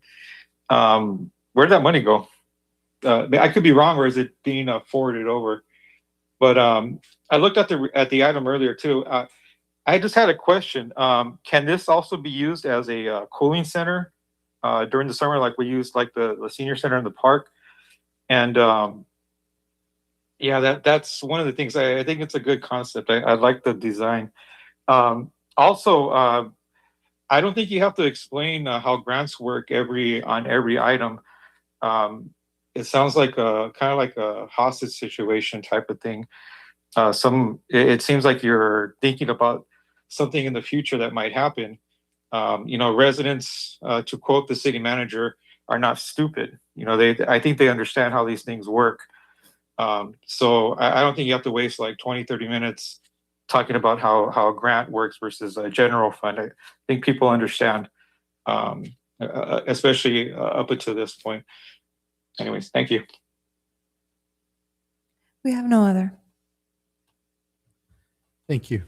I'd like to bring it back to, oh, sorry, thank you. Emails, Madam Clerk. No emails, Mr. Mayor. All right. Just to have some clarifying information, the address is listed on your presentation.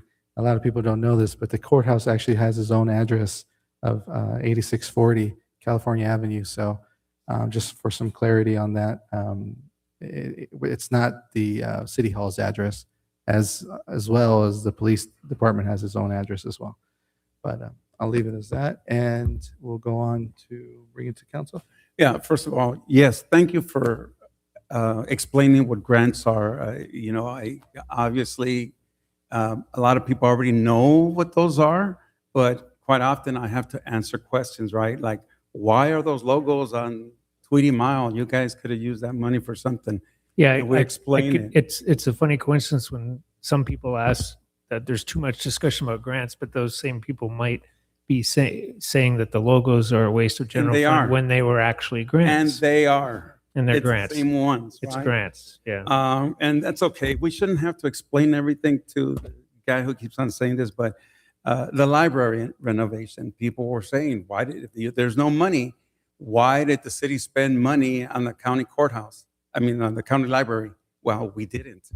That's a county library, and it's county money that they fixed their library, and it took them a couple of years to do that. The Urban Orchard grant, Circle Park, a grant, Hollandale Community Park, a grant, Hollandale Park, a grant, a lot of grants.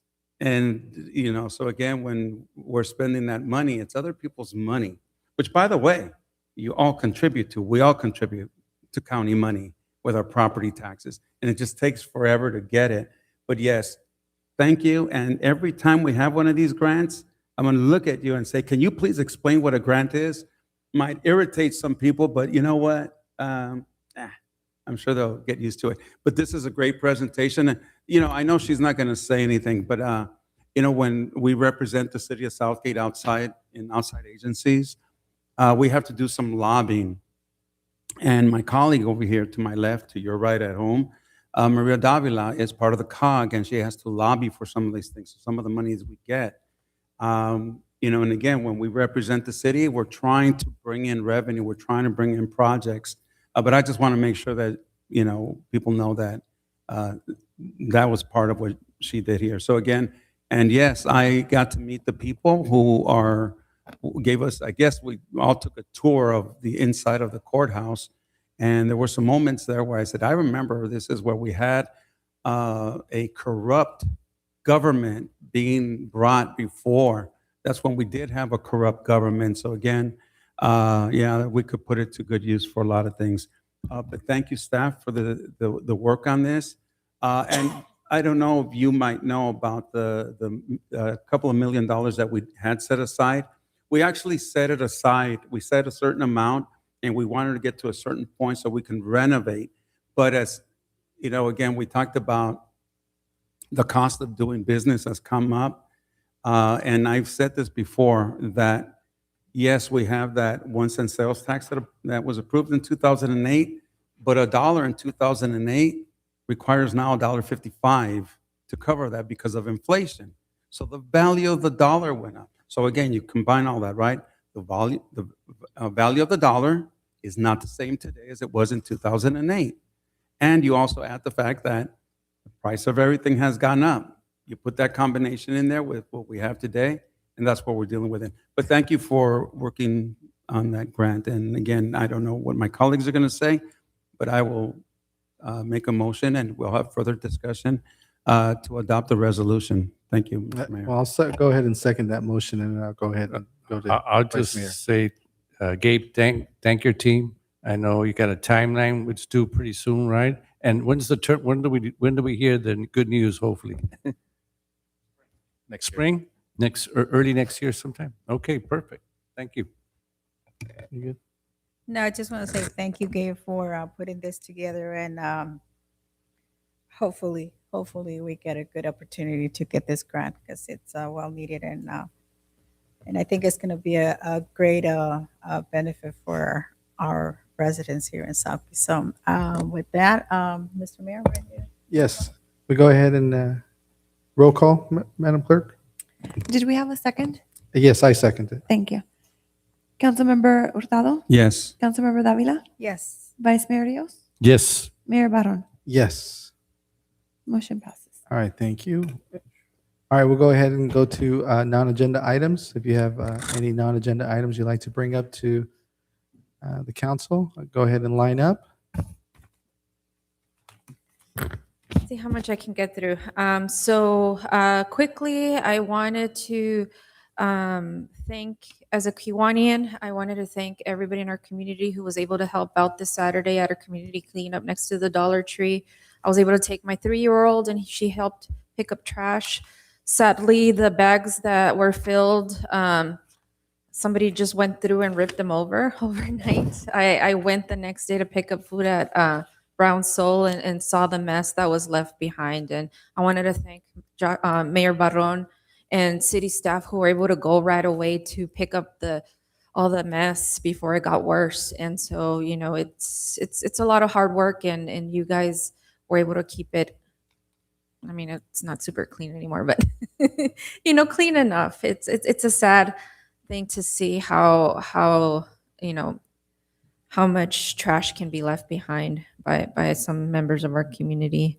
I also wanted to thank some of the people who organized the art event on Tweety. We were able to attend that on Sunday, and it was honestly really great to see community and a lot of the stores come together to put that through. You know, it was definitely well attended, and my baby had fun. She was able to paint and started showing everybody she ran into, and told them all she was an artist now. So it's a memory that I'll forever cherish, and I'm so grateful for. And yeah, sadly,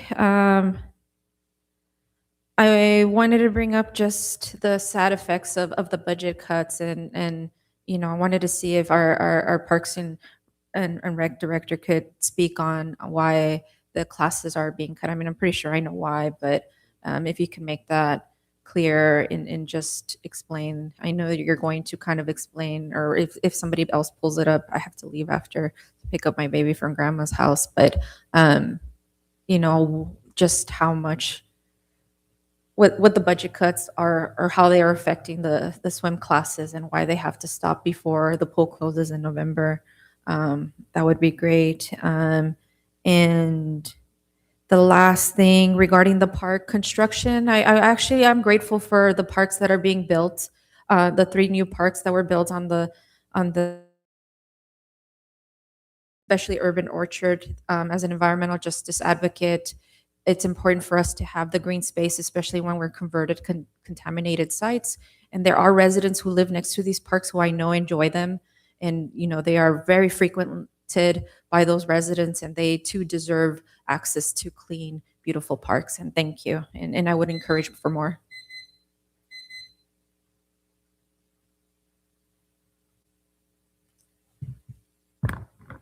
Good evening, council members. My name is Yancy Lopez, and I'm honestly angry about how this flock situation is being handled. And before I proceed, I just want to say I did a lot of research, and I'm solely here to get answers and not have any misinformation going around. And before I even get into that, I do want to point something out. I find it pretty disappointing that the police chief isn't here tonight. Yesterday, I personally spoke with him about these cameras. He gave me specific answers and specific assurances about what was supposed to happen by today.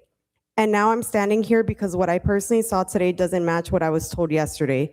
So yes, I would have liked for the chief to be sitting here tonight to hear that directly from me and to answer these questions himself. Unfortunately, he's not. But these questions aren't going away just because the person I spoke with isn't in the room. So I'm hoping someone in this room can provide an answer. Yesterday, the chief told me that since the council ended the flock contract, no data has been collected and nobody is reviewing data from these cameras. He also told me that he contacted Flock to have their equipment removed and hasn't received a response. He explained that Public Works was contacted, but there are concerns about liability potentially damaging Flock's equipment and creating additional costs for the city. Fine, I understand that. But then I was specifically told that by today, these cameras would be covered with black plastic bags. So today I went and checked myself, and the cameras I checked were not covered. So now I'm asking, how do you expect me to trust what I'm being told? And why should I even have to do this? Why should I have to drive around Southgate checking surveillance cameras to see whether something I was told less than 24 hours was actually done? That's actually not my job. Council voted to end this contract. Residents fought to get to that point. It shouldn't take residents continuing to stay on top of the city to make sure that decisions are actually being followed through. If Flock isn't responding, what are we doing about it? If Public Works can't remove the cameras because of liability, what's plan B? If the cameras can be covered, why weren't they covered when I was specifically told they would be? And then there's the way residents have been treated while trying to get these answers.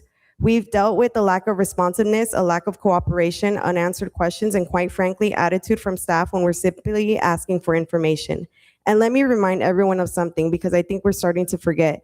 You guys work for us, and we don't work for you. We should not have to chase you down for answers through emails, voicemails, calls, repeated follow-up, or deal with attitude because we're asking you to do your job. We're residents asking for accountability from our own city, and at this point, I don't want another verbal reassurance that these cameras aren't collecting data. Prove it. Give residents documentation showing when data collection stopped. Tell us whether Flock has any remaining access to these cameras or previous related collected data. And give us actual timeline for when every camera will physically come down. Until they're removed, cover every single one and verify that it was actually done. Because I'm tired of hearing one thing and then having to go out myself and find something completely different. Residents should not have to babysit City Hall to make sure council's decisions are actually being carried out.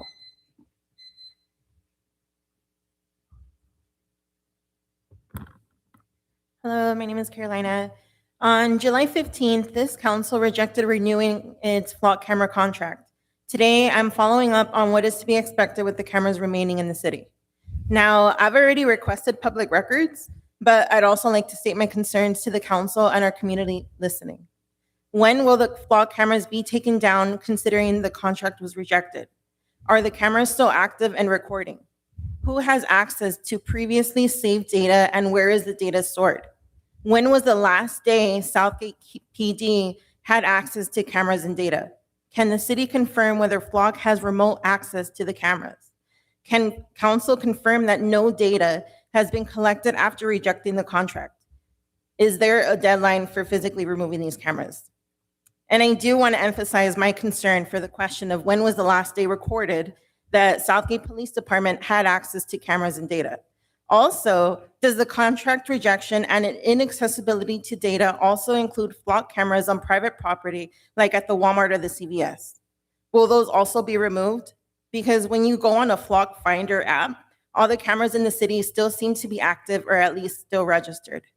If those cameras are not included in the city's decision on rejecting the contract, I believe the residents deserve to know who owns and operates them, who has access to the information they collect, and if that information can be shared with law enforcement or outside agencies, and also whether Southgate Police also has access to this data still. Thank you.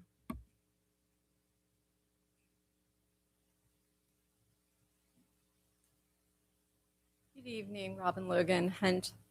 I'm on a different tangent regarding safety. I'm asking again, what is the city planning to do with the county in regards to emergency disaster preparedness? I'm asking this because of the El Nino that is supposedly coming, and I have heard and seen on multiple different meteorologists that are stating that it's coming. The idea that San Diego is actually actively having these conversations. San Diego, a little bit south of us, but at the same time, they're more apt. And I do not mind Karen Bass not taking their, 2 cents to be able to go ahead and do something around here in LA. But the mere fact that we do have county supervisors that should be able to do something. The reality is we do have a problem in regards to our infrastructure already. As we have already been told, it's 100 years old. So we do not have an opportunity for the water to run off effectively, especially if you're going to have a major downpour like we had when we had Hurricane Hillary. The idea is that's a once in a lifetime opportunity. Same thing here. This is small things that we have to do as far as reaching out for our elderly, as well as the idea of our city people.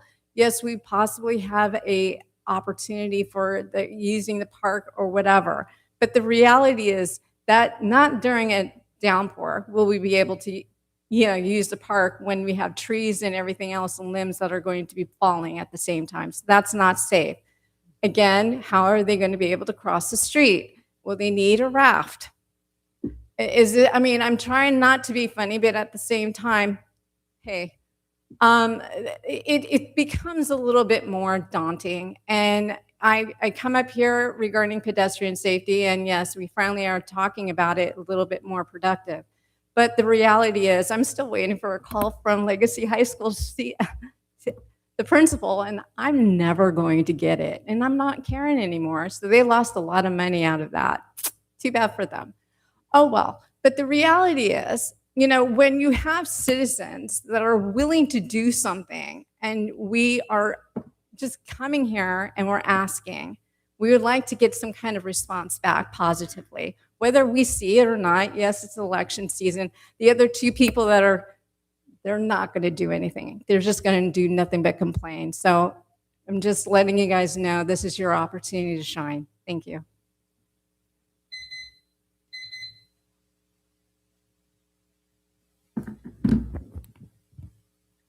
Hello, Dania Gomez. I'd like to ask for a total ban on all automatic license plate readers in the city, contracts terminated, cameras taken down. As the previous speaker said, the cameras are still up. I've also been around Southgate independently of the previous speakers, and the cameras are up. On the last meeting, you guys talked about this. You voted to not renew the contract, but I don't think that's enough. I think you guys need to ban automatic license plate readers because it's not just Flock, it's Motorola Solutions, it's Axon. There are Motorola Solution cameras up in Southgate right now. Walmart has Flock, other businesses in Tweedy have Flock cameras. I think you guys need to look at this. And if we can ban the kind of advertisement and lettering we can put on a business, I think you can ban cameras from the city, automatic license plate readers. So far in these apps, I see 19 cameras up, and I know that the city has 10. Flock, I don't know if we have any Motorola Solutions. You should look at them. At the Alameda and Firestone one is right looking at Westbrook Academy, the Alameda and was it Tweedy, I think? It's Southeast Academy Middle School. You know, there's Walmart, there's Garfield, there's Imperial Highway, Atlantic, Long Beach, Los Cerritos, and East Bay, San Francisco area, banned them in May. Flock was supposed to take them down in June 6th, and they didn't take them down till late July. They still, the city riled up because they were afraid of Flock still having access to these cameras. So please ban all automatic license plate readers. Another note, I demand a total ban on data centers, no exceptions. On July 28th, in the planning meeting presentation, there was a meeting about a slide about these data centers, that they're not allowed, they're prohibited by default, but I want a total ban. That's not a ban. Just, I want it in the new zoning laws, put it up. Monterey Park just put in a permanent ban on these data centers. We need to get ahead of these problems. We don't want a data center in Southgate, and we will rally up again like we did against the Flock cameras. You know, the US has 4,000 data centers, 3,000 more planned for construction, 287 in California, the third most in the whole country, 80 in LA County. We don't need more. They're basically warehouses full of servers that generate a lot of heat and need a large amounts of water to cool. There's electrical demand, noise pollution, light pollution, air pollution, and Trump wants to allow less vigilance on permits and pollution. So let's get ahead of that and ban these. Yeah, please follow up with that. Thank you. All right, seeing no other comments in the public, I'll go ahead and close the in-person. Any from Zoom? We have caller ending in 609.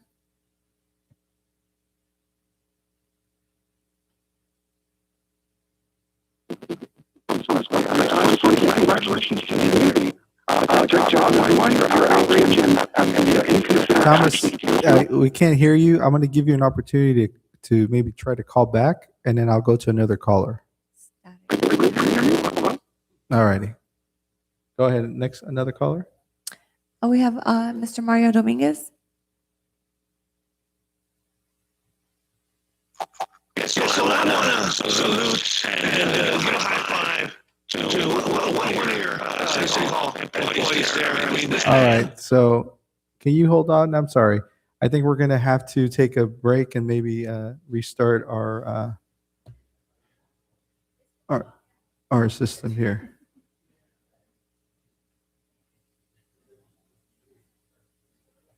Yeah, so we're going to take a 5-minute break just so we can restart the system here and see if it can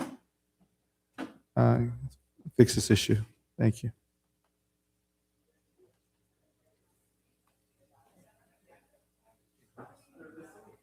I don't know.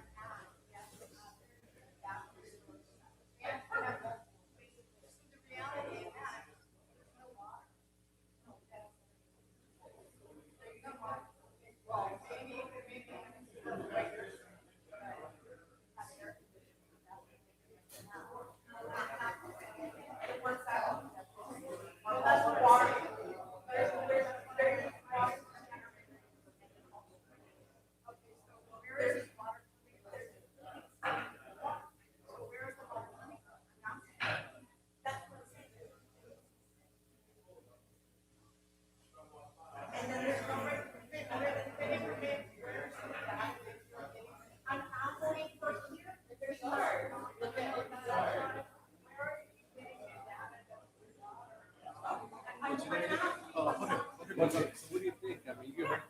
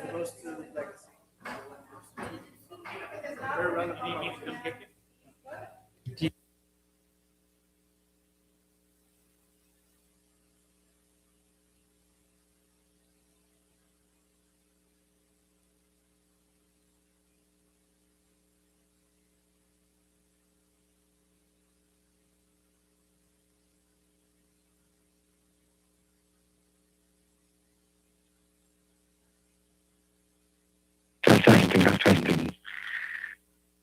Testing the audio. Can you hear me? Test,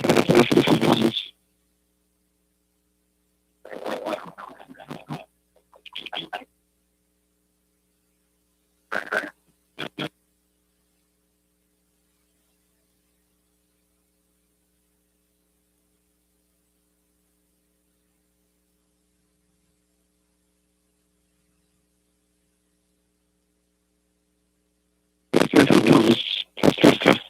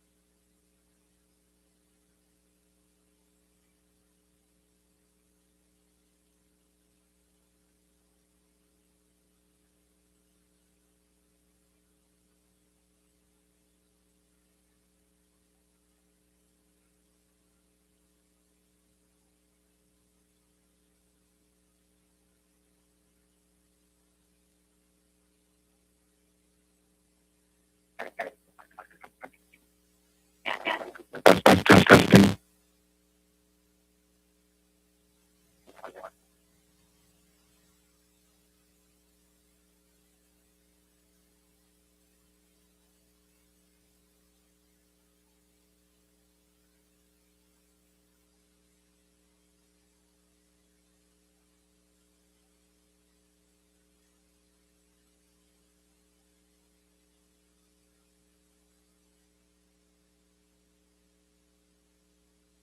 Just wanted to announce to everyone on Zoom that we are going to end the stream. If you can come back and log on.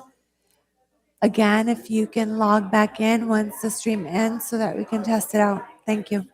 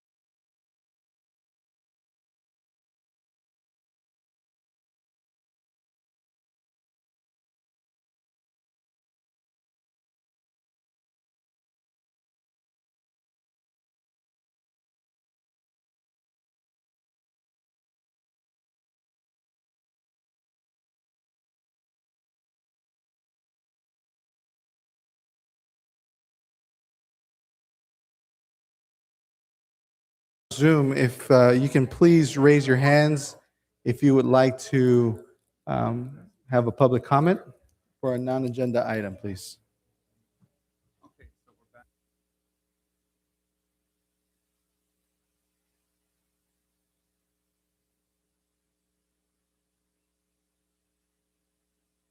Caller ended in 609.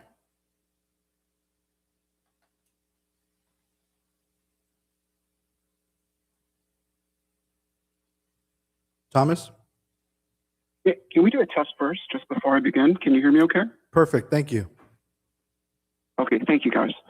I just want to say congratulations to the community. Your outrage at the inconsiderate actions of this council has made a difference for us all. I think our kids are better off now because of your voices. And again, thanks to the community for forcing the council to reassess this item. Had you not voiced your opinions, we would not have had this discussion today. I think sometimes that's what has to happen. For example, earlier, Councilmember Davila mentioned Southgate Police Scanner.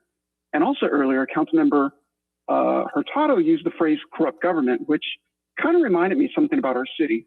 It was only a few years ago when Councilmember Maria Davila had a very personal relationship with Southgate Police Officer, Traffic Sergeant Jimmy Hugart. And at the time, Mayor Davila, again, she was the mayor. So it was interesting because he would write the tickets, Sergeant Hugart, and all the while, his wife worked at Mr. C's tow yard as the manager, and it was a perfect trifecta for them. In the end, Southgate Police Scanner played a vital role in decimating that organized corruption. And trust me, it ran deeper. There's more information about that than was ever released to the public. Actually, a lot more. But why do I bring this up? I believe it's because battles like these, that the community wins, helps promote our community, helps make changes. But it's only because we express ourselves and demand change. When you see these council members doing corrupt things, call them out. And it's times like these where social media helps give the community justice. Now, as for the UUT in general, a lot of you are questioning, why don't small businesses want to come to Southgate? There's a big answer for that one. Small businesses don't want to come to Southgate right now because the costs are going to skyrocket if UUT is passed. If you're a struggling mom and pop restaurant, good luck with your daily overhead if UUT is passed. You're going to be paying a lot more for your water, your gas, your electricity. All those are going to go up in price. And if you're a customer of a mom and pop shop, like a restaurant, good luck with the higher prices. Also, Mayor Barone mentioned disinformation. So I just want to talk briefly. There is no fiscal emergency, yet apparently you're going to be seeing that on the ballots. Today you proved that you can make adjustments with the budget that you already have.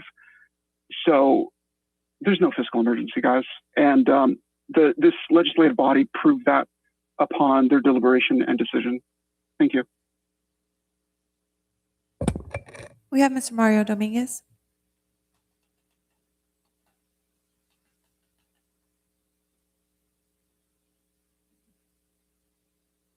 Yeah, so I want to salute and give a high five to one of your City Hall employees who's been working his ass off and getting these presentations for us and doing it for the past year. And I don't know how the hell he does it and how he's able to keep his sanity through all this. And he's the one person who's been trying to bring order to this disorder that is taking place within our City Hall, and that's Mr. Frausto. I think you all deserve to give this man a round of applause for the hard work that he's been putting in for our city and with these presentations. And still, the man goes on, and these presentations go on. And I want to ask the council members, when are you going to put a halt to the disaster that is Rob Houston with these budget presentations? I mean, yeah, that's right.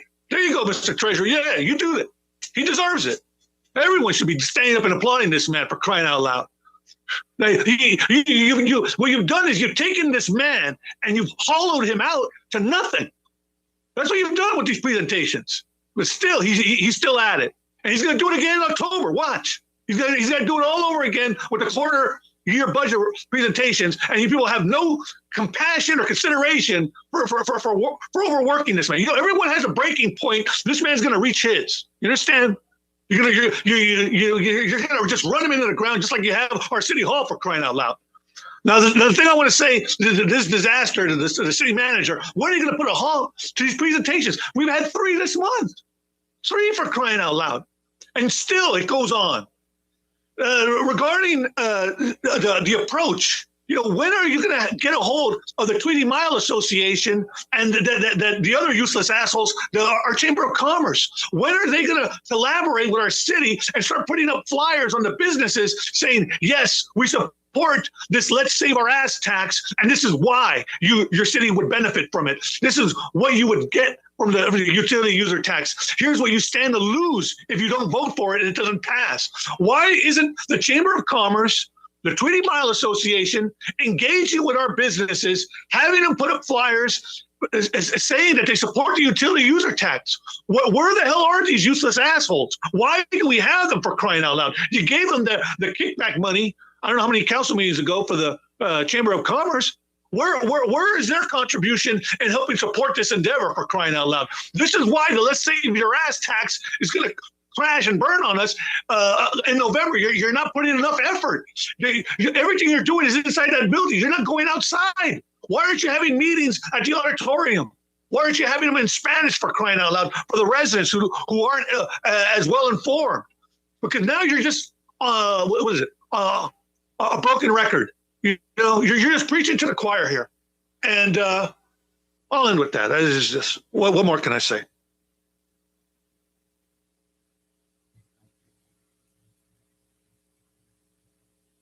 We have Mr. Robert Montalvo.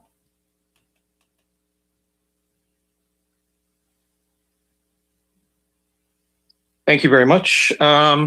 Just wanted to begin by, I want to bring up the mummy known as Gil Hurtado, talking about people cussing at the meetings.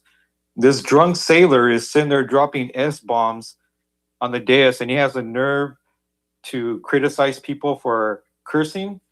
Come on now, that's not correct, dude. That's not correct. And then he's complaining about people online. They're attacking my friend. When this fossil of a person that's been here for over 20 years is the number one guy that attacks people, like, you're like a professional victim. Aren't you the one that tried to call somebody's job and get them fired not too long ago? Remember that? I think you tried to get her fired for waving a pride flag. Remember that? You got caught. What a dirty mummy you are. Anyways, you guys complain about social media a lot, yet that's all you talk about. I mean, I have never felt so vindicated in my life. I don't think. I mean, you guys talk about social media. Oh, you don't follow it, you don't know about it, but that's all you talk about. And why do you think people pay attention? Because you guys are liars. I mean, look, you have Josh lying about warrant item expenses. You have him lying about a PTA mom. And then you have callers over here. You guys are lying about the flock cameras. Who's not going to believe you guys? You guys are the problem. You guys have a credibility problem. And when they turn to social media to get answers, you get pissed off. You have this other mummy over here in the right corner saying, don't trust social media. Don't you guys have social media? Don't you guys put out disinformation? I mean, come on. You guys don't even allow comments on there. What are your ego's afraid? You're afraid of what the community is going to say? I mean, the PD has comments open. Nothing happens to them. They get praised. Sometimes they get some other people saying some bad things, but nobody's getting heartbroken over it. You guys do the direct opposite. You don't want to hear from the community. You shut them out. And most of all, you lie to them. Again, Josh, tell me I'm lying. You didn't lie to the public while you were the auditor also. You didn't lie about money that was spent, right? You didn't lie about this poor woman, this PTA mom, dirty her name, say that she was stealing money, spreading rumors about her. That's why people don't trust you, and that's why people don't believe you. You guys have a credibility problem, something that you created that you try to pawn off on everybody else. You need to take responsibility for it. And I'll be sure to be posting information, good information that the community wants, observes, and comes for every day. I reach millions every day.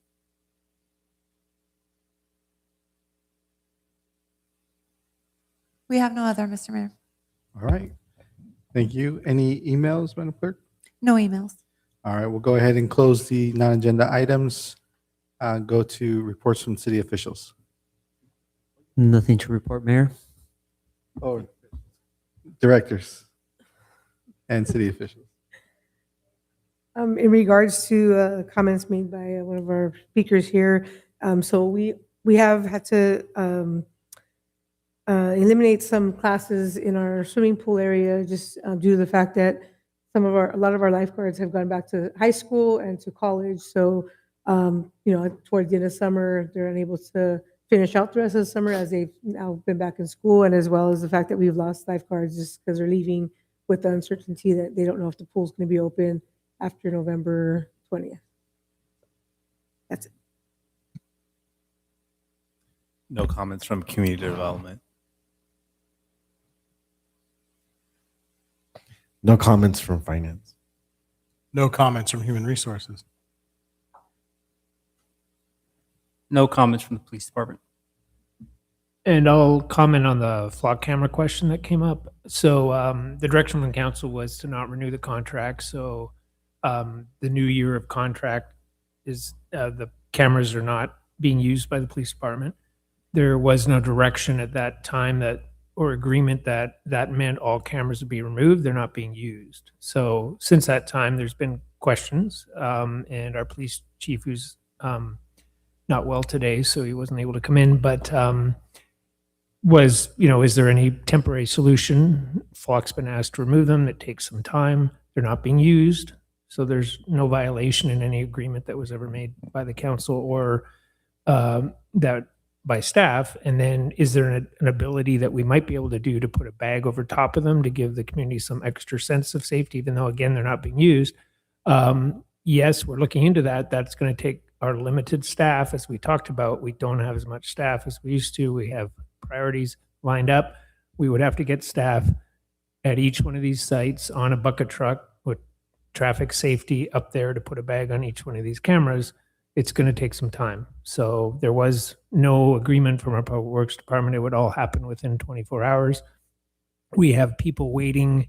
We talk about some of the impacts that this has happened. I talked to a lady who came into our office earlier this week about graffiti on her curb, gang graffiti right by Bryson Elementary. And she was upset that she had called and it was day 3 and they still hadn't come to remove it. And I'm like, I agree. This is horrible. I hate that we can't get to things as fast as we want.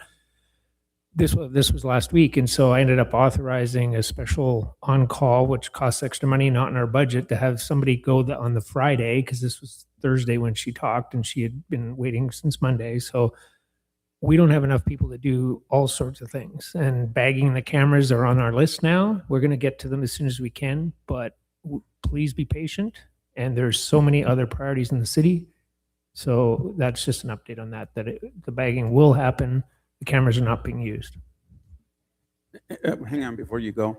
I had asked that we place an item on the agenda to ban or put a moratorium at least on data centers, and you had given me an explanation. I don't know if you can cover that again so that they understand. Yeah, anything that's not in our code is not allowed unless council would override it or approve it. And if a moratorium or a ban can be placed by council, and later they could overturn it or not. Right now, you can't. You bring a data center and it's not approved. It would have to be approved by council. So we have an effective ban because it's not allowed by code. Well, but if it eases people's mind, can we just put something on the agenda? Because I think our policies already clearly know. But if we put something on the agenda just to make If there's, I guess, 2 council members requesting that, we can do whatever is directed. Yeah.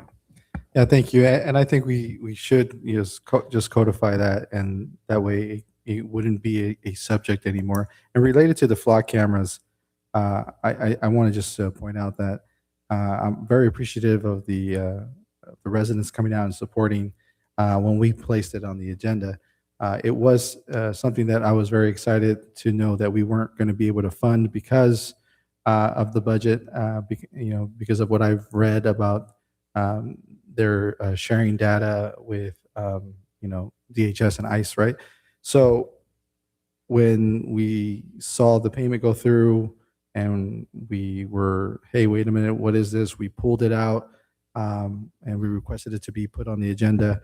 We wanted to take a look at it. We wanted to give the vendor, we met with the vendor prior for them to explain the questions that we had, but we also wanted them to present at our council meeting so that they can answer the questions that our residents had. So we had that opportunity for everybody to be able to participate in that. And at the end, yes, we voted for it not to be renewed. So, but it was something that was, initiated, long before any community, pressure. It was something that we've been advocating for, and then it was just helpful that our residents came out and supported that initiative that we were trying to get accomplished. Now, because the cameras are there, I think one of the things that I want to just remind everybody, and I think the chief kind of touched on it, but I know we have a transparency portal. I know that it's still active, and that transparency portal does show that there's 0 searches. But what I am worried about is that it's still showing that there's readings happening, right? So that would tell me that they're still active, or at least that they're still operational. So but we own that data, is my understanding of the cameras. So nobody else can request that information unless we provide it. Am I understanding that correctly, Captain? So in terms of us being able to give others permission to actually access that data, our IT manager would probably be able to speak to that best, but we are the ones who actually have the ability to give access to people, other agencies, to our data. And so I'd have to confirm with him if all that, whatever he could shut off, was shut off. He definitely shut off access to all of our personnel, period. And so the only person that had access to that software, period, is just our IT manager in case he needs to go in there and look for something, change something at our request, and to go in there and confirm that it's actually not operating in some way. Yeah, But if we can just, if we I'm can sorry. just get a confirmation that if there's a setting there that needs to be turned on to shut it off while we wait for something to be done, if it's a temporary bag or the removal of them, just so they're not operational and scanning. But I will say that there was no searches that were conducted by our police department. At least we can say that. But I think it is correct to think that if we don't own the contract right now, can they just be doing it without contractual obligation of that? So I do have questions on that. So thank you for bringing that up. All right, city manager or city. Nothing at this time, Mr. Mayor. Thank you. Thank you, city treasurer. Yeah, just an item. I kind of touched on it previously, but I think we need to start having a conversation with the public regarding the budget plan for next year. Speaking to some of the members of the community, they've indicated, look, we already know what's been cut, what the $9.4 million means today. But what happens if the UUT does not pass? What else do we lose? Because some of them were okay with, things operating as they are. They said, well, that's not that bad. If we needed to cut, we could continue going down this path. But is there more? And the answer would be yes, there's more. And there's more than $4 million, maybe $6 million. The number is still not set in stone. So it'll be important for the community to understand come next year, what does the budget without a UUT look like, and what additional services will be impacted, and what's the new reality, and have that plan presented way before the UUT. After the fact, it's, I think, missing the mark. Thank you. I have nothing to report. Thank you. All right.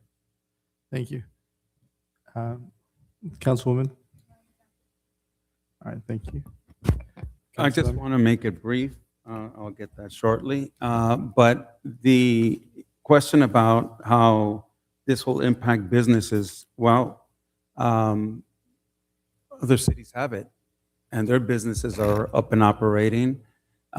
Nothing is more expensive in Huntington Park or Linwood because they have a UUT. I was speaking to a gentleman earlier who is part of one of our programs here. And when I explained to him about the UUT, he says, you know what? I live in Huntington Park. I never noticed that. And then he called me and said, there it is. And I've been paying it all this time and I never paid attention to that. But yeah, it shouldn't affect your city. So again, it goes back to misinforming people and letting them know, well, this is going to happen, this is going to happen, when every other city has it. So again, again, we've done enough presentations on this. Thank you, Mr. Mayor. Thank you. Oh, and thank you for the kind words out there. They're very lovely all the time. Thanks. Okay, I'll be brief too. I just want to say something because I know somebody was telling about the chief. The chief has been ill the last couple of days, so just for the record, I mean, so he has. That's why he's not here today. I don't think I need to elaborate on that. The data centers. I did attend a meeting with the folks in Vernon regarding data center and some other folks, elected officials, and I know Vernon has one data center, and they have 3 in the works. Matter of fact, the Farmer John location is going to be a data center, a large one there. So yeah, so and so they're moving ahead with it. Just so you know, anyways, people ask.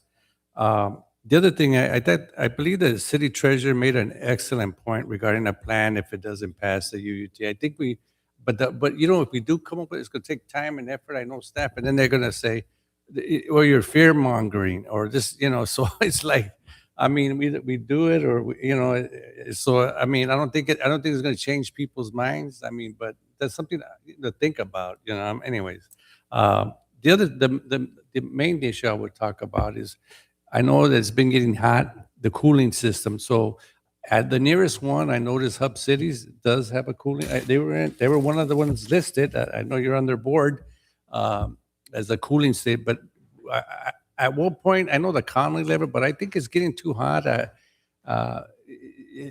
what point do we open it up? I mean, We actually have opened them up Monday, starting this past Monday, we opened them up all the way through Friday at the senior center. what times? I want to say it's 9 to 5, I believe. Hold on, let me tell you right now. Okay, yeah, okay. Well, so we do have something open. Okay, good. At the senior center, is that the location? Senior center and at the sports center, both. The sports center? Okay, good. Okay, so, yeah, okay. So people know that it's been posted? We 'Cause- posted it on our social media, our recreation one, as well as the city social media. Okay, all right. The other thing I want to mention is that 8:45, okay, good. All right, so get that word out because I know that it's been getting hot. I just want to make a plug for my former employer, the East LA College, and all the 9 community colleges are starting next week, August 31st. So all those folks that you want folks to push to go to college, this is a good opportunity this week just to get classes and so forth, sign up.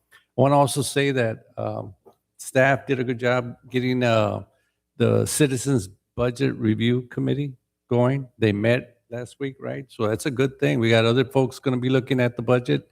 So regular citizens. So I'm really excited about that. And that's all I have. All right, thank you. It's so just for clarity, it's from 8 to 3 from the senior Senior center, center. and then 8 to 8:45 at the sports center for the cooling centers. Also, just a reminder, our LA County Public Library works as they also, I mean, they take you in to read a book, but it's very cool in there. They have a new system in place, so it's also can be utilized as a cooling center as well. I just wanted to, I know it's running late, but I do want to make sure we invite the residents to our movie in the park on Friday from 8 p.m. And this is at the Holidale Community Park. And there's going to be Zootopia 2. So to all the families in the Holidale area or outside Holidale area, come out, have a night out for a movie. bring a chair, bring a blanket, and have some dinner there out there with the movies with us. And then with my nonprofit, the Sela Kiwanis, we're doing our day of service this Saturday, the 29th. We are doing a food boxing event at 48041 K Street near the Bell Shelter and the Salvation Army. What we do is we create food boxes that get distributed through a lot of the food banks in the area. So if you're interested in volunteering, we need some assistance on doing that. You can follow us on our social media page at SelaKiwanis.org. And our Sela Kiwanis is the social media handle, but our website is SelaKiwanis.org. And that's all I have. All right. Thank you. And we'll go on to consent calendar items. Agenda items 7, 8, 9, and 10 are consent calendar items, Mr. Mayor. All right. Thank you. Go ahead and open it up to the audience. If the audience has any questions regarding any of the consent calendar items. Seeing none in person, I'll go ahead and close the in-person. Anyone on Zoom? We have Mr. Mario Dominguez. All right, so I'm going to hit on 8 and 7. So I want to applaud the council for funding this, the senior nutrition program with the Human Services Association.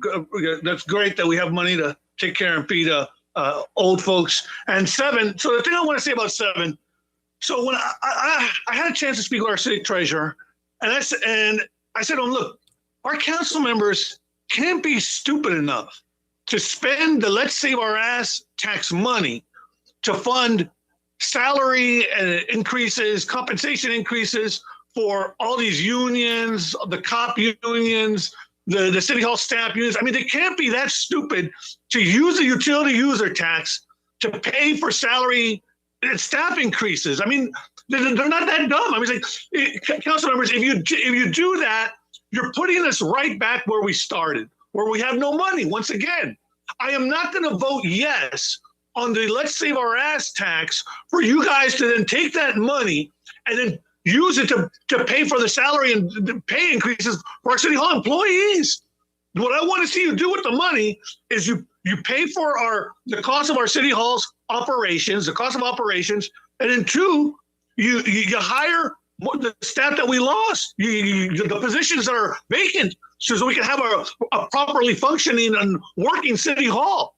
And then 3, whatever money's left, you bank it. You grow the general fund. You do what you can to replenish what you've lost. So for you to go on this merry-go-round, okay, let's pay for more salary increases, more raises. I mean, that defeats the purpose of why I'm voting yes. So you're going to have a serious fight on your hands if this is the path you want to go down with the utility user tax money. I'm serious. You're going to have a major fight on your hands if you guys start monkeying around with the money and using it to pay for what there needs to be. Forget about a freeze on hiring. What about a salary freeze? You impose a salary freeze on the city hall employees and say, look, I'm sorry if you folks aren't happy with your level of compensation. Thank you for your service.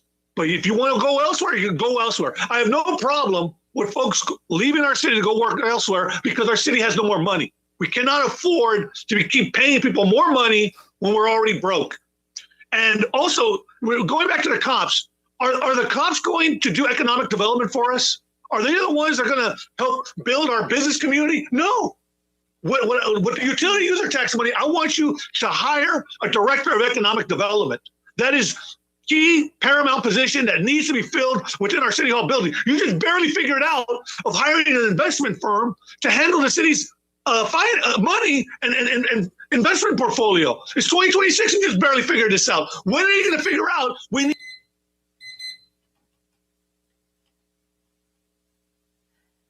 We have Ms. Liz Reese.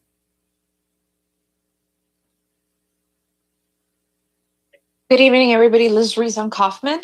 I wanted to bring up item number 8. Like I mentioned earlier, I think it's important for the city to really highlight how many of these really important programs are, even though they're outsourced, what overhead the city still has to pay. And I honestly think this is why we have to fight for a UUT, because a lot of the programs, a lot of the sports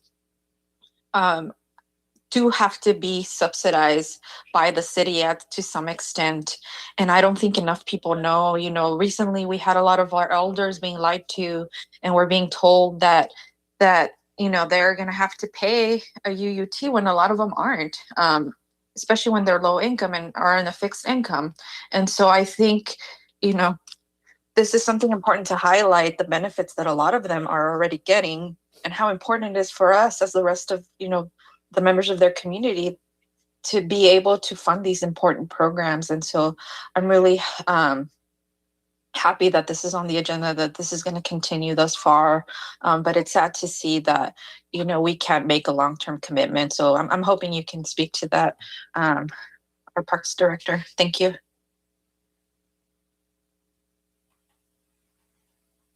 We have Robert Montalvo.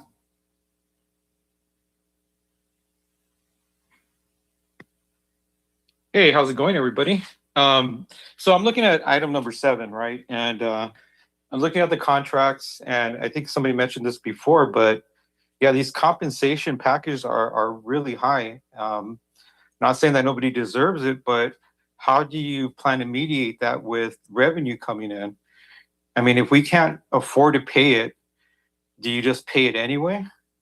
Even if you do, because that's kind of the mess that we're going in right now, or the situation that I see, especially from what what do you call it? The treasurer was saying a couple of meetings ago.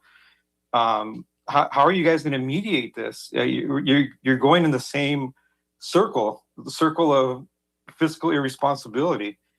I also notice, as I'm comparing to the 2024 elections, all these organizations give you guys endorsements.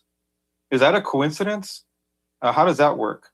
Because I know, I'll bet apples to oranges that Al and Josh get endorsements from all these people that are on item 7. Anybody want to take me up on that bet? Because again, it seems kind of crazy when you look at it. Like, you're getting an endorsement, but yet you're giving up all these benefits. I don't know how does that work. That doesn't seem very seems a little fishy, a little shady to me. Seems like you're paying off an endorsement for benefits and raises. Is that how that works? Thanks. We have no other. Any emails, Madam Clerk? No emails, Mr. Mayor. All right, we'll go ahead and close the public comment. Bring it back to council. What are your wishes?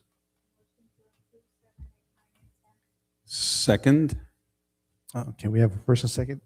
Councilmember Hurtado? Yes. Councilmember Davila? Vice Mayor Rios? Yes. Mayor Barron? Yes. Motion passes. All right, thank you. All right, item number 11, I'll go ahead and pass this over to our city auditor, Vice Mayor. Thank you, Mayor. Okay, I'm going to open up the warrants to the public I'm here. sorry. Last item on the agenda. Any I questions? have to read it to the record. The City Council will consider approving the warrant register for August 25th, 2026.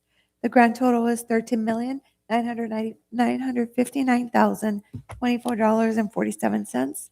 Cancellations are 11,4562, 11,5002, 11,4822, and 11,4784. Thank you, Mr. Vice Mayor. Thank you, City Clerk. Okay, I'm going to open it up to the audience. Any questions on this item, the warrants? Okay, hearing none, we'll close the public comment. Let's go with the phone calls. Any calls? We have caller ending in 609.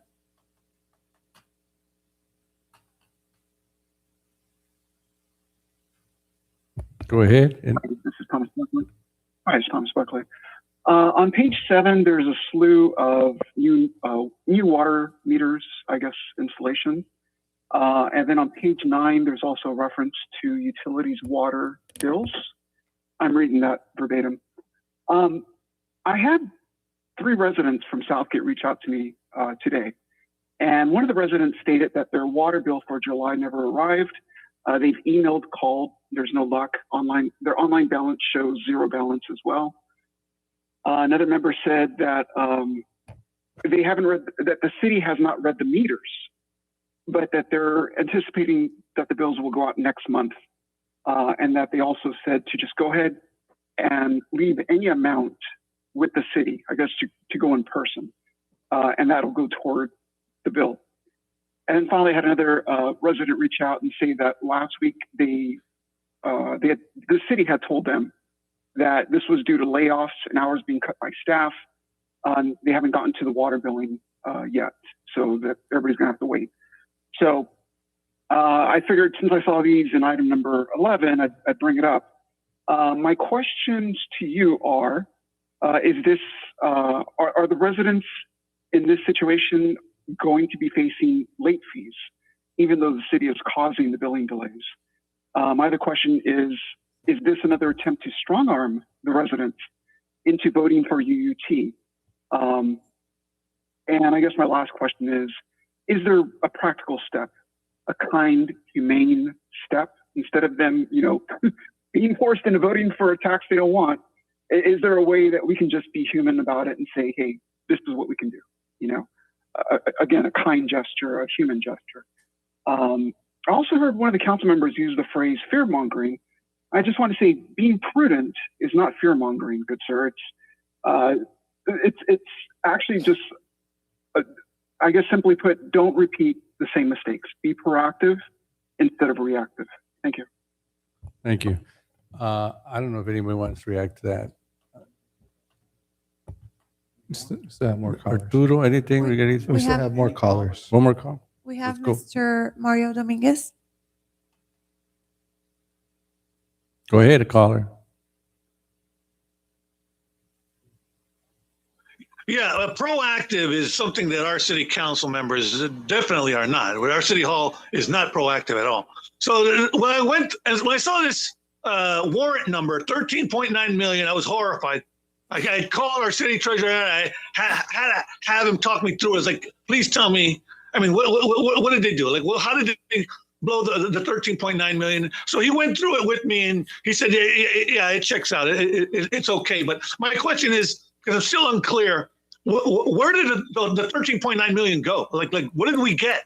Did we get anything? Did we get the $50,000 official police grade drone I've been dreaming for us to have? Is that in there? Is that part of the 13.9 million? Could you give me some clarity as to what the 13.9 million is? The city treasurer explained it to me, but I'd like to hear, officially from the city hall officials down there. If you could explain that for me, please. I'll end with that. Go ahead. We'll finish. Any more callers? We have Mr. Robert Montalvo. Go ahead. Thank you, Madam City Clerk. So I'm looking at this. This is like the third one in a row that it's we're spending a lot of money. So I'm looking at this right here, $11 million in retirement payments. That's a lot of money. This is what I was talking about on the last item. You guys need to start saying no and start balancing things. Like I know you guys like endorsements and you're all 100% for the employees. Nobody's saying that's wrong, but if there's no money for it and you're strapping us and you're trying to get more money with taxes to fund these things, that's wrong. And you're actually misinforming the public on your intentions for this tax by doing that. You're saying it's for this, but it looks like it's really you're really just funding like retirement funds. Again, not saying they don't deserve it, but there has to be a medium that you reach. You can't just go like, who does the negotiations? The city manager, right? I almost want to think that you're a union rep yourself because you're giving the farm away. Are you negotiating anything? I mean, most of us that have jobs are getting like 1 or 2, if we're lucky, % raises, and the benefits packages. Also, on these things, the city council members are part of this. You guys are part of this retirement plan that you're sucking out of us. Why are you taking this money away from us? Like you got the two mummies over there in the corner. For 20 years, you've been screwing us over, and now we're going to pay you until you die. How much we have to pay you every month after you guys finally are pried out of those chairs like the ticks you are? We're on the hook for you guys, for your medical and everything. And to this point right now, you guys are sucking money out. With Josh, you're taking like $30,000. Gil, you're taking another $22,000. You guys have insurance. Why are you stealing this from the community? That money could be put into crossing guards that we were talking about earlier. You guys don't need it. So why are you taking it? Why are you using these perks at our expense? And then you're asking us for more money. Doesn't make any sense at all. You guys shouldn't be getting any of this retirement money. You guys don't deserve it. That's all I have. Thank you. We have no other. Okay, now I'm going to open it up to the audience, I believe. I think we're good. No comments from the audience? Okay, we'll close the comments from the audience, bring it back to staff. Yeah, I just wanted to kind of clarify that the retirement is our unfunded liability for both our miscellaneous class and our safety police department retirement. So it's something that we have to pay. And prior, we used to try to split it up into very small payments on a monthly payments, but paying them in a lump sum actually reduces the amount that we have to pay for them. So doing it in this way actually creates a savings when we pay it in one lump sum. A lot of people don't know that, but I know that we've discussed that in the past. And just real quick, when comments are made, there's a point where we don't have to respond to them anymore. We're just sick and tired of it. Not me. I can be here all night, but I hear from people, why are you addressing that? Why are you addressing it? But there's something I do want to say. This is a working class community. People work real hard and they deserve fair salaries. And those that reach the retirement age, they deserve to be taken care of. And to think that our employees are anything less, that just shows the kind of person you are.